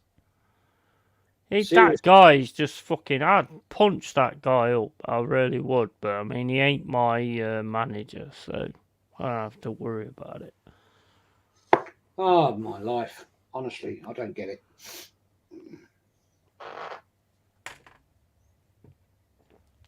Bill Cole Rossi, welcome back in the chat, buddy. How you doing, pal?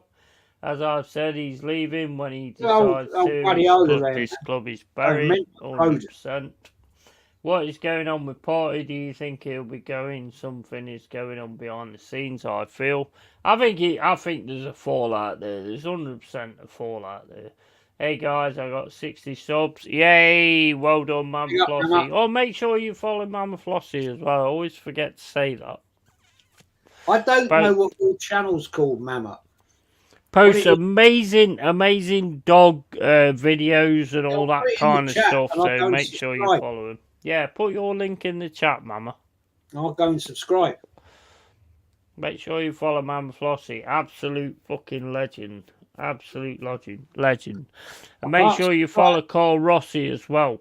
He hasn't got a YouTube channel, but just go to Ireland, just follow him everywhere. Just follow him everywhere and keep calling him a prick. Oops. He'll probably punch you in the head, but I mean, that's not my fault. That's down to him. Right, hang on. Let me go over there. Oh no, that's not what I want. No, right over there. No, don't want that one. Yeah. Carl Rossi says, yeah, follow me if in real life for a fight. There you go. Yeah. If you want to fight, follow Carl Rossi.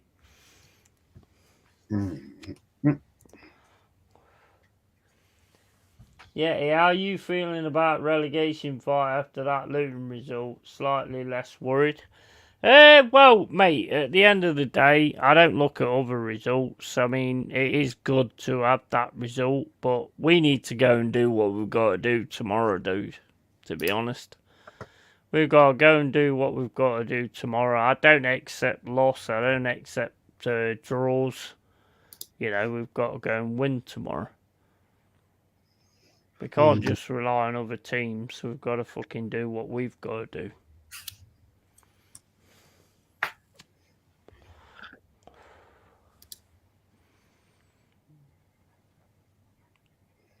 That link doesn't work.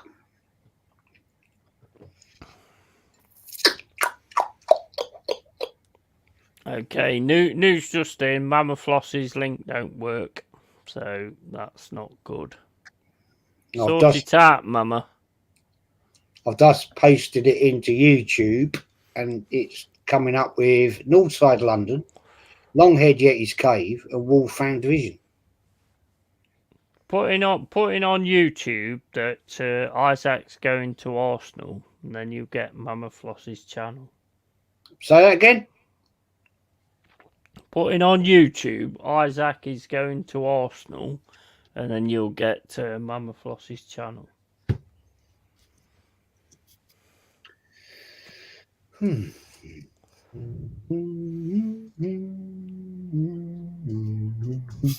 Because the last video was saying that Isaac's going to Arsenal, so you should be able to get it.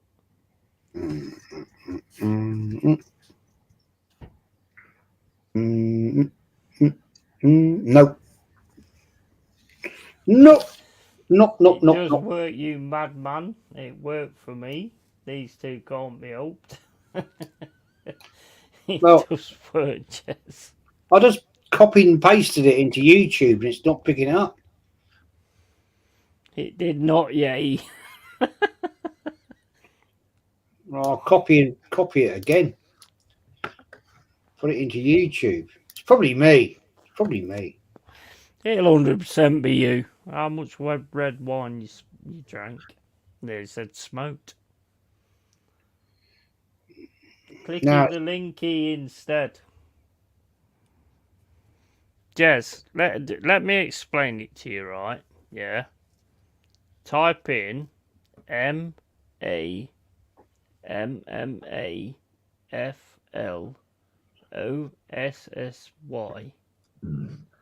Hang on.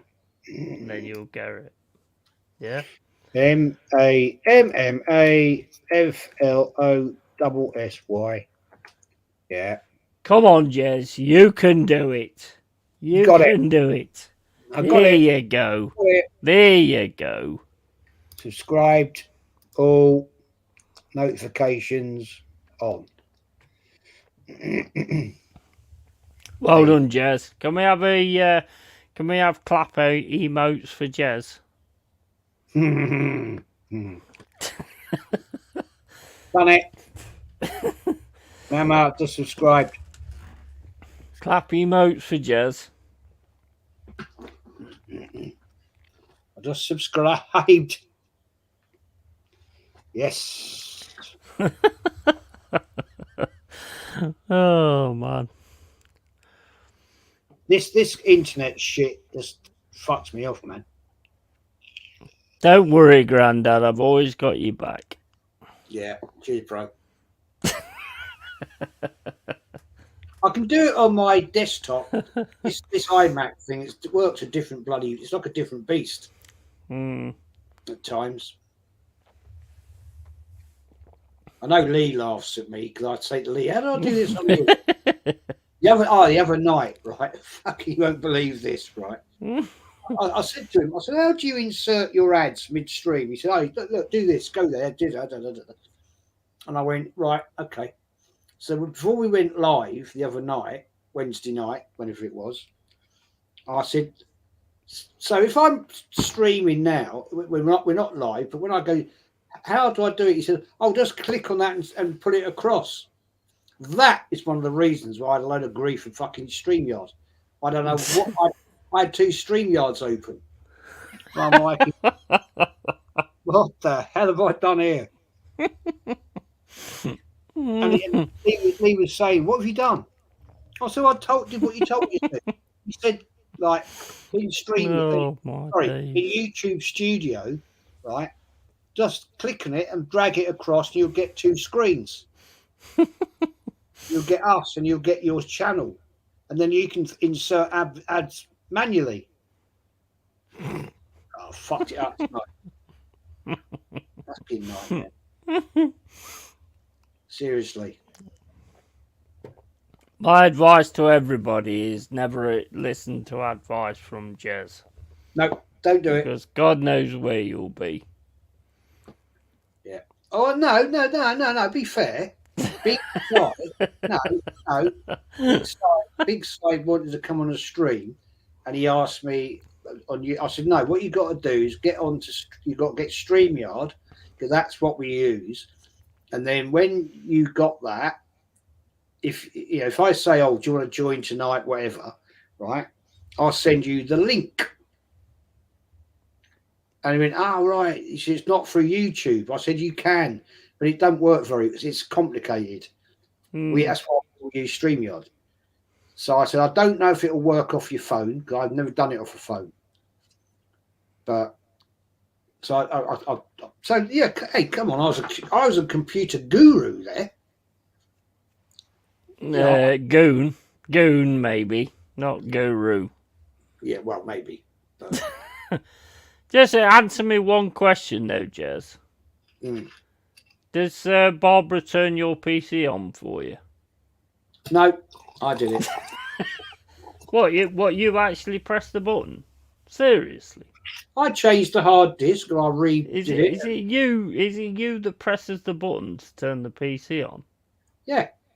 Fuck it. I am so impressed. Yeah. I'm so impressed, mate. Do you plug it in as well?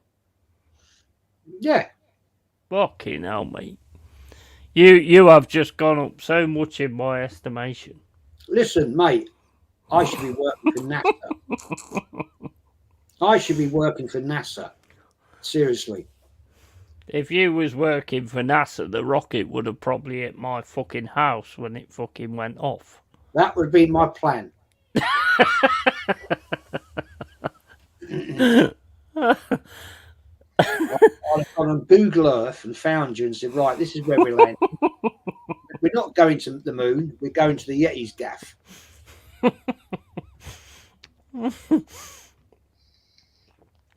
Seriously. Oh, I love it. Fucking love it. I would have gone on the stream and said, hey, Yeti, we've landed. Yeah, and I would have just exploded and gone, no shit. Yeah. No, we'd have done a real soft landing on your roof. Don't worry about that. I might have broken a few tiles, but, you know. If you're arranging it, I'm not sure it would have been a soft landing, mate, to be fair. Yeah. It'd have been me going, right, we're just getting on with the Forest game. Boom. And my 2 stars would have been all over the fucking screen before I explode. Exactly. Just to give you a good send away. That would have been the plan. I'd have gone, love it, see man. you later, mate. Love it. Bye. Oh, man. Shit Quality. No, Pop's not looking happy. This is done, isn't it, basically?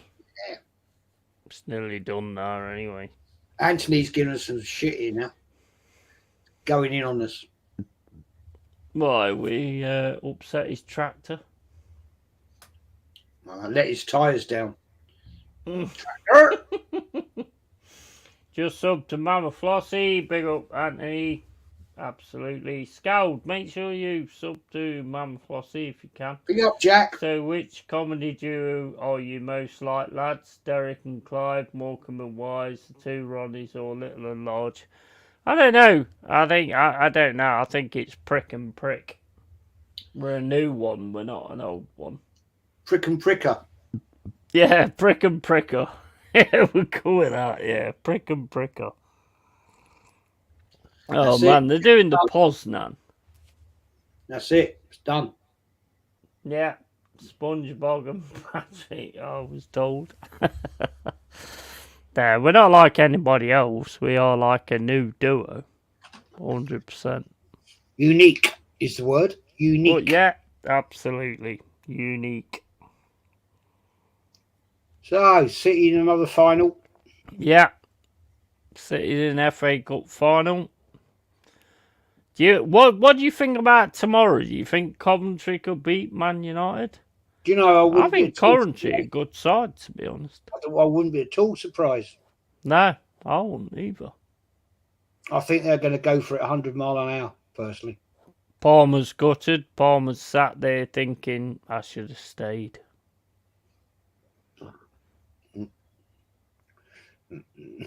Anthony, I bet your Jez password is Arteta, you prick.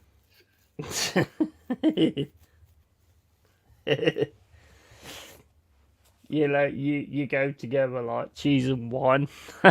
Absolutely. Not a bad shout. Not a bad shout at all. Good luck tonight, says Scald Belfast.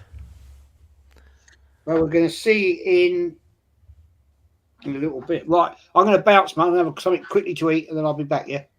Yeah, no worries. I'm going to disappear because I need a piss. So I'll be back in a second, guys. And then we'll get on with the Wolverhampton Arsenal game. Back in a sec.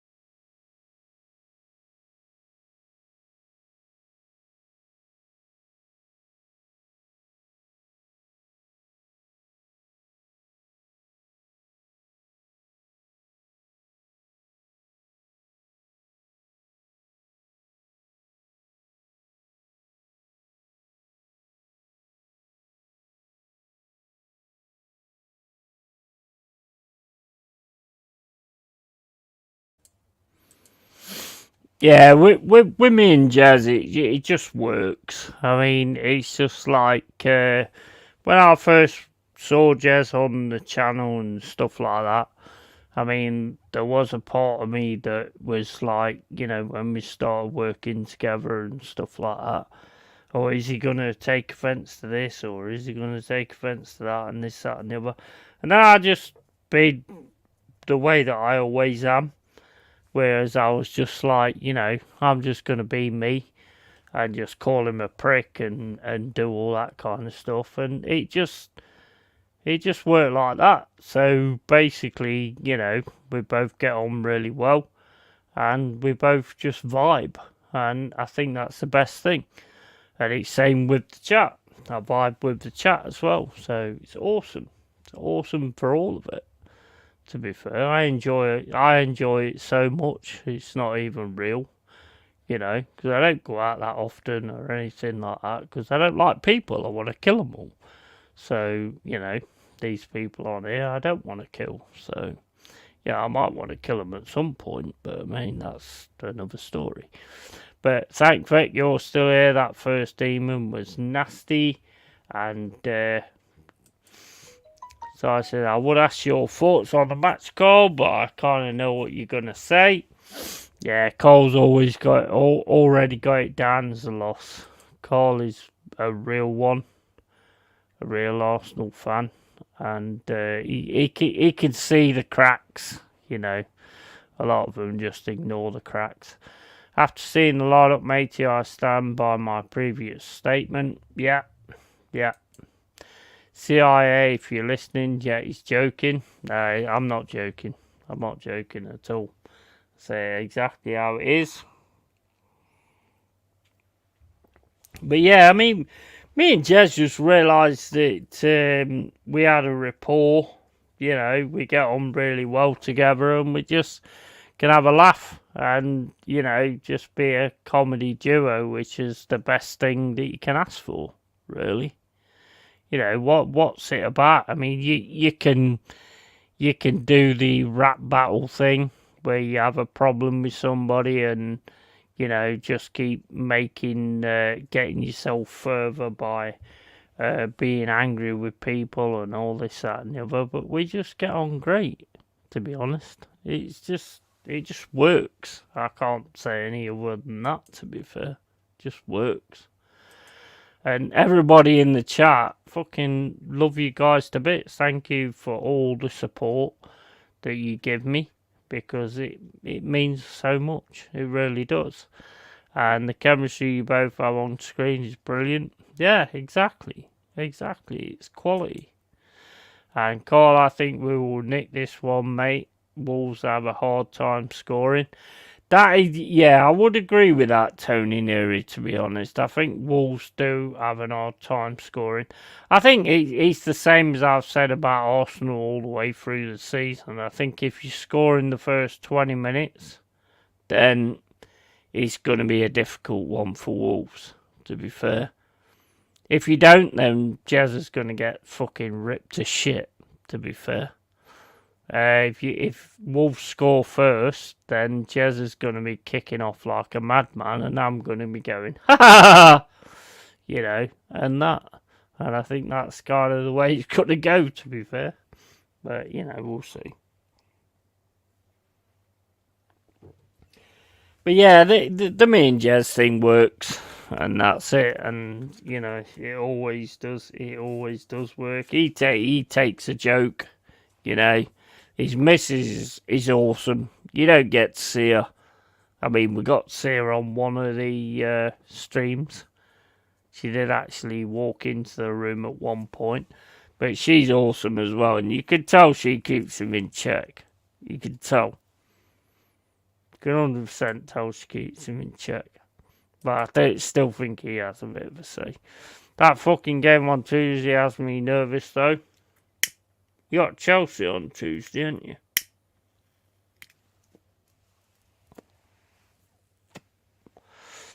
Yeah, I think you got Chelsea on Tuesday.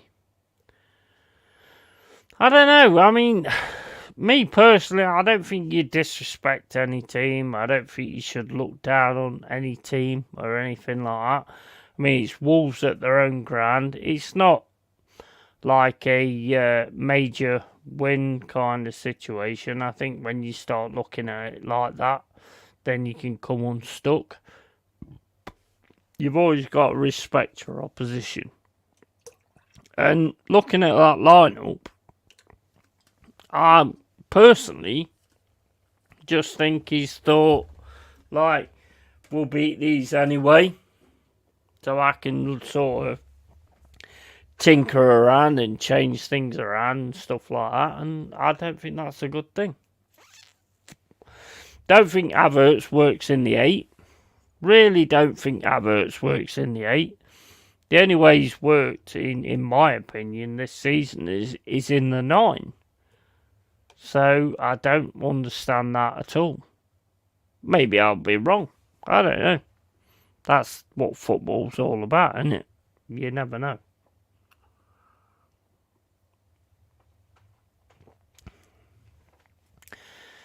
So true, yeah. But I mean, the thing is, it's like Saka's got to turn up. Yeah, there's so many players that's got to turn up and make something of this.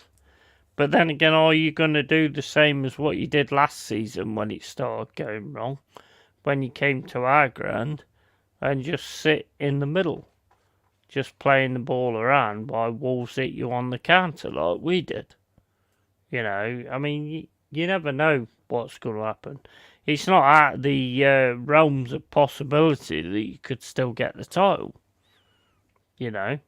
Until it's absolutely impossible, I won't say it's impossible. But I think your heads have gone. I personally think you've dropped the ball. But we'll see on that one. We can't handle pressure and haven't been able to for 20 years. It's a deep rot within the club. The entire club, top to bottom, needs a slap around. Yeah. Can't disagree with that, man. Can't disagree with that at all. I think the biggest mistake that's been made is there's no competition for shirts. There's absolutely no competition for those shirts. None. You tell me where you've got competition for shirts, because I don't see any. The only competition you've got for shirts really is at left back, Zinchenko, Kivior, or Tomiyasu. That's the only competition you've got for shirts. Timber if he's fit, but I don't think he's ready yet. So where else have you got competition for shirts? On the right hand side, where have you got competition for shirts? I don't see it. Who's competition for Rice? Who's competition for Odegaard? Yeah? Tell me. You're the Arsenal fans, you tell me. Well, who's the competition in the centre? Who's the competition for number 9? Who's competition on the right? There's no competition anywhere. And that's where you're going wrong, in my opinion. We sell Saka for max profit and bring in some talent. Yeah. Big up, Si. Big up, Big Si. Sorry. How you doing, buddy? Hope you're alright. And Carl Rossi says, facts, Tony. And by the way, it's a pleasure to converse with an awesome fan with a proper head on his shoulders. Absolutely. Same call. And Comfort Zone Safe Space FC. Jez has been arrested, I have heard. He has. Yeah, I've just arrested him. I've put duct tape on him and tied him up. He's in my attic. And you won't see him for a while yet.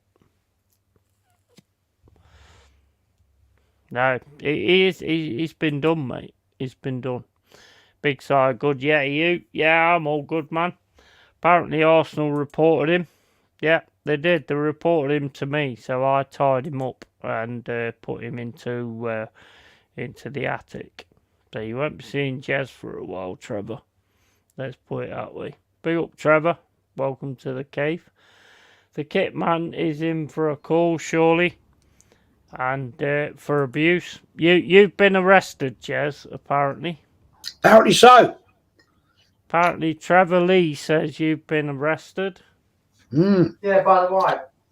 Yeah, Barb's just said I've been arrested by the wife. Big up Barbara, big love. Anyway, I'm just going to finish my thingy, Bob, and I'll be back. Yeah, finish your thingy, Bob. Finish me thingy, Bob. Okay. Chicken roll.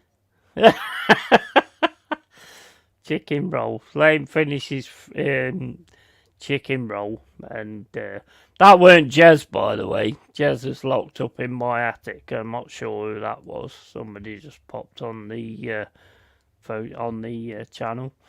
Account created 18 hours ago. We know who that is. Yeah, it's probably Pete Haywood. I mean, I've got to give him respect. He's come up with a different name, so you know you've got to give respect when someone's creative. You know, so got to give that respect. The Arteta in police, and they never have a day off call. No, they don't. They don't. And they're more than welcome on my channel if you want to jump in and drop me some views. You know, being an absolute prick end, then that's all good.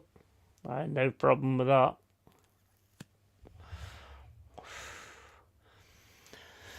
Right, so we're nearly ready for the Arsenal game.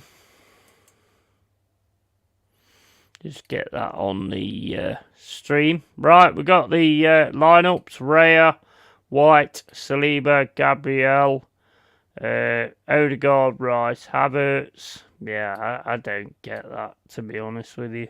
But oh, wait a minute. Oh, wait, there's been a change, guys. Wynn's up front. Wynn is number 9.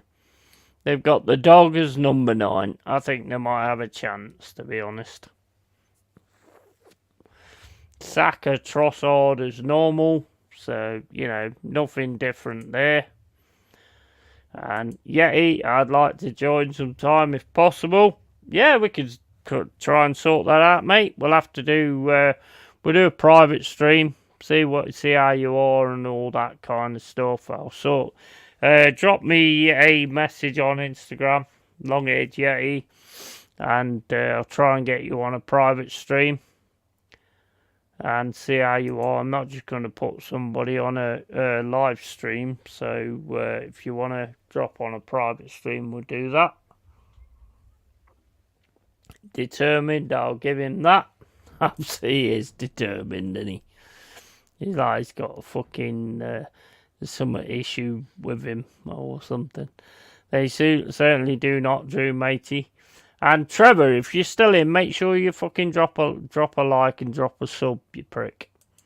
If you're going to keep coming in here, make sure you fucking do the right thing. Might actually have a striker who scores today, so cool. Cheers.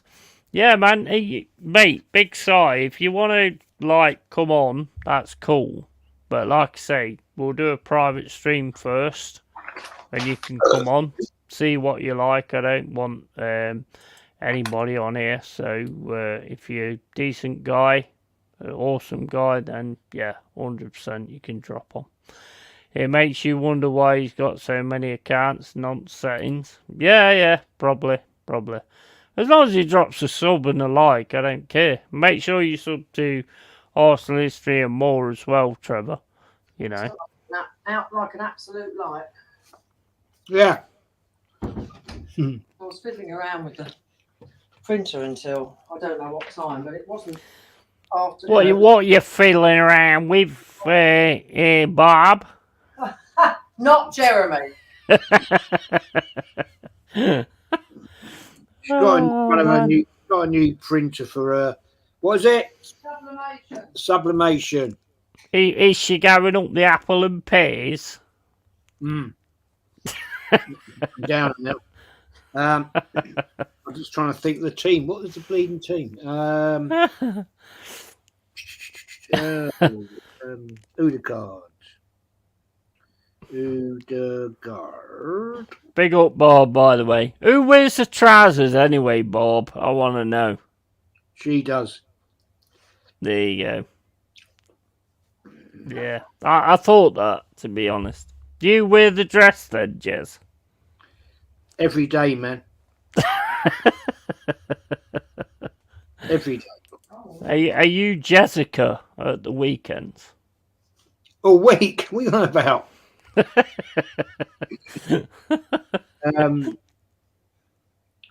So I'm just writing the team down for later. Jesus. Everyone's saying hello, Barbara. Everybody's saying hello to you. She says hello back.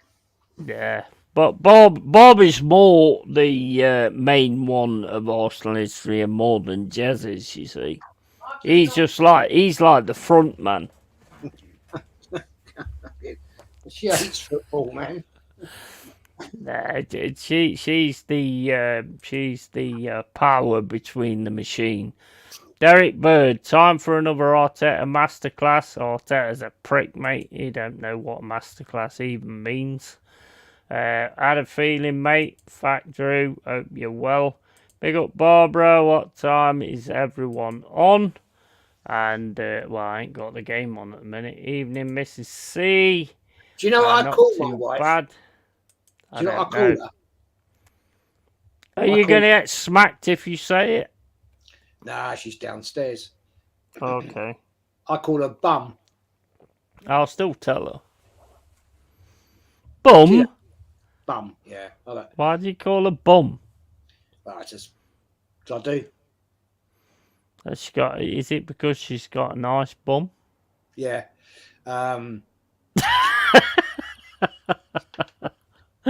You call your missus Bum?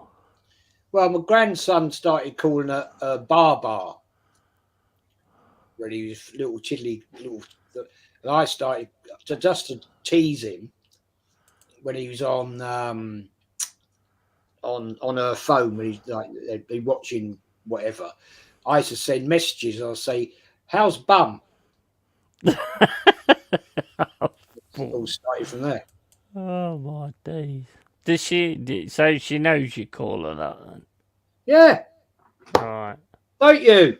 What? I call you bum. Yeah. There you go. Calls you bum and you accept that.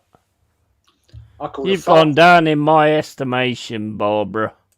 I call her fart face as well. Oh yeah, Yes. well yeah. Very romantic, isn't it? Oh yeah, it's amazing, isn't it? Does he put a candle on there when he says fart face?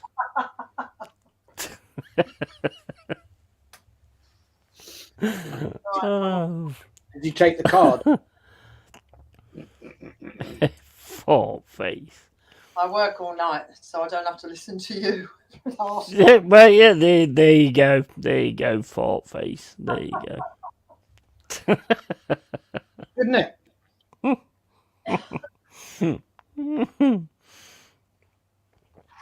just going to fix your car now. Take my car. Right. See you tomorrow. Yeah. Night. See you later, Barbara. What's that fucking horror film? They're coming for you, Barbara. I don't know. There's an horror film where that person says they're coming for you, Barbara. I wouldn't recommend that. Not that. I don't know what you call a bum, and you don't look much, so I think everybody else could. Cool. I would never fight with her, mate. I think that needs to be your next stream, you know. I'll make the thumbnail. You and Barbara in the octagon. And have a fight. No, I wouldn't even try. Mate, can you imagine the amount of subs I get from that? Jez and Barbara. Jez and Bum. Fart face. Mate, I swear down, mate. I would not want to get a slap. I did once. And that's a true story. We'd been to this pub, right? True. It was New Year's Eve, and we had a lot to drink. And I was sat on this wall, little low wall, yeah, load of bushes behind it. I was just taking the piss, and I just got straight into the bushes. Oh my days. It's the other bush you're supposed to get in with your missus, mate, not that one. Yeah.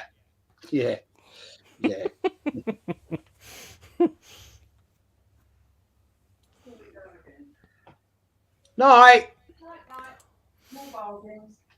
He's taking piss out of you, Barbara. You need to slap him. On knows. stream.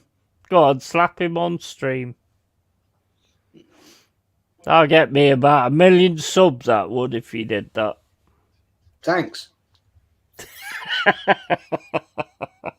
You gonna come and visit me in hospital?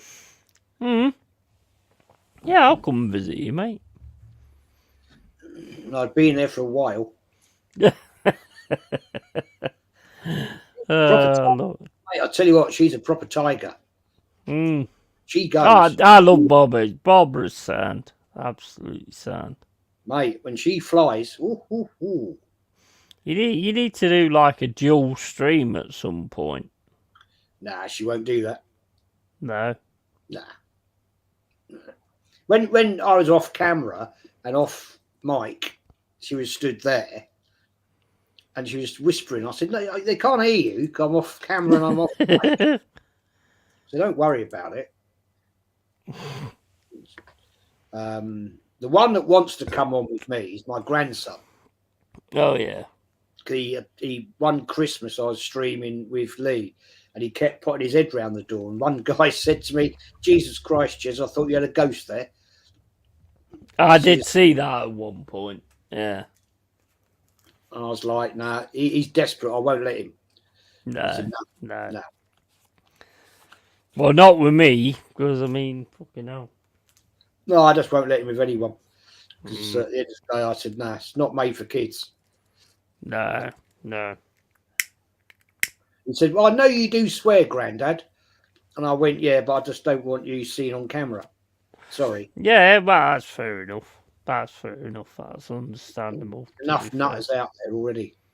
Well, you don't want your kid, like you say, you don't want your kids on stream anyway. Same as like all these people that put their kids on Facebook and stuff like that. You know, you have to realise that these dirty little fucking predators. You know what I mean? That you just don't do that. No, I'm not having it. No way. I said, when you get to 14, if I'm still doing this, then not right now. Yeah, let him get to like a certain age and realise that that's what he wants to do. That's the kind of main thing. I mean, I only do it now because I just don't give a shit. I don't give a fuck, to be honest, now. But I never did, to be fair. But yeah, the one thing that I'd lose my rag on is if he was on there and you get these numpties like Haywood and that lot. Yeah. Giving it all that, I would seriously lose it. Of course you would. Of course you would. Lose it. And 100%. You know, at the end of the day, family is the most important thing in the world to me. Of course it is. I'm not going to have this little fucking numpty come in here and start giving it one. You know. No, and they would because of what you do and the fact that he's part of you. That they would go for him because they know they can't get to you. You know, you'll give them the shit back. You know, so they'll go for them instead. Oh, they'll go for the innocent because they know they can't. Yeah, because they are little fucking twats. So yeah, you know what I do? You know what I'd love to do? I'd love to like set up a meeting, and that PA would turn up, like me, you, Cole Rossi, Mama Flossie, you know, the rest of us, and then them turn up. Fuck me, mate. They'd never do any of it again. They're the cowards, man. They're cowards. Yeah. They're all little pussies. At the end of the day, they ain't got the balls to do it. Nah, not in a million years. No way. Certainly don't want to face us. That's for fact. Certainly not. Well, you didn't get nothing from the ref there when you went over. Wolves on the attack now. Just reading Kenny's message. Big up, Kenny. He can jump on if he wants. He don't like doing watch-alongs, man. I asked him. Oh, does he not? Yeah, but you didn't before. Till you went on with me. I think Kenny just likes to get in depth in the game. I did say to him, look, do you want to jump on and we do a watch-along? He said, maybe. And I asked him again. He said, nah, not really, mate. I went, fair play. Yeah, a bit of a fake fan, though, isn't he, really? Oh, right, really? You know, you're a brave man saying that.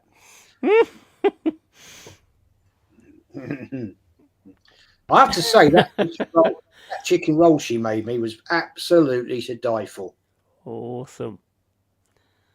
Tomato, lettuce, mayonnaise, no salad or salad cream, what it is. Yeah,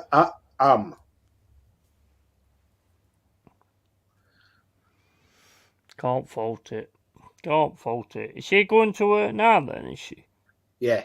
She's night shift manager at Waitrose. Oh, okay. But she's going in early because what we've worked out when this wine that I get from the local shop, right? They sell it at Waitrose and she can get 15% off a bottle.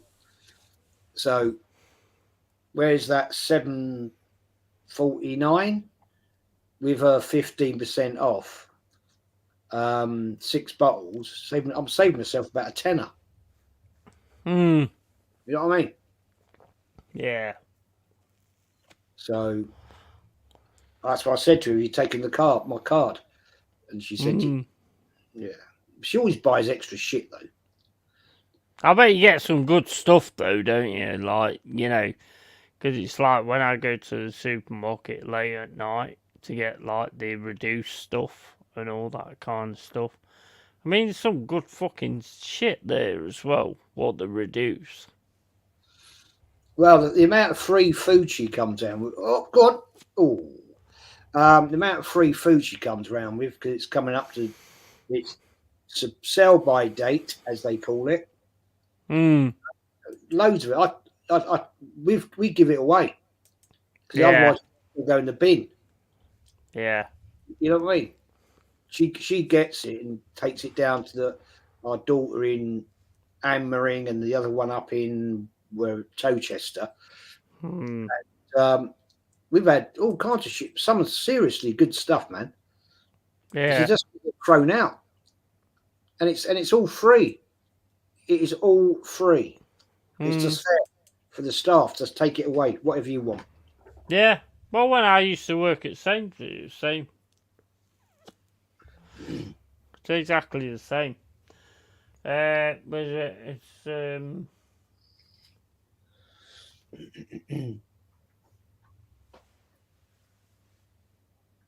Come on, Arsenal, do something for fuck's sake.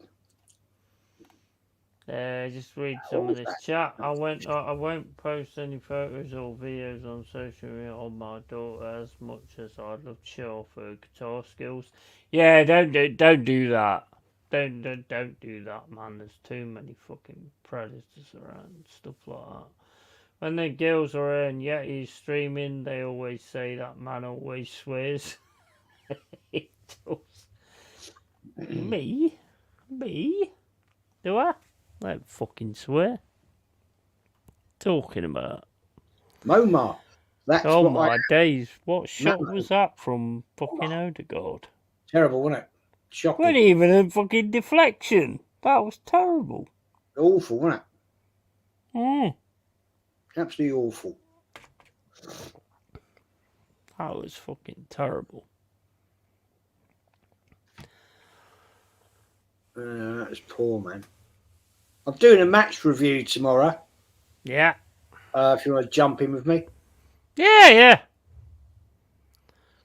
Well, I'm doing like the day 2 of the watch-alongs, so we'll see how it goes after that.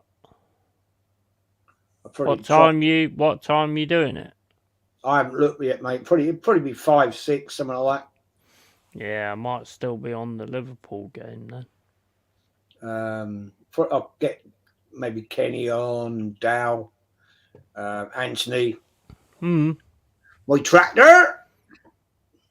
Then it's the it's then the Sunday night takeaway. Yeah.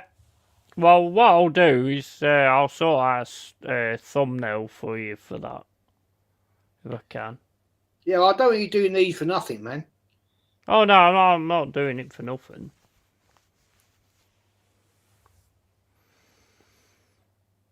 Oh. We'll do it £100 per thumbnail. Yeah, okay.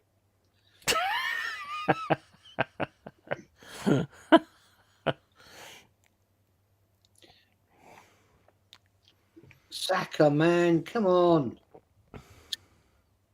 Fucking hell. My stream, this fucking Bing is shit. I'm on 1736 now. What? Where? What you on? I'm on just 18 minutes. Yeah, you're ahead of me. Yeah, I'm watching it on Sky though. I got fed up with Bing. Pissed me off. Well, if I watch it on Sky, you're ahead of me all the time because it's Sky Go for me.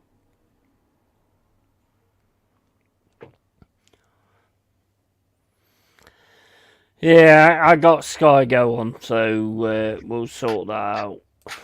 And no, I thought personally like £5 per thumbnail. Yeah, it's fine. I'll show you what I'm doing. You know, I'll show you the thumbnail and you judge whether you want to pay for it or not. If it's not for you, then don't pay for it. I wouldn't. So that's fair enough. No, yeah. Fair enough, bro. Yeah. Awesome. I'll put it straight in your bank account. Well, however you Get it done. Yeah, awesome, man. Go on. Oh, what? Come on. Shh. Trying to keep up with the chat, but I'm keeping up with the game as well. So I apologise if I don't. Hard work, isn't it? Say what it is. It is. I'll tell you what. The other night, I did that stream with Lee, Kenny, and Matty. I just had in the end skip it. Yeah, I know. It does get immensely. really I just difficult. couldn't keep up with it. Yeah. Just could not. Because when all the time I was chatting, say I was chatting to Kenny, right, about Kenny, what do you think of this? Blah blah blah blah blah. Another 20 questions were there. Yeah. Comments. I'm like, fucking hell. And it got to a point when I'm looking at the count, and it was like 120 bloody comments. I'm behind it. I'm like, fucking hell. I said to Lee afterwards, I said, you know, there was a lot of people in there tonight. And he went, yeah, massive view. I said, how do you up all the time? He said, I don't. He said, I just skip him. He said, you can't do it, Jez. It's impossible. When you've got like 1,200 people watching, he said, there's no way you can. Yeah. I get it. I just hate disrespecting people and, you know, not taking into account what people are saying and stuff like that. Well, I try and do it, but sometimes when you've got that many people in there, you just can't. It just goes. That's why I say, look, if I've missed your comment, I'm sorry, you know, because I just can't read them all out. I think the best way to do it is to basically turn around to the chat and say, just shut the fuck up while we're talking and watching the game. I think that's the most respectful way that you can deal with it. Just say, chat, can you please just shut the fuck up while I'm doing the stream? Waiting for the comments based on that now. Yeah, that'd be interesting. They know I'm joking, but you know, it does. I mean, when you first start YouTubing and stuff like that, and you get all the comments and stuff. I mean, I love to read every single comment, but I can only really do that when I'm doing the watch-alongs on my own. When you've got other guests, it's very fucking difficult. But some channels don't even show the chat. No, they don't. They don't bother at all. And I'm thinking, well, to me, it's a little bit disrespectful. You've got people coming to watch you. They'll show the super chats, you know, and all that sort of thing. But they leave it right to the end. And I'm thinking, well, I don't know about that. Not sure. Well, we've gone down to 2 viewers since I've said shut the fuck up. So we're all good. Class.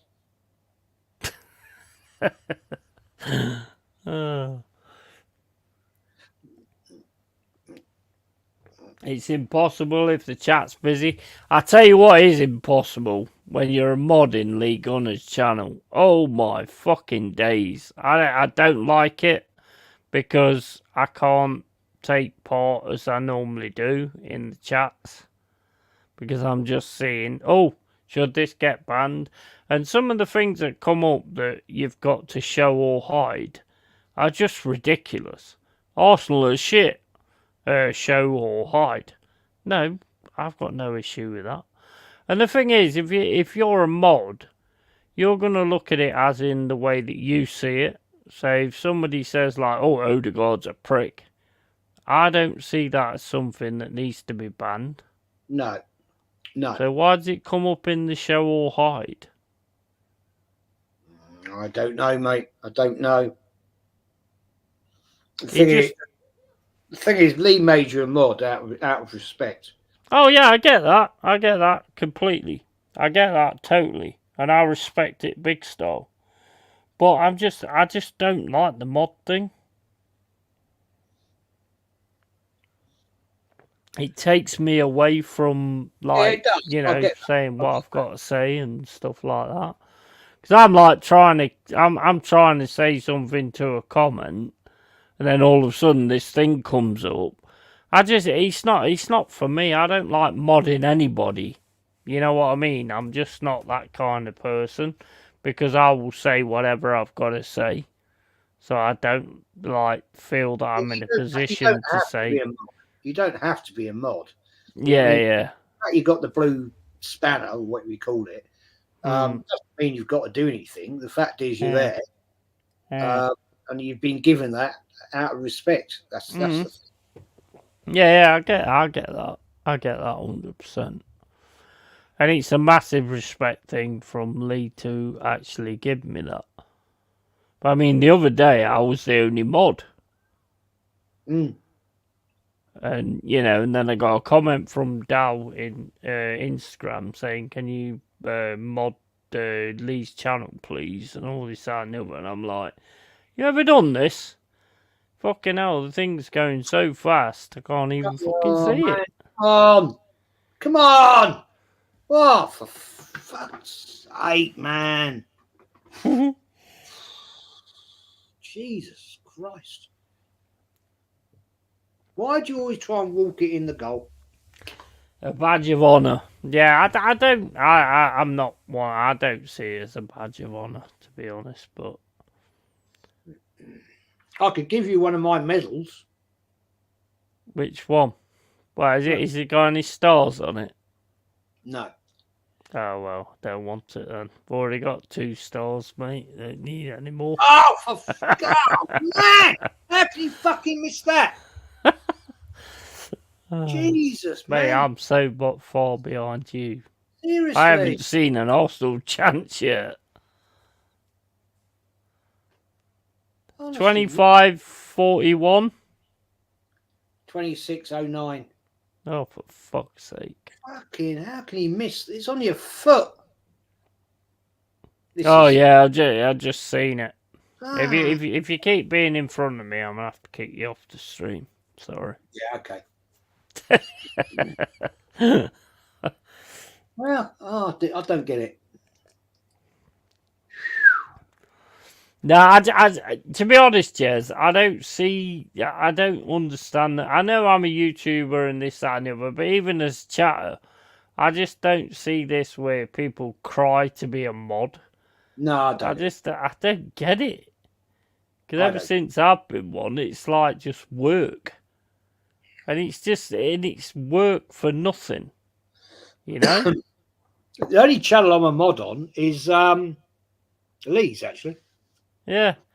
But it's work. The thing is, Jez, it's work for nothing.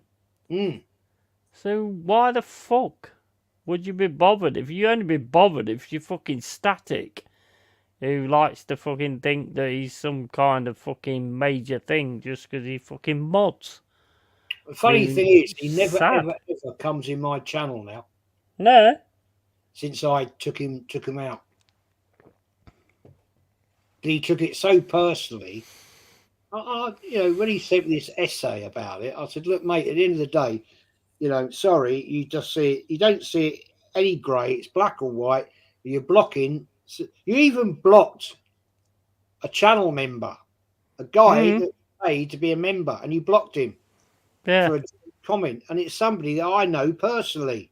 A Newcastle fan, right? I drink with him. Yeah. And you blocked him. So I can't have that anymore. You don't read what people are saying. I used to say to him sometimes on Lee's, you're not reading what the person's saying. You're not interpreting what they're saying. They're not being horrible.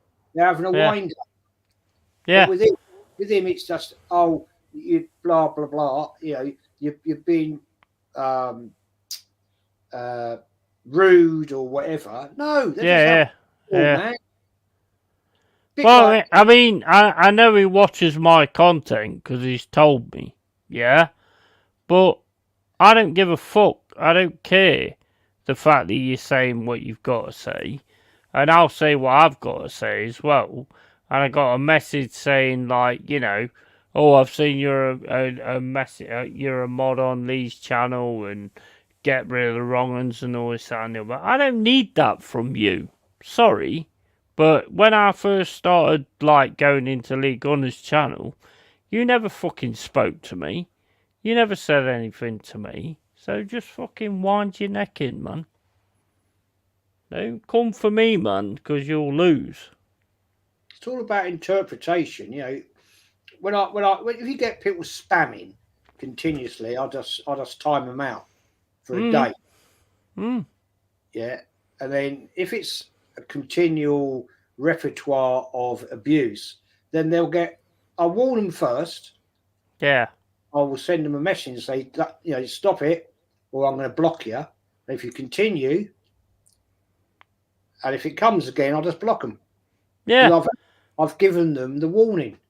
You know the problem with making everybody a modgers is the fact that everybody sees things different. Whereas somebody says, Jez, you're a twat, I would let that go. Because it's like, you know, fair enough, that's your opinion, whatever. Whereas some other people would take that as that's got to be a block. Yeah, but if it's and a I regular don't. person, if you watch regularly, you know the regular people that are always there. Yeah, exactly. You know, yeah. He's just taking the piss. He's just having a laugh. So you know, if it's somebody is a new person and they're just going in, then you say, well, just fuck off then. Yeah, exactly. Then you get rid of them, 100%. But like I say, everybody sees everything different. They can sort of see somebody saying something about somebody. I mean, and also as well, you've also got the fact that you can block something, and I've seen it many times on your channel, and I've seen it many times on others, where somebody will block something or get rid of it, which is why I'm on YouTube now as a moderator. So if Cole Rossi or Mama Flossie blocks something or gets rid of something, I can see it on my screen, so I know not to read it out or put it on the screen. Do you get what I mean? Whereas half the time, you block somebody and get rid of somebody, and then the fucking streamer reads it out anyway. How is so that? What was the fucking point? Fuck me, referee. How long? Sorry, man. How long are you going to take? No, you're good. No, you're good. But what was the point? What was the point getting rid of it in the first place if the streamer's just going to, like, speak it anyway and put it on the screen? God, man. No point to it. No point.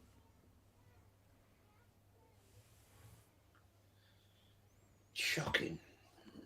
Sorry, I mean, the way it works in Twitch is totally different. YouTube's just lazy because their modding system is crap.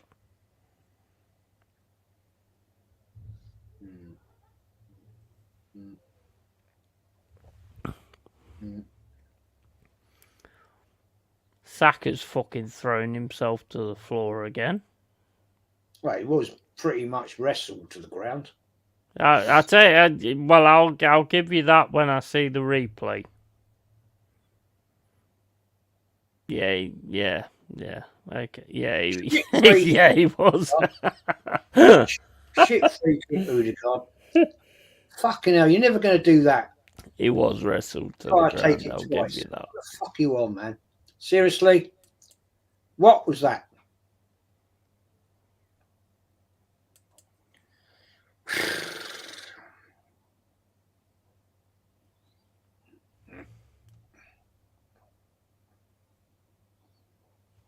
Totty thought this was WWE. He did, to be fair. I mean, I just saw it on the first 3 minutes, take. 0-0. Another reason why I like his channel, lots of healthy debate, blocking people for their opinions, is that the Nazis did, for fuck's sake. Exactly, and that's what's good about his channel, because we had that conversation, you know?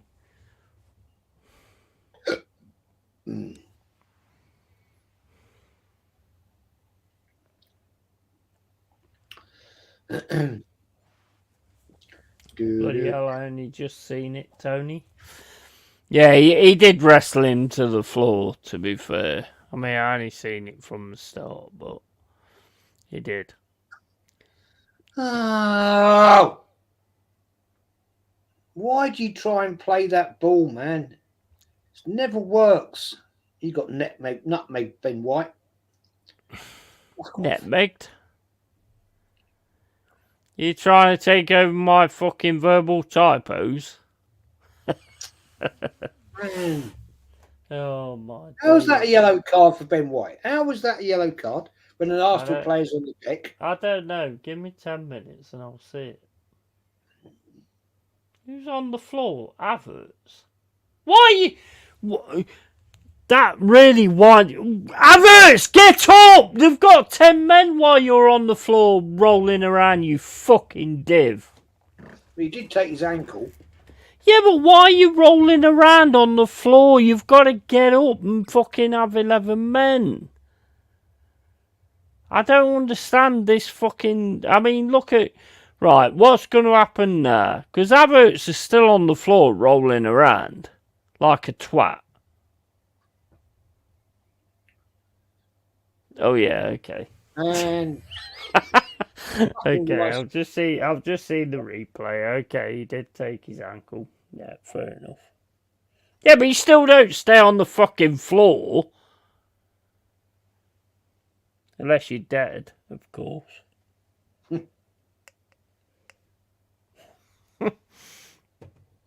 I just say, you know what, Jez? The one thing that annoys me is when a player gets tackled and then they stay on the fucking floor and just leave you with 10 men. I mean, that was fair enough. He did actually catch his ankle, to be honest. Sometimes you have to see the replay to see it. Yeah, but on this one side, and Rice get a card to trying to stop play. What is it with this pathetic in-game huddles? What the fuck? I have no idea. And no fair Drew. Right, I need another beer. So I'll be back in a sec.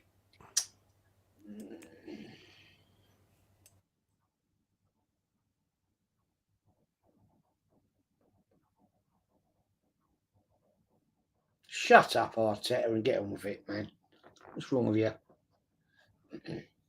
Stop fucking crying and sort the team out.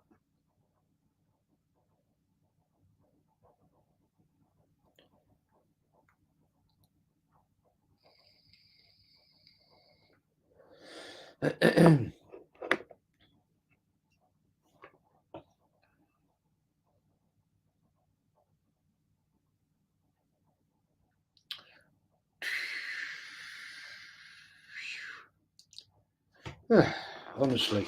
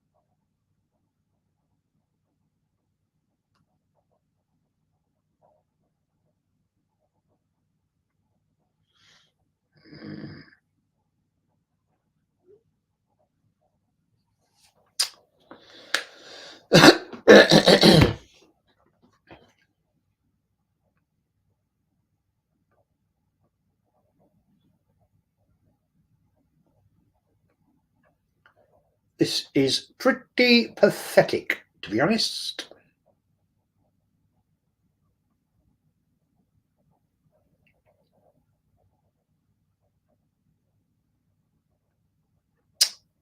Can't even get a bloody pass away.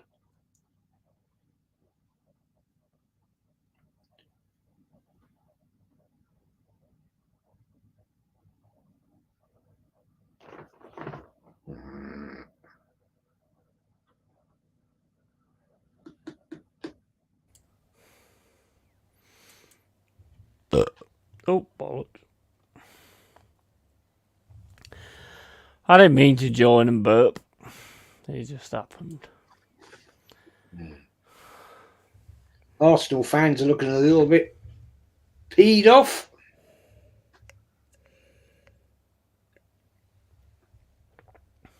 You're not looking like the side that was kind of taking over games and stuff like that. Why is he fucking changed it again? Don't know. It's like fucking Groundhog Day.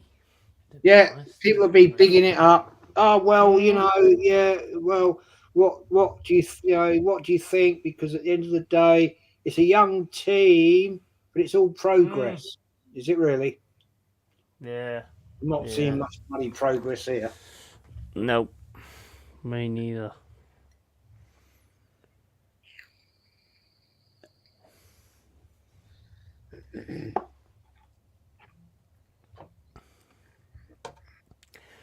That major pressing thing seems to have disappeared as well. You know, where you was really pressing teams and stuff like that? That seems to have disappeared from what I can see. Well, he's obviously changed to his one of his 72 tactics. 72 fucking tactics. 72 Oh my days, that was hilarious when that was said. 72 tactics. I've only ever seen him use two. One that works and then one that doesn't. No manager's ever used 72 tactics. There's no such thing as 72 fucking tactics. How on earth could you ever have 72 tactics? It's just, honestly, if you have to have 72 tactics to win a game, then you ain't no good manager, are you? Nope. You need 2 tactics, a defensive and a forward.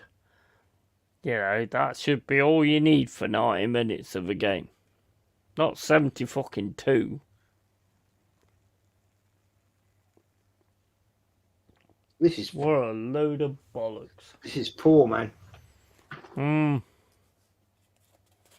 Yeah, I tell you what, if Arsenal nick this 1-0 in the 85th minute, all the Arteta sexuals will be gassing it up. Yeah, of course they will. Of course they will. Of course they will.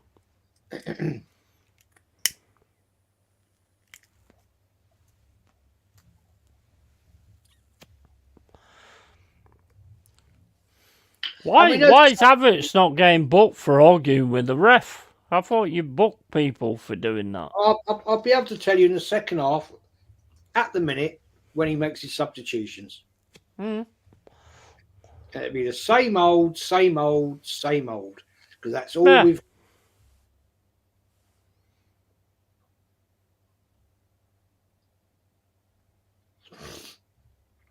Seriously, dear God. Nice sunset tonight. What? Why are you going down there? He never even fucking touched you. And nothing's happened, and now they're on the attack. And you're still down like a twat. Okay, now, man.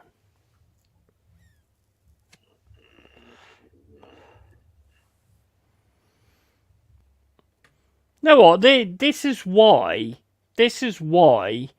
the fucking other football fans hate Arsenal. Because you just go down like twats. There's nothing happened to you. And you just fucking go down. Along with your fucking donut fucking fan base. This is why people are starting to really hate Arsenal. It's the same move every single time. Yeah. It's boring. It's so easy counteracted as well. Saka gets it, tries to get into the middle, doesn't, and they're just there to stop it. Kivois, goal. Is it Kivois or Trossard? What, you've scored? You just said goal. Oh, it's Trossard. Jesus goes down again. Oh my days. Good goal there though.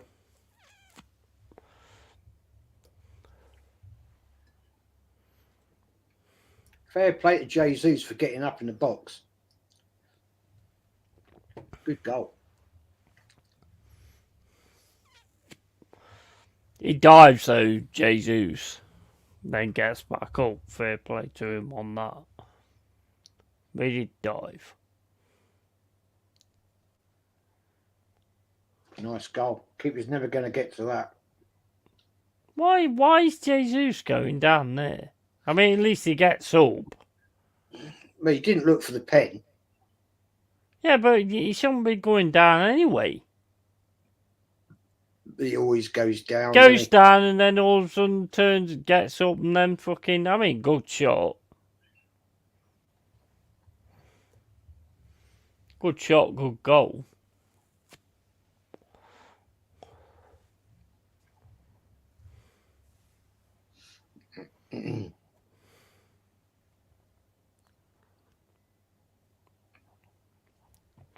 That was even a lazy, like, go to the ice thing as well. Yeah. Did you notice that? That was a really sort of lazy goes to the ice thing instead of like a major thing. I mean, at least you've kind of got a goal in a minute, but Fucking hell, man! Shoot! not convinced though, Jez. To be honest. Fucking hell! Why do you not shoot?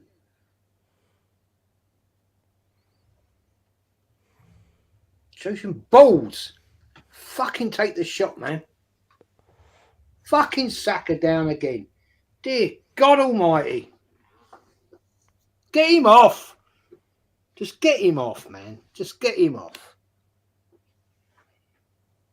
You must be miles ahead of me because I ain't even seen that. 46-44 I'm on. Yeah, you're miles ahead of me. Yeah, I see him now.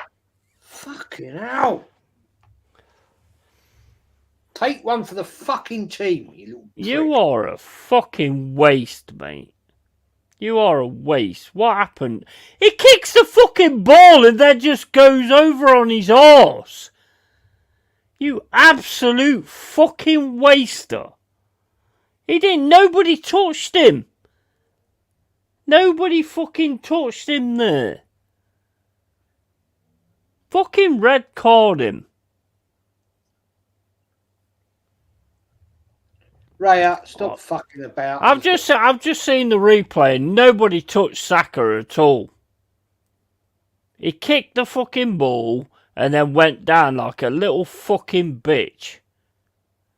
Nobody touched Saka there. Fed up with this. Absolutely disgraceful. You've got fucking invincible thing on your shirt and you're going down like that when nobody touched you at all. You kicked the ball and then went down on your arse, you little bitch. Fuck's sake, man.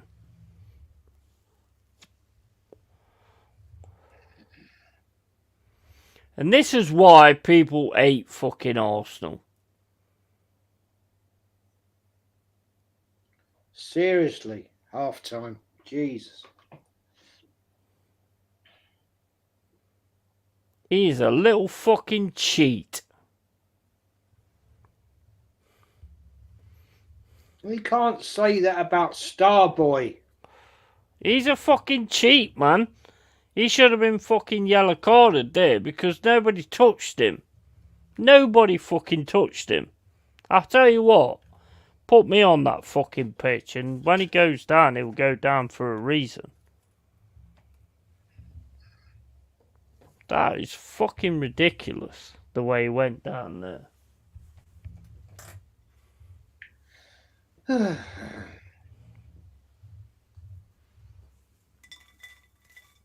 Deary, deary, deary, deary, deary. I mean, you're not even arguing with me, and you're a fucking Arsenal fan. That was disgusting. No, I totally agree with you. I called it. Absolutely disgusting. It's just pathetic. Going down like that when you've not even been fucking touched. That is the problem, in my opinion, with football nowadays. You go down like that and you've not even been fucking touched. That to me should be fucking looked back on. Because that is a fucking problem with football nowadays. I don't know. Just the week league. I just can't respect it. I cannot respect that. No, I agree with you. I totally agree with you. You know, same before the goal as well. Jesus goes down, then decides to jump back up. You know, trying to get something, and then don't see he's getting anything, so jumps back up and then plays the pass, and then they shoot for the goal. It's exactly the same for that. That's why, as Arsenal fans, you ain't getting no respect, because back in the day, as Invincibles, you fucking played people off the park. Now you dive people off the park. Nobody will ever respect that. never.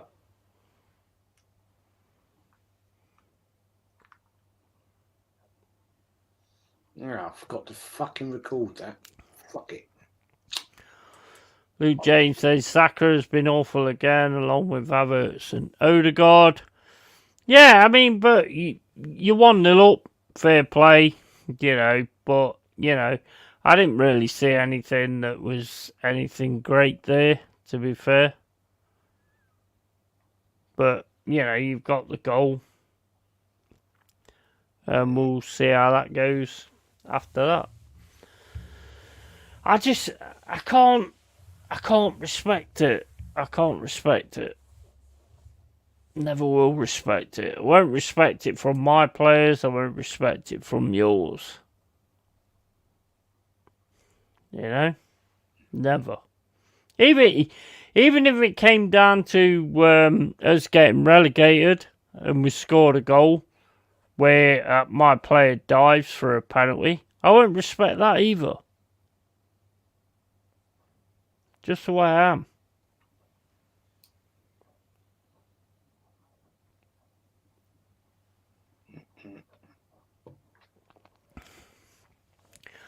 Just the way I am. How do you see that off, Jez? Well, it wasn't great, mate.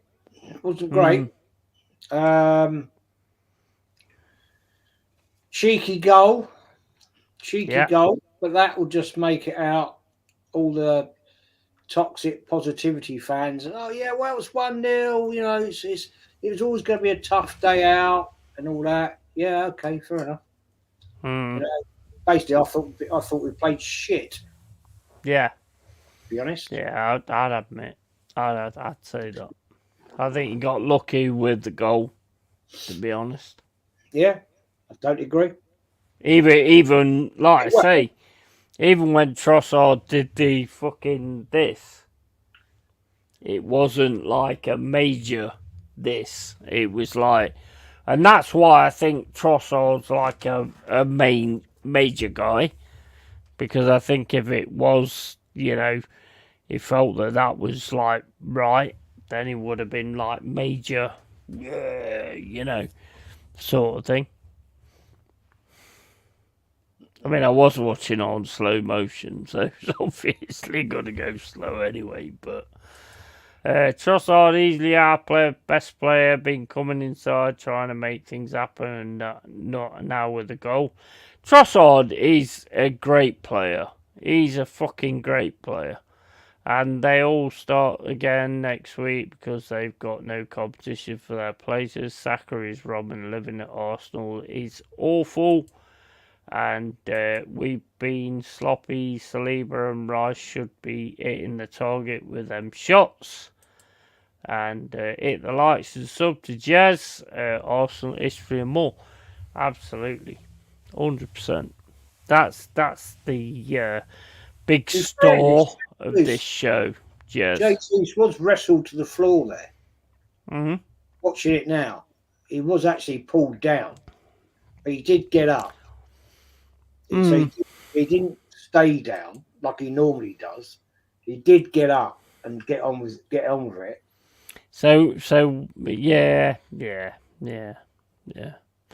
The thing is, like when there's certain players that drop all the time, you're always gonna look at it in that respect, which is what I do every single time when I'm watching Arsenal, and same, well, just when I'm watching football generally, and then I get the replay.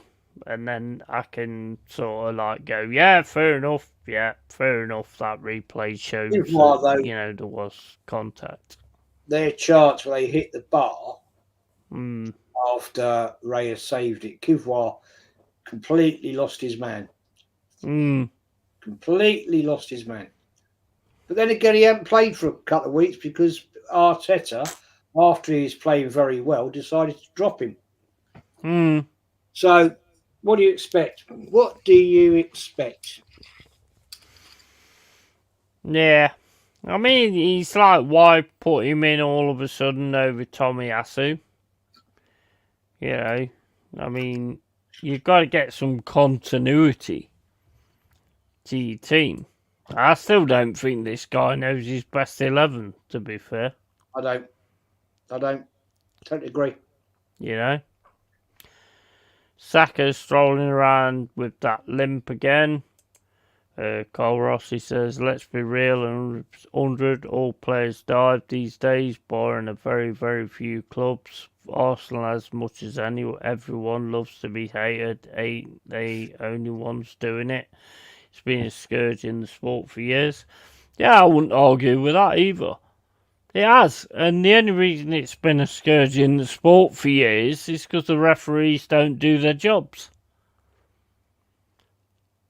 I mean... You get booked for that, didn't you? You just get booked for diving. Well, exactly, and that's the point.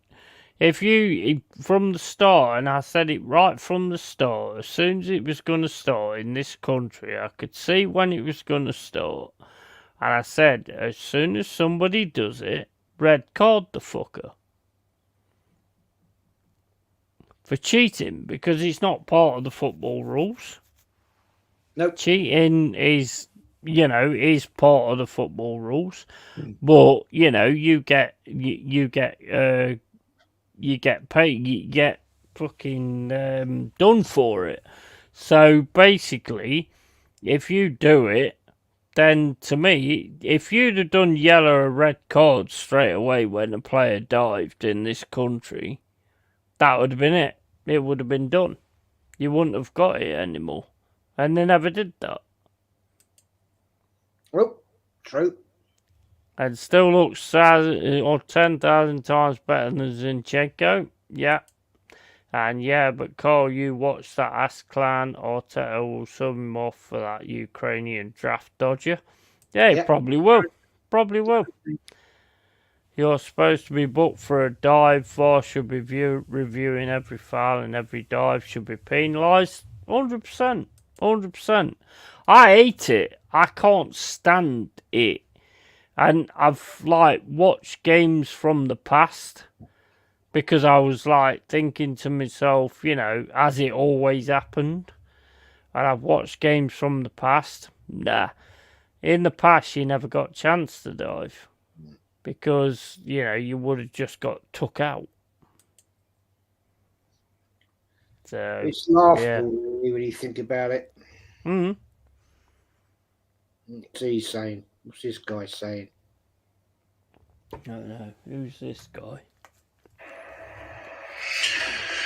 Good evening. Another edition of the evening kickoff. Another week of disaster at Arsenal Football Club. Another season of failure under Mikel Arteta, who's now being described as Arteta choke, Artichoke, Arteta choke. choking, fluffing his lines. So we lost disastrously at home to Aston Villa. Same old, taken apart on the break. Zinchenko, nowhere to be seen. Shambles. Then we go away at Bayern Munich. Man, that is the most depressive guy ever. Mate, who the fuck is that? Darren Sullivan, man. Oh, is that Darren Sullivan? Yeah, I thought I recognised the voice. I was like, mate, dude, go see a shrink. He's never, ever, ever, ever, ever positive. I watched him the other day, partly. I didn't watch the whole thing. He was on Del Boys, and I'm thinking, man, fuck me. You are fucking chronic. Big up, Jaminho. Big up, Jam. Jesus Christ, him and some other people. Why do you watch then? Why do you watch? Because all you do is criticise. You never. But I mean, even my God, even when we won 6-0 at West Ham, he was crying. Yeah. You know what I'm saying? Sometimes give the club some credit. You know what I mean? Fuck me. But yeah, Is that why he's just posted? I didn't watch all of it. I didn't watch. Yeah, he had a Conor McGregor moment. Who the fuck is it? That is that guy. Yeah, I did. Seriously. I just can't stand cheating. I cannot stand cheating. I'm sorry, but I will always call it out. I cannot stand cheating. I hate it. I am 199% sure he blocked me on Instagram about 4 months ago just because at that time I thought Ramsdale was better than Raya. He's the most negative person I know. Your fucking Ramsdale fucking is better than Raya. Your Ramsdale fucking thing is just mental, mate. You are fucking obsessed. Big up Yeti and Jez. Big up Stephanie again. 20 likes. Fucking 20 likes, man. Nice. Nice. The thing is, it's all right being negative, but there's times and places to be negative. Mm-hmm. You just can't do it all the time. You know, I mean, when we were winning 5-0, 5-1, 6-0, blah, blah, I was ultimate positive. Because that's what I expect. Yeah. That's what I expect to see. So I will support the team and I will support the club. And I did support the manager. I said, fair play. Fair play. You know, if you prove me wrong, and I still say it now, if you prove me wrong and win this Premier League, I will be the first to sit here and go, well done. Yeah. Well done. I shut my mouth. I would have said it exactly the same. I'd hated it, but I would have said it. But that guy, all he does, him and Warren, all they do is moan, moan, moan, moan. That's why I don't have my channel anymore. They used to, and I thought, fuck, I can't be bothered anymore. And why are you so fucking negative? At least give a bit of credit to the team when they're winning big. Yeah. Give a little bit of credit. I'm not saying you've got to get behind and say he's the best manager in the world. I'm far from saying that. But at least when the team's bashing teams up like they were, then at least have some positivity. No, it's negative. And I see it. I agree. Yeah. And I'm like,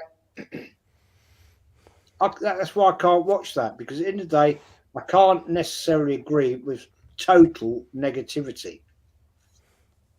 The thing is for me, I mean, like Drew Gunners says it, fuck that I want Arteta out. I've seen enough.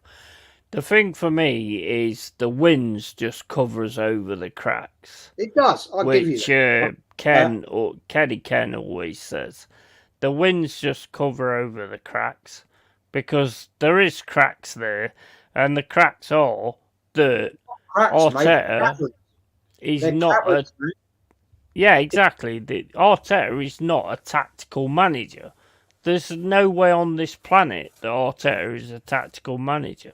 Because whenever he comes up against somebody that changes the system or does something, he has no fucking answers. He never has no answers. And the reason he hasn't got no answers is because he hasn't got the personnel to answer them answers.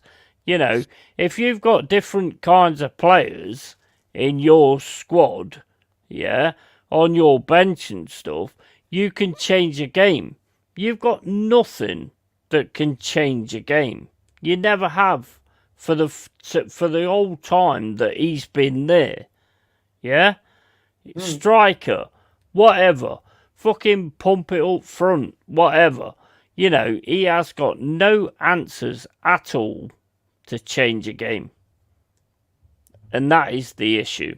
And that's not being negative. That's just being fucking factual. True. You tell me, right? You look at the old fucking Arsenal squad, right? And you put out that first 11. What have you got on the bench that changes the game? Not a lot. Nothing. Party, maybe. Yeah. Partey. Smith Rowe, maybe. Reece Nelson, maybe. Not a lot, though.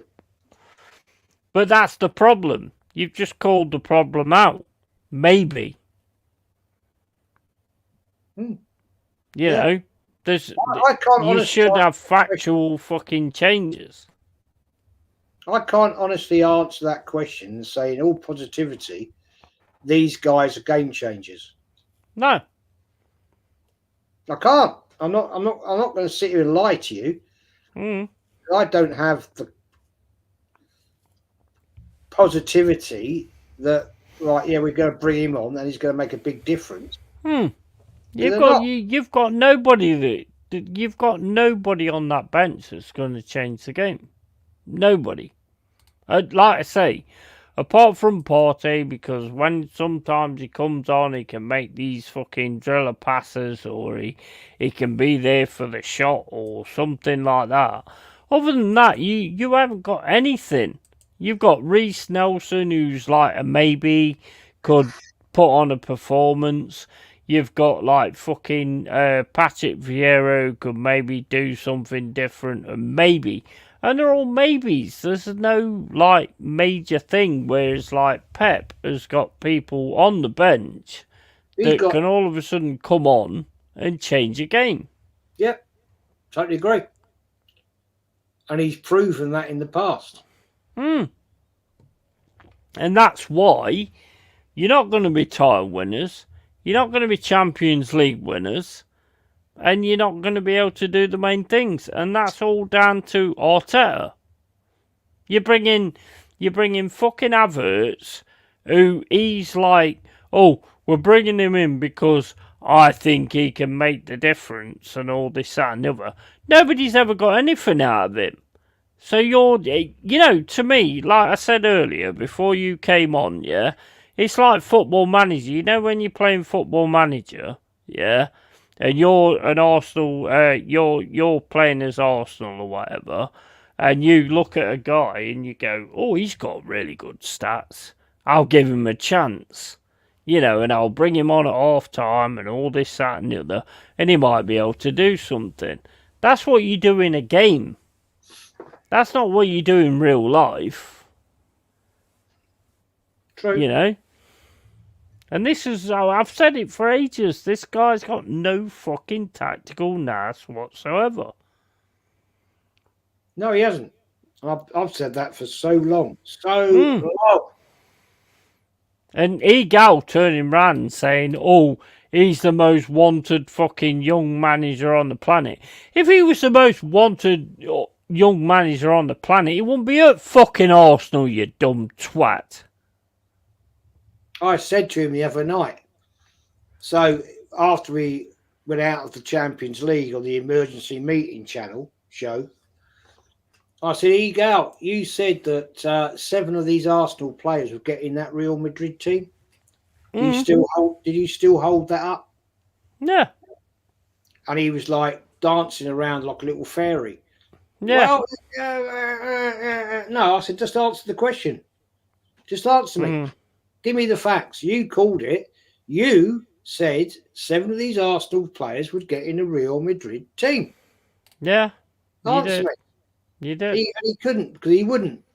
Because he doesn't like to admit he talks bollocks.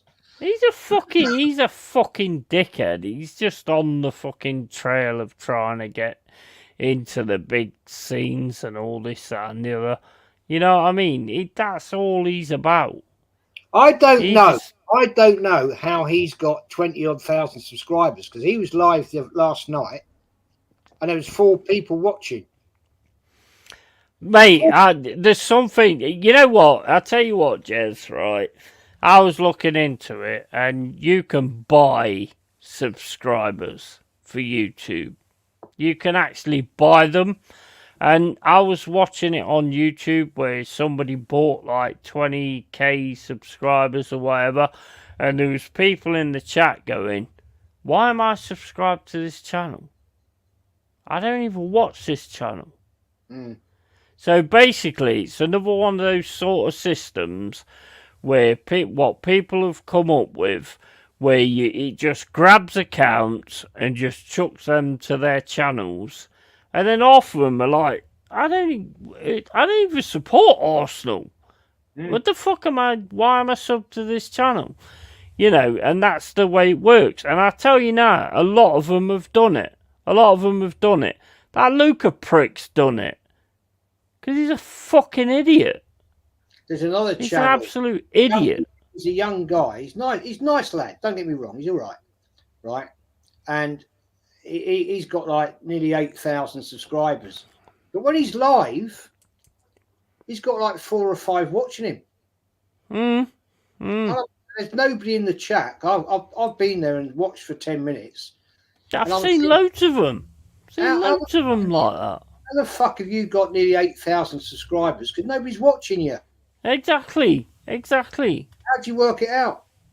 I mean, it's like when I do a stream, I get like, you know, like now I've got 12 in the stream, great, awesome, you know, but then every like stream I do or every video I do, I get like the amount of subscribers that I've got that view it. And that's a massive thing. Because obviously people that are subscribed actually watch what I do. Fucking people like Old School Gunner and all that kind of stuff, they've got 1 person fucking watching every time. How does that work? I don't get it. I think he's been going for a while though, hasn't he? He's been going for 5-6 years. But that's even worse. That you've only got 3 people watching.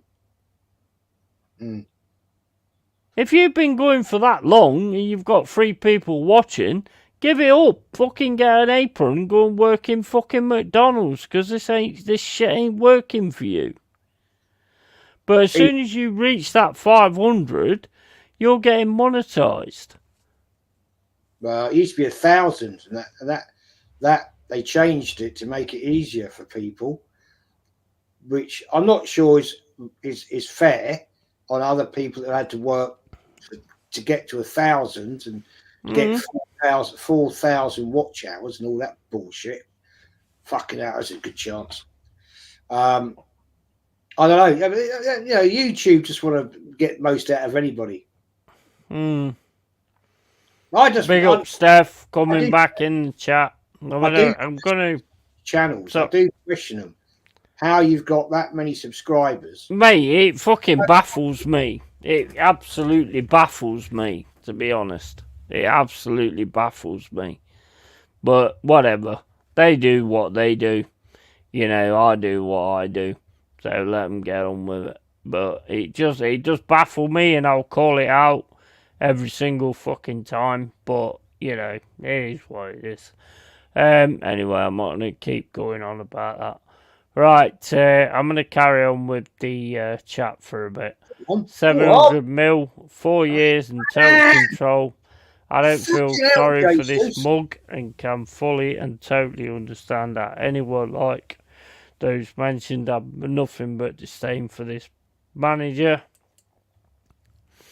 Steph, I don't think a trophyless for either would affect how long they stayed.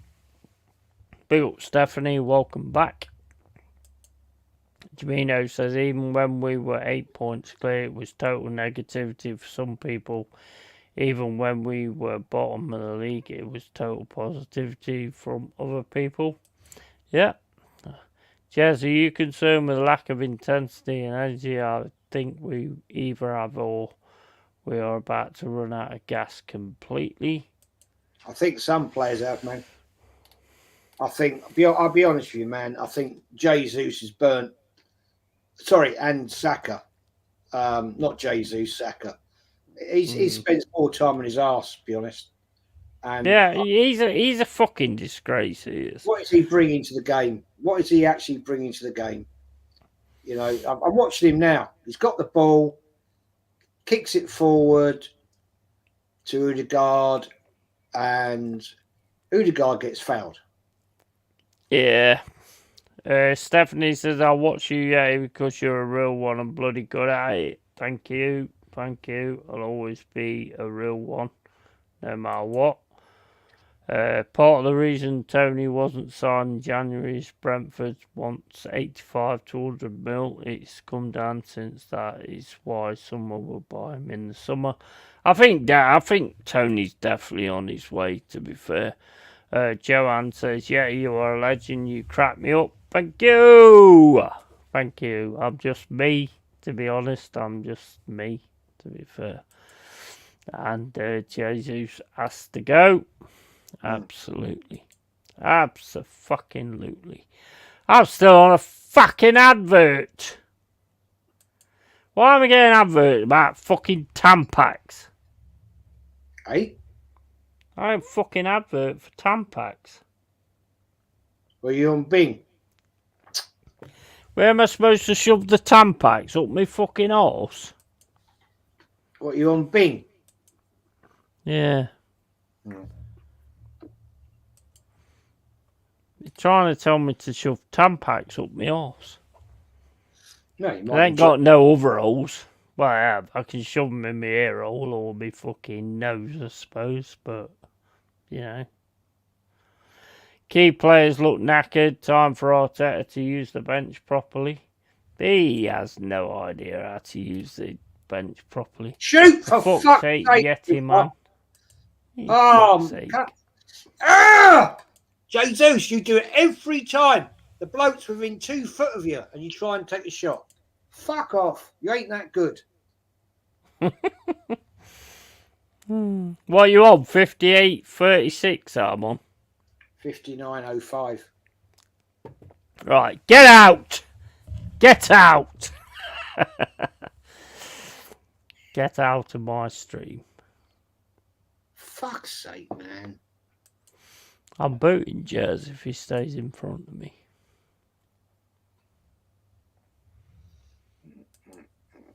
Fucking am.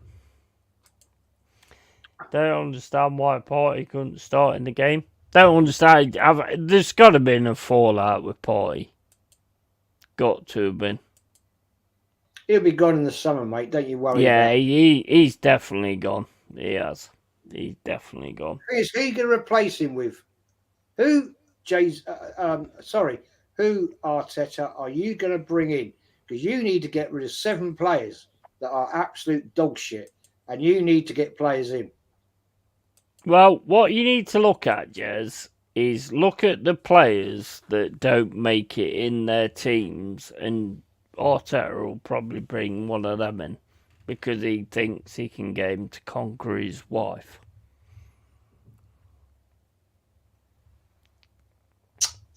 That's how you. Can you never stand up, Jesus? fucking tackle. You fall down every time. Jugon says you have to put the tampon in your pocket, Yeti, then go roller skating or maybe eat a yogurt on the bench. I need a Cadbury's cream egg. Not a Cadbury's cream egg. What was that fucking Cadbury cream? What was that fucking advert? Fucking hell. Fair enough. You get a I kick in don't the fucking know. I don't Fair play. fucking know. I'll give Jesus that one. You did get a kick in the face. Arsenal need a next goal or might regret it. There, that was a fucking dive, man. Nowhere near his face. No, he did get it in the face. Nah, If you look at the replay, I've just seen it. No way. No, didn't touch his face. what's Rice doing with his shorts? He's got the hot pants.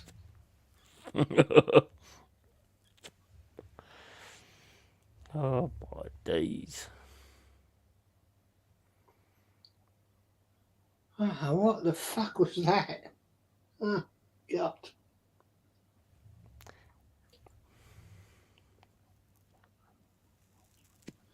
Oh, my days. To me, the team looked like they kind of just winging it. It's like not really bothered. I don't think it's that, mate. I think it's just they're not that good.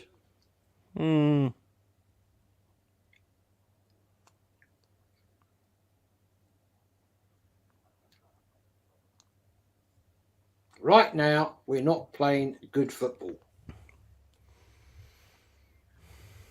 Sorry, but it's fact.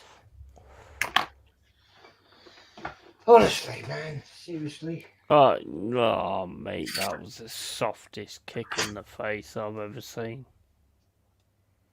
I've had worse.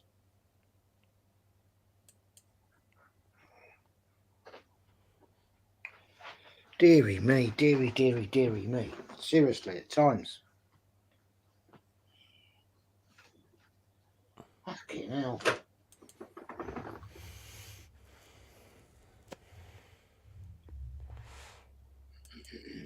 To be fair, Jesus did just take a boot in the chin there. Yeah, it is a slight boot. I mean, I've had all the boots in my chin, to be fair. What does Saka actually do? Don't know, mate. What are these shots? P-rolling towards goal. Yeah. Oh, I don't think Wolves will punish them though. To be honest. Probably should, but everybody says, "Oh, we don't need a striker." no, you don't need a striker. But you're running through these quite easily, to be fair.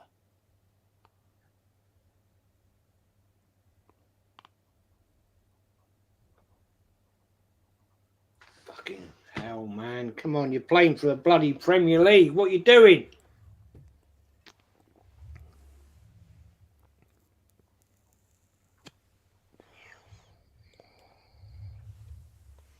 It's the same move all the time. Same. Oh, for fuck's sake, Saka! Oh, man. Seriously?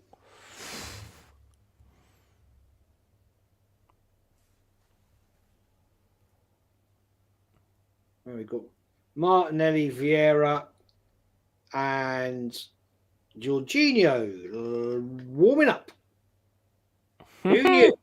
Who knew? And it's coming to 66 minutes. Who knew? I told you. Called it. Yeah.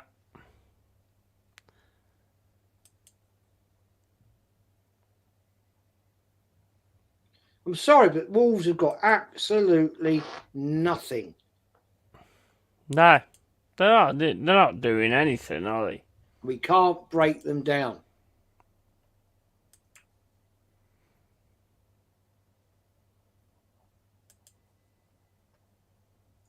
Fucking Arteta, just sit down, will you?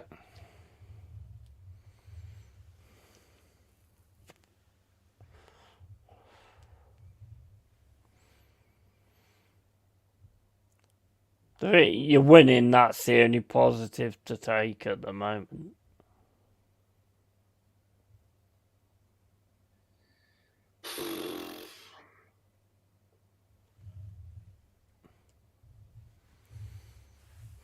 How was that not a foul? You took him down.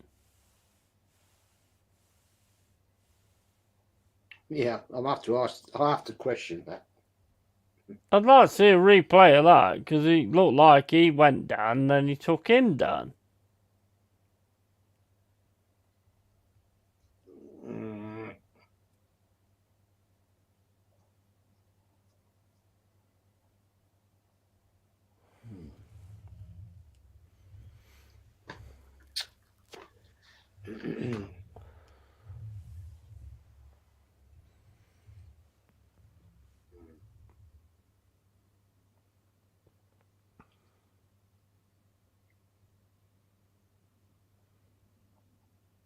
Oh, my days. And I bet he leaves Saka on and pulls Trossard. Probably Hmm. Saka's done absolutely fuck all. Yeah. He ain't no world class. I mean, people talking about him being world class. Fuck He's me. not world class. Fucking world class.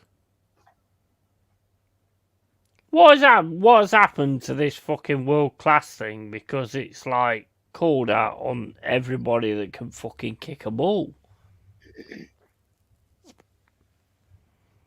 How can you not fucking control the ball? Fuck me. Do you remember Pele? Fucking hell, that was world class. No, it's like if you can just kick a ball forward, that's it, you're world class. Oh, The last bloody, world class what player are you Arsenal doing? had, mate, was Sanchez. Hmm.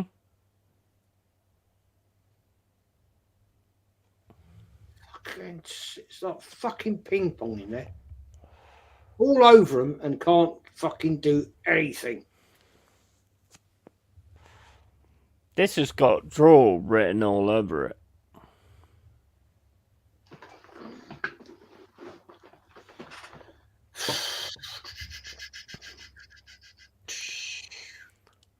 They haven't had anything, but I think they're going to get one chance, one goal.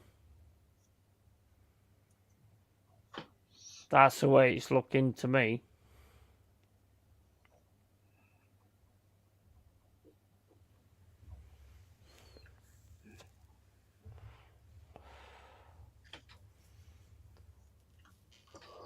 Saka hasn't done shit for weeks. Yeah, Anybody can but make a run for this? Saka hasn't done shit for weeks, but Always he's always down going to get a the shirt. right flank. Why don't you go down the left? It's always down the right, the left flank. Tony Neary says I actually got to see Pele play in person. That is fucking awesome. I loved Alexis. Exciting to watch. Yeah, he's class. For me, world class is top 15 players in the world, week in, week out. Saka is average on a good day, for fuck's sake. 100%. 100%. Oh, man, honestly.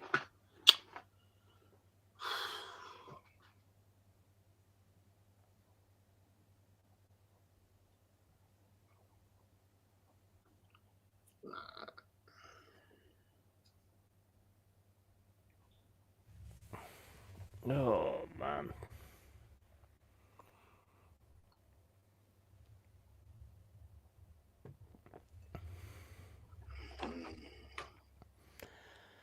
Fucking hell, Bing. Stop fucking buffering all the time.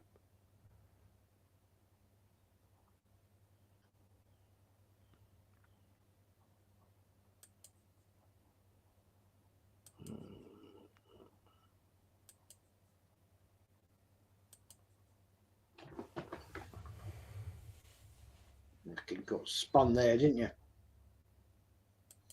Fuck's sake.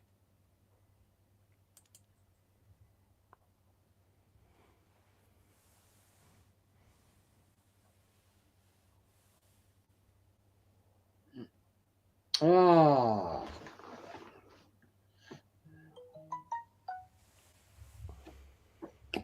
Seriously.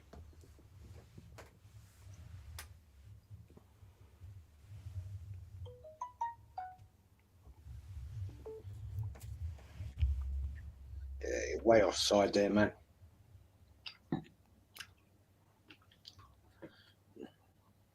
Here you go. Trossard off.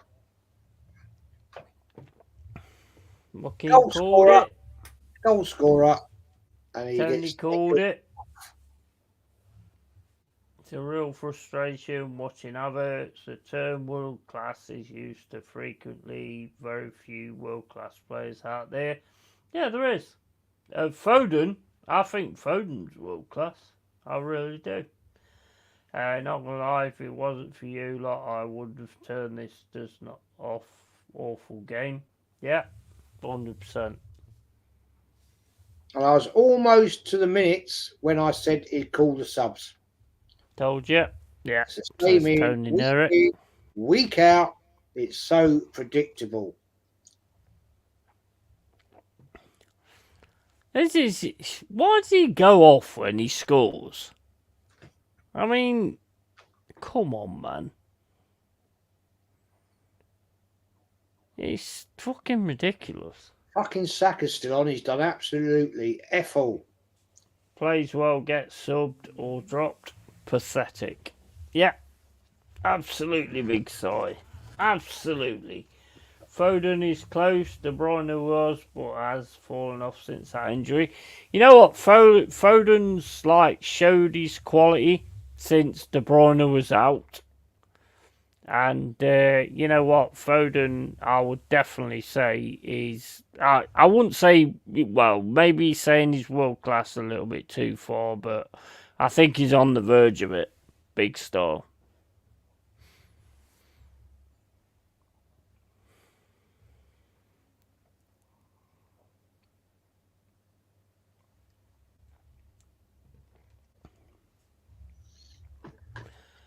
Agree, Tony. I think KDB will be back though.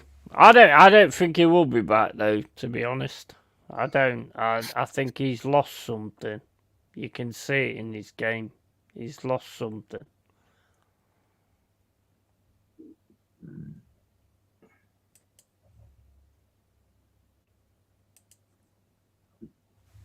Oh fuck.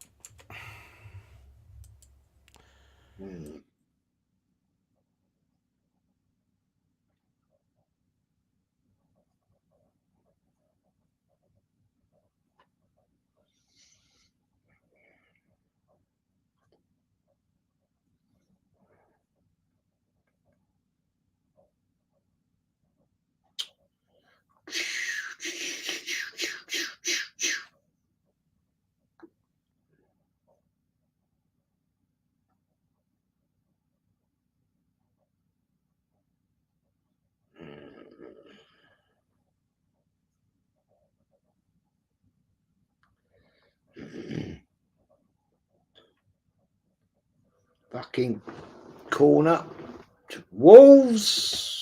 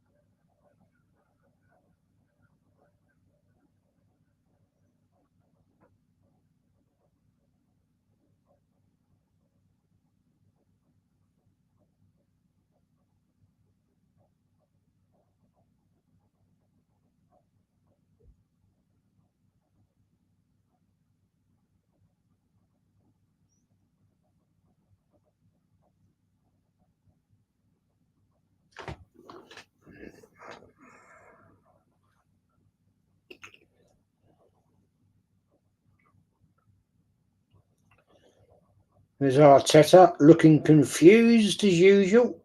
The Arsenal faithful are looking like, why are we here?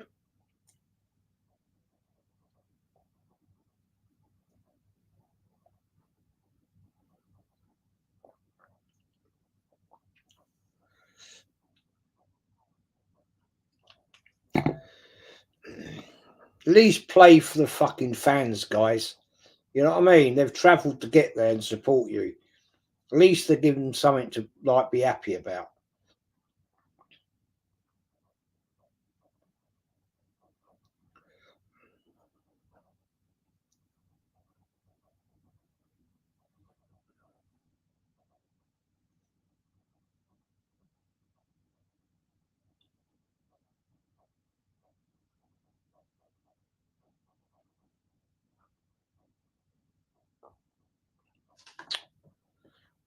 Oh dear, oh dear, oh dear. We knew this would be a tough game, but we're making it harder than it should be because Wolves are offering absolutely nothing.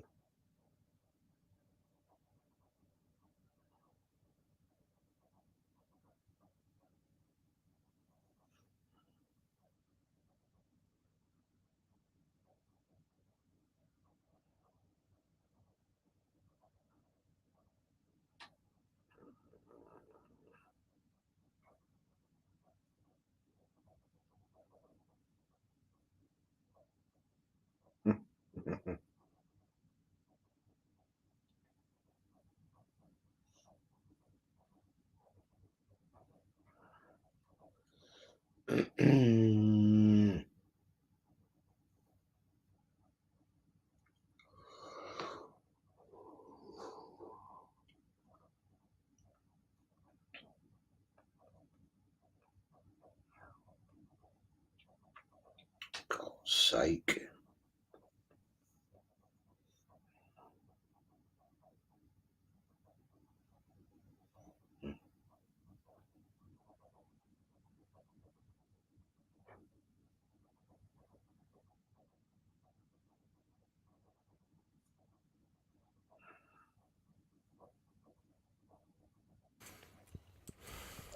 Looking at the chat, yeah, Corley's a prick. We're all pricks. We wouldn't be in here if we weren't pricks. Right, I'm despairing again.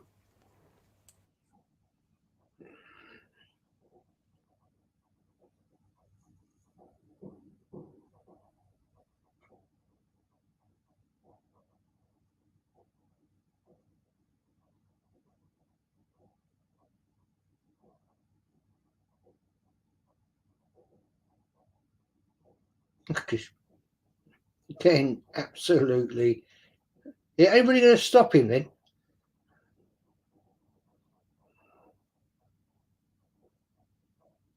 Yeah, quite right, mate. Give him some shit. Fair play, Gabriel. Yeah, give him some bullshit, man. Fucking let that bloke just walk through the midfield. No one comes party. About time.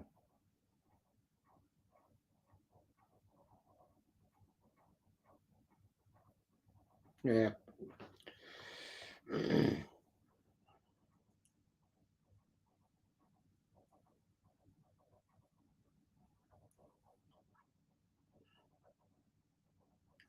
How about take off Saka, mate, and bring on an ESR?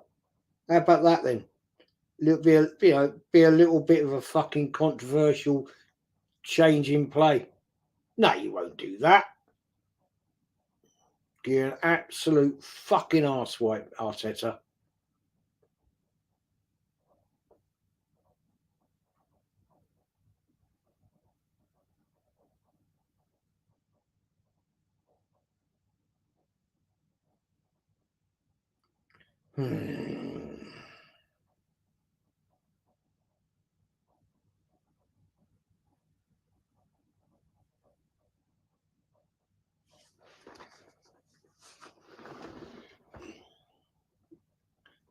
Won't lie, this game's been pretty dull.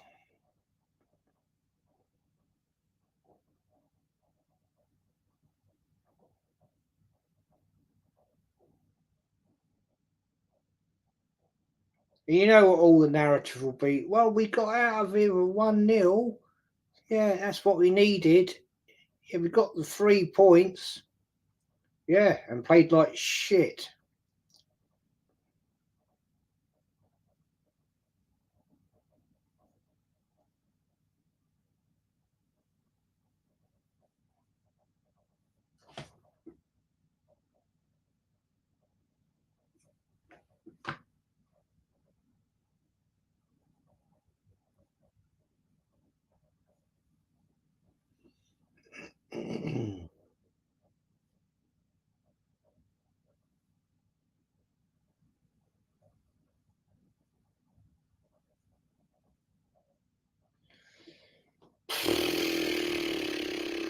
Just blow the whistle, ref. This is boring as shit. What has changed? I don't get it. What has changed in the players' minds? We were playing some brilliant football, and now it's just boring. Against Wolverhampton Wanderers, and no disrespect, but they're not the greatest team on the league. And here we are struggling. 3 players around Rice, nobody helping him. Nobody helping him. Where has it all gone wrong? Somebody, please bloody tell me, where's it all gone wrong? Because something's happened. It's an absolute shit show. Can't win a header. Can't put 2 balls together, passes together. This is like watching, honestly, this is like watching Sunday morning football. This is pub football here. It's jokes.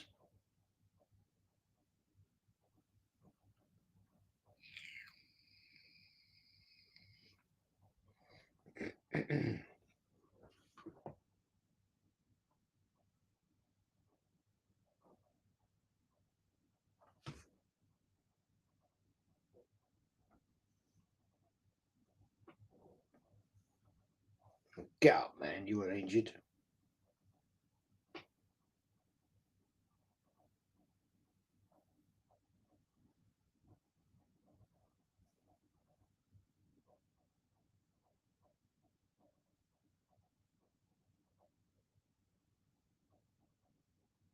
You ain't fucking injured. Get up, bro. Fuck's sake. You went in for the challenge on the keeper.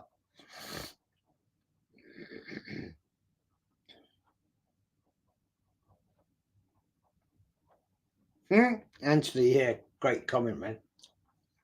It's like watching Forest. Don't tell the Yeti.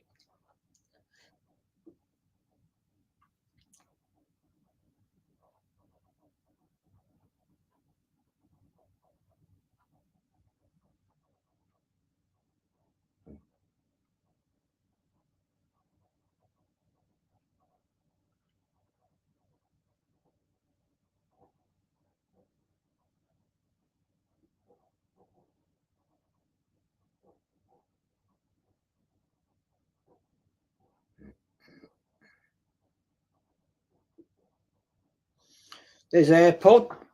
Old AirPod Albert. Giving it the large. And doing absolutely fuck all.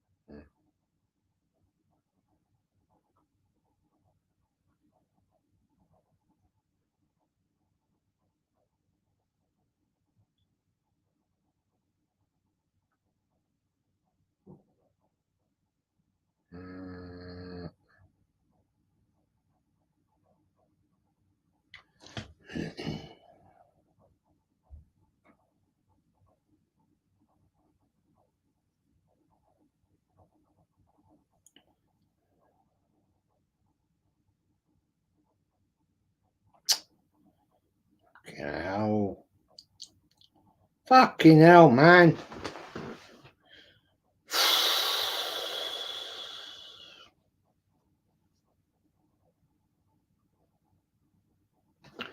Honestly. Carl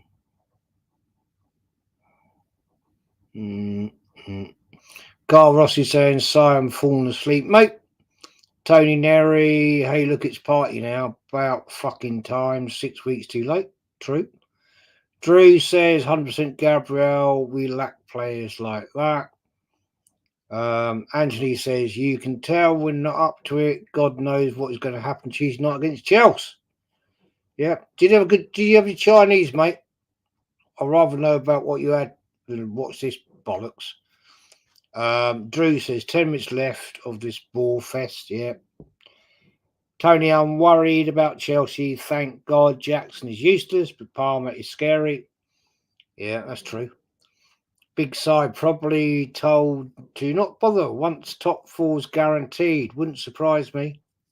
Yeah, you got a point there. You've probably got a point there, to be honest. Because that's, always, top four is a bleeding trophy, Drew Gunners says 11 goals in the other two games played today, and we rock up 1-0. Anthony says it's like watching Forest, don't tell the Yeti.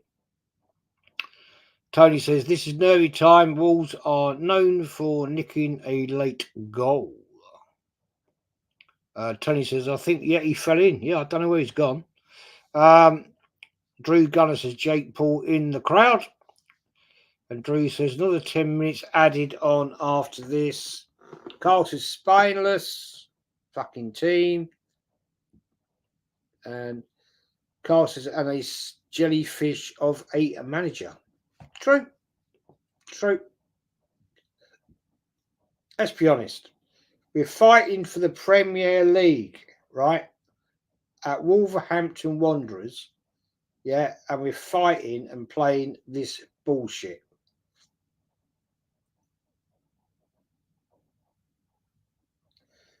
And we still have Saka on the pitch, who has done absolutely F all. Why? It's the same in, week out. Yeah? Let's just play him when he's playing shit. There are other players on the bench that can fill that position. Yeah, and Saka on the left. Seriously, man. Big up, Dow. Good to see you, man. Jez and the Yeti. Yeah, good to see you, Dow. Honestly.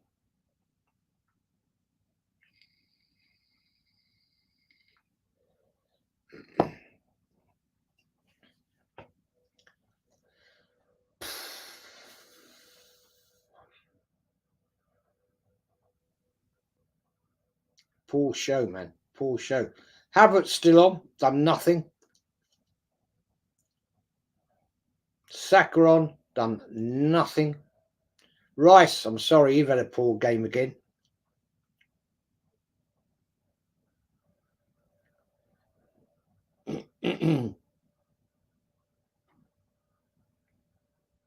Six minutes of added time.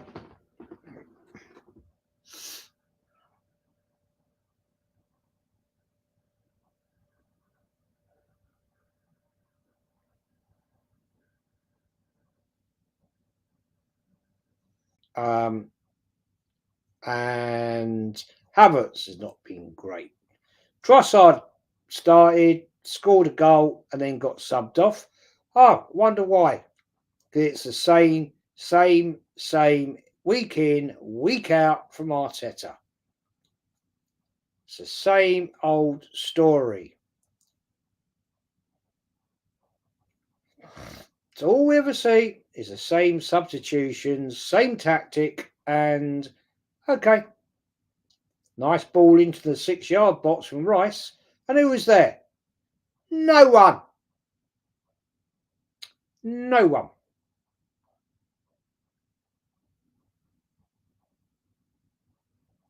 Where is our striker? Where is he? Oh, we ain't got one. Who knew? Who fucking knew?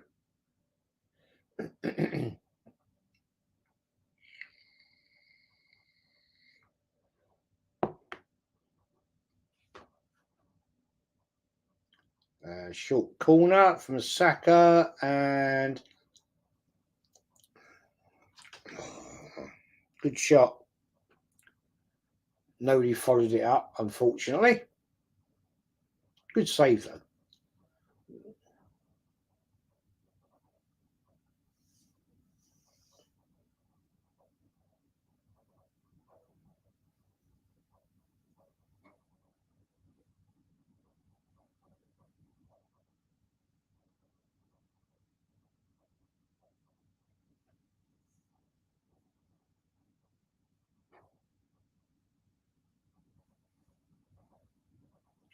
Rice starting to get in the game. Bit too late, but there we are.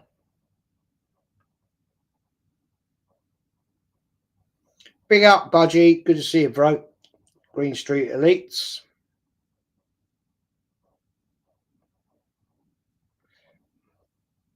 And this goalkeeper's having a great day today.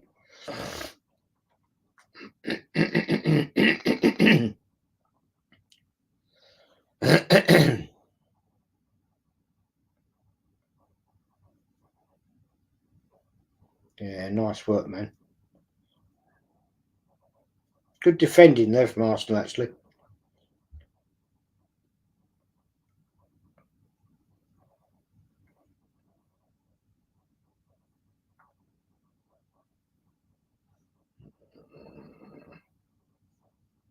Exactly, Drew. Why are we starting to play now? It's always the same old, isn't it? It's always the same old.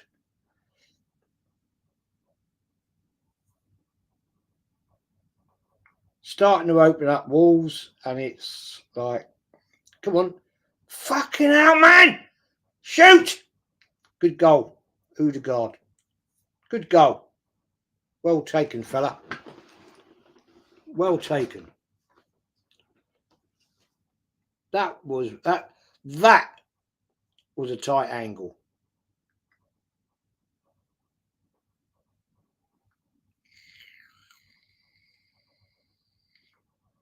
That is very reminiscent of the Adebayor goal at Chelsea back in the day.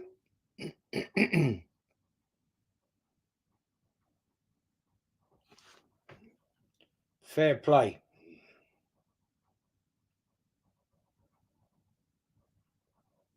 Well done, man. Well done at Odegaard. That was a decent goal.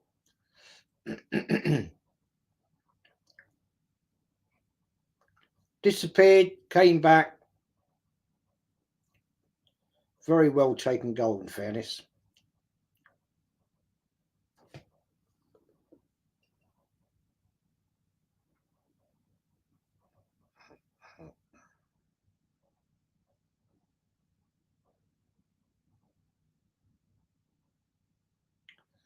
Yeah, fair play with him, man.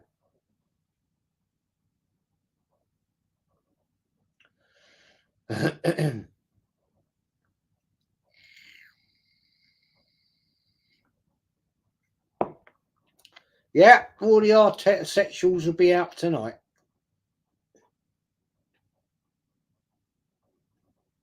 Oh, but you can't criticise him. We'll take that.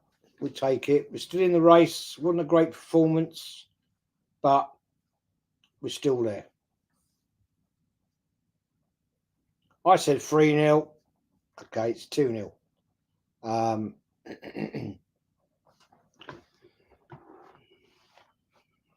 As Drew says, yeah, county settings, man. Yeah, that was it. We got Chelsea on Tuesday night. That'd be interesting. Aces, good to see you, bro. Lee Gunner is smoking Wolves pack now. Carl says exactly like that, Jez, spot on. Yeah, So we walk away with the 3 points, another 2 goals, clean sheet. We'll take it. Not a great display, I can't deny it, but we did it. Fuck knows where the Yeti's gone. I've no idea.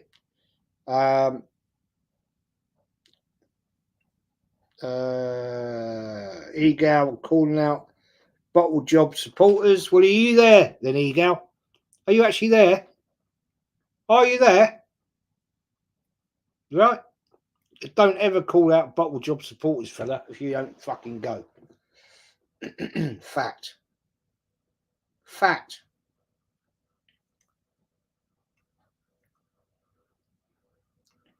You have no right to call out bottle job supporters if you're not there. I'd never do that, ever. I would say, well done to the Arsenal faithful for going. Right, on a 7:30 on a Saturday night. Yeah, they've pitched up. They've stood there, supported. Are they walking out right now? No. Are they walking out at the Emirates? Yeah. They're proper fucking Arsenal, man. They are proper Arsenal. They're still there. Look at them. Still there. None of them have fucked off. Right? None of them have fucked off. Oh, well, it's 9:30. Look, I've got to fucking piss off now. Really? Yeah? Yeah, you're not actually in London, where probably a lot of these people live. Yeah? They're at Wolverhampton. And they've got now, 2-3 hours to get back? Maybe 2.5 hours to get back. So, Egal, shut your fucking mouth, piss off, right? Because you never go, right? You sit there all day, giving it all the big large, yeah? You know fuck all about this football club. Fact, you've only been supporting the club since 2006, is it? Yeah? Right, you're a big Arsenal fan, man. Yeah, you're a big Arsenal fan from Canada. Well done. Yeah, you want to call these people out? Yeah, fuck off, you little prick.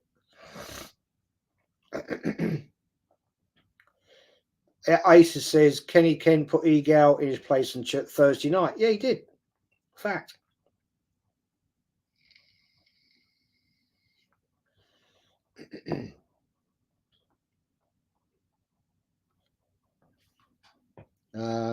Anyway, to the chat.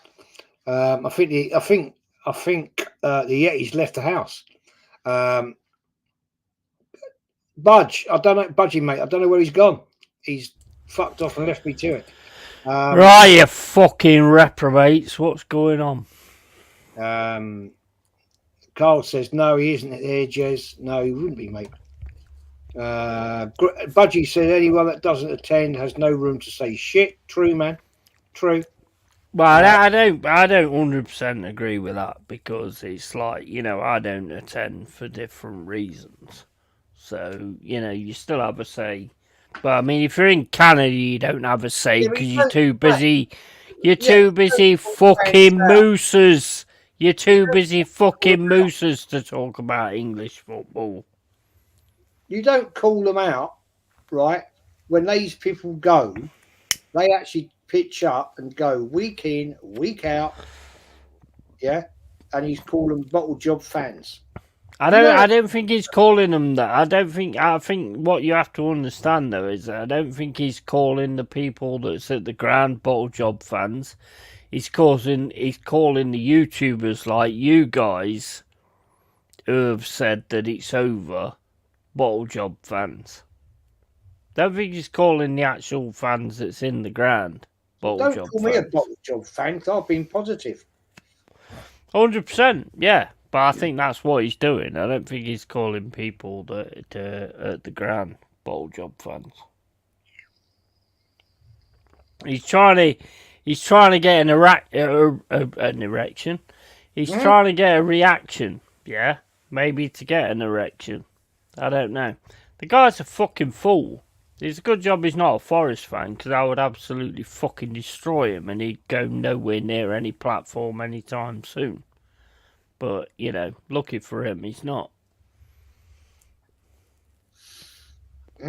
Forest on the teetering edge there, mate. Mm-hmm. Yeah, 100%. Big up, Budgie. How you doing, buddy? Good to see you, Bo. Bro. Keep calling you Bo, bro. But yeah, you got a nice win there, 2-0. I was kind of watching it while I was sorting shit out. But yeah, you know the one thing that gets me about Arsenal, yeah, is you dive around like pricks all the way for 90 minutes. Totally And agree. then, as soon as you foul another team, you cry like bitches to try and get it turned round. That really fucking winds me up.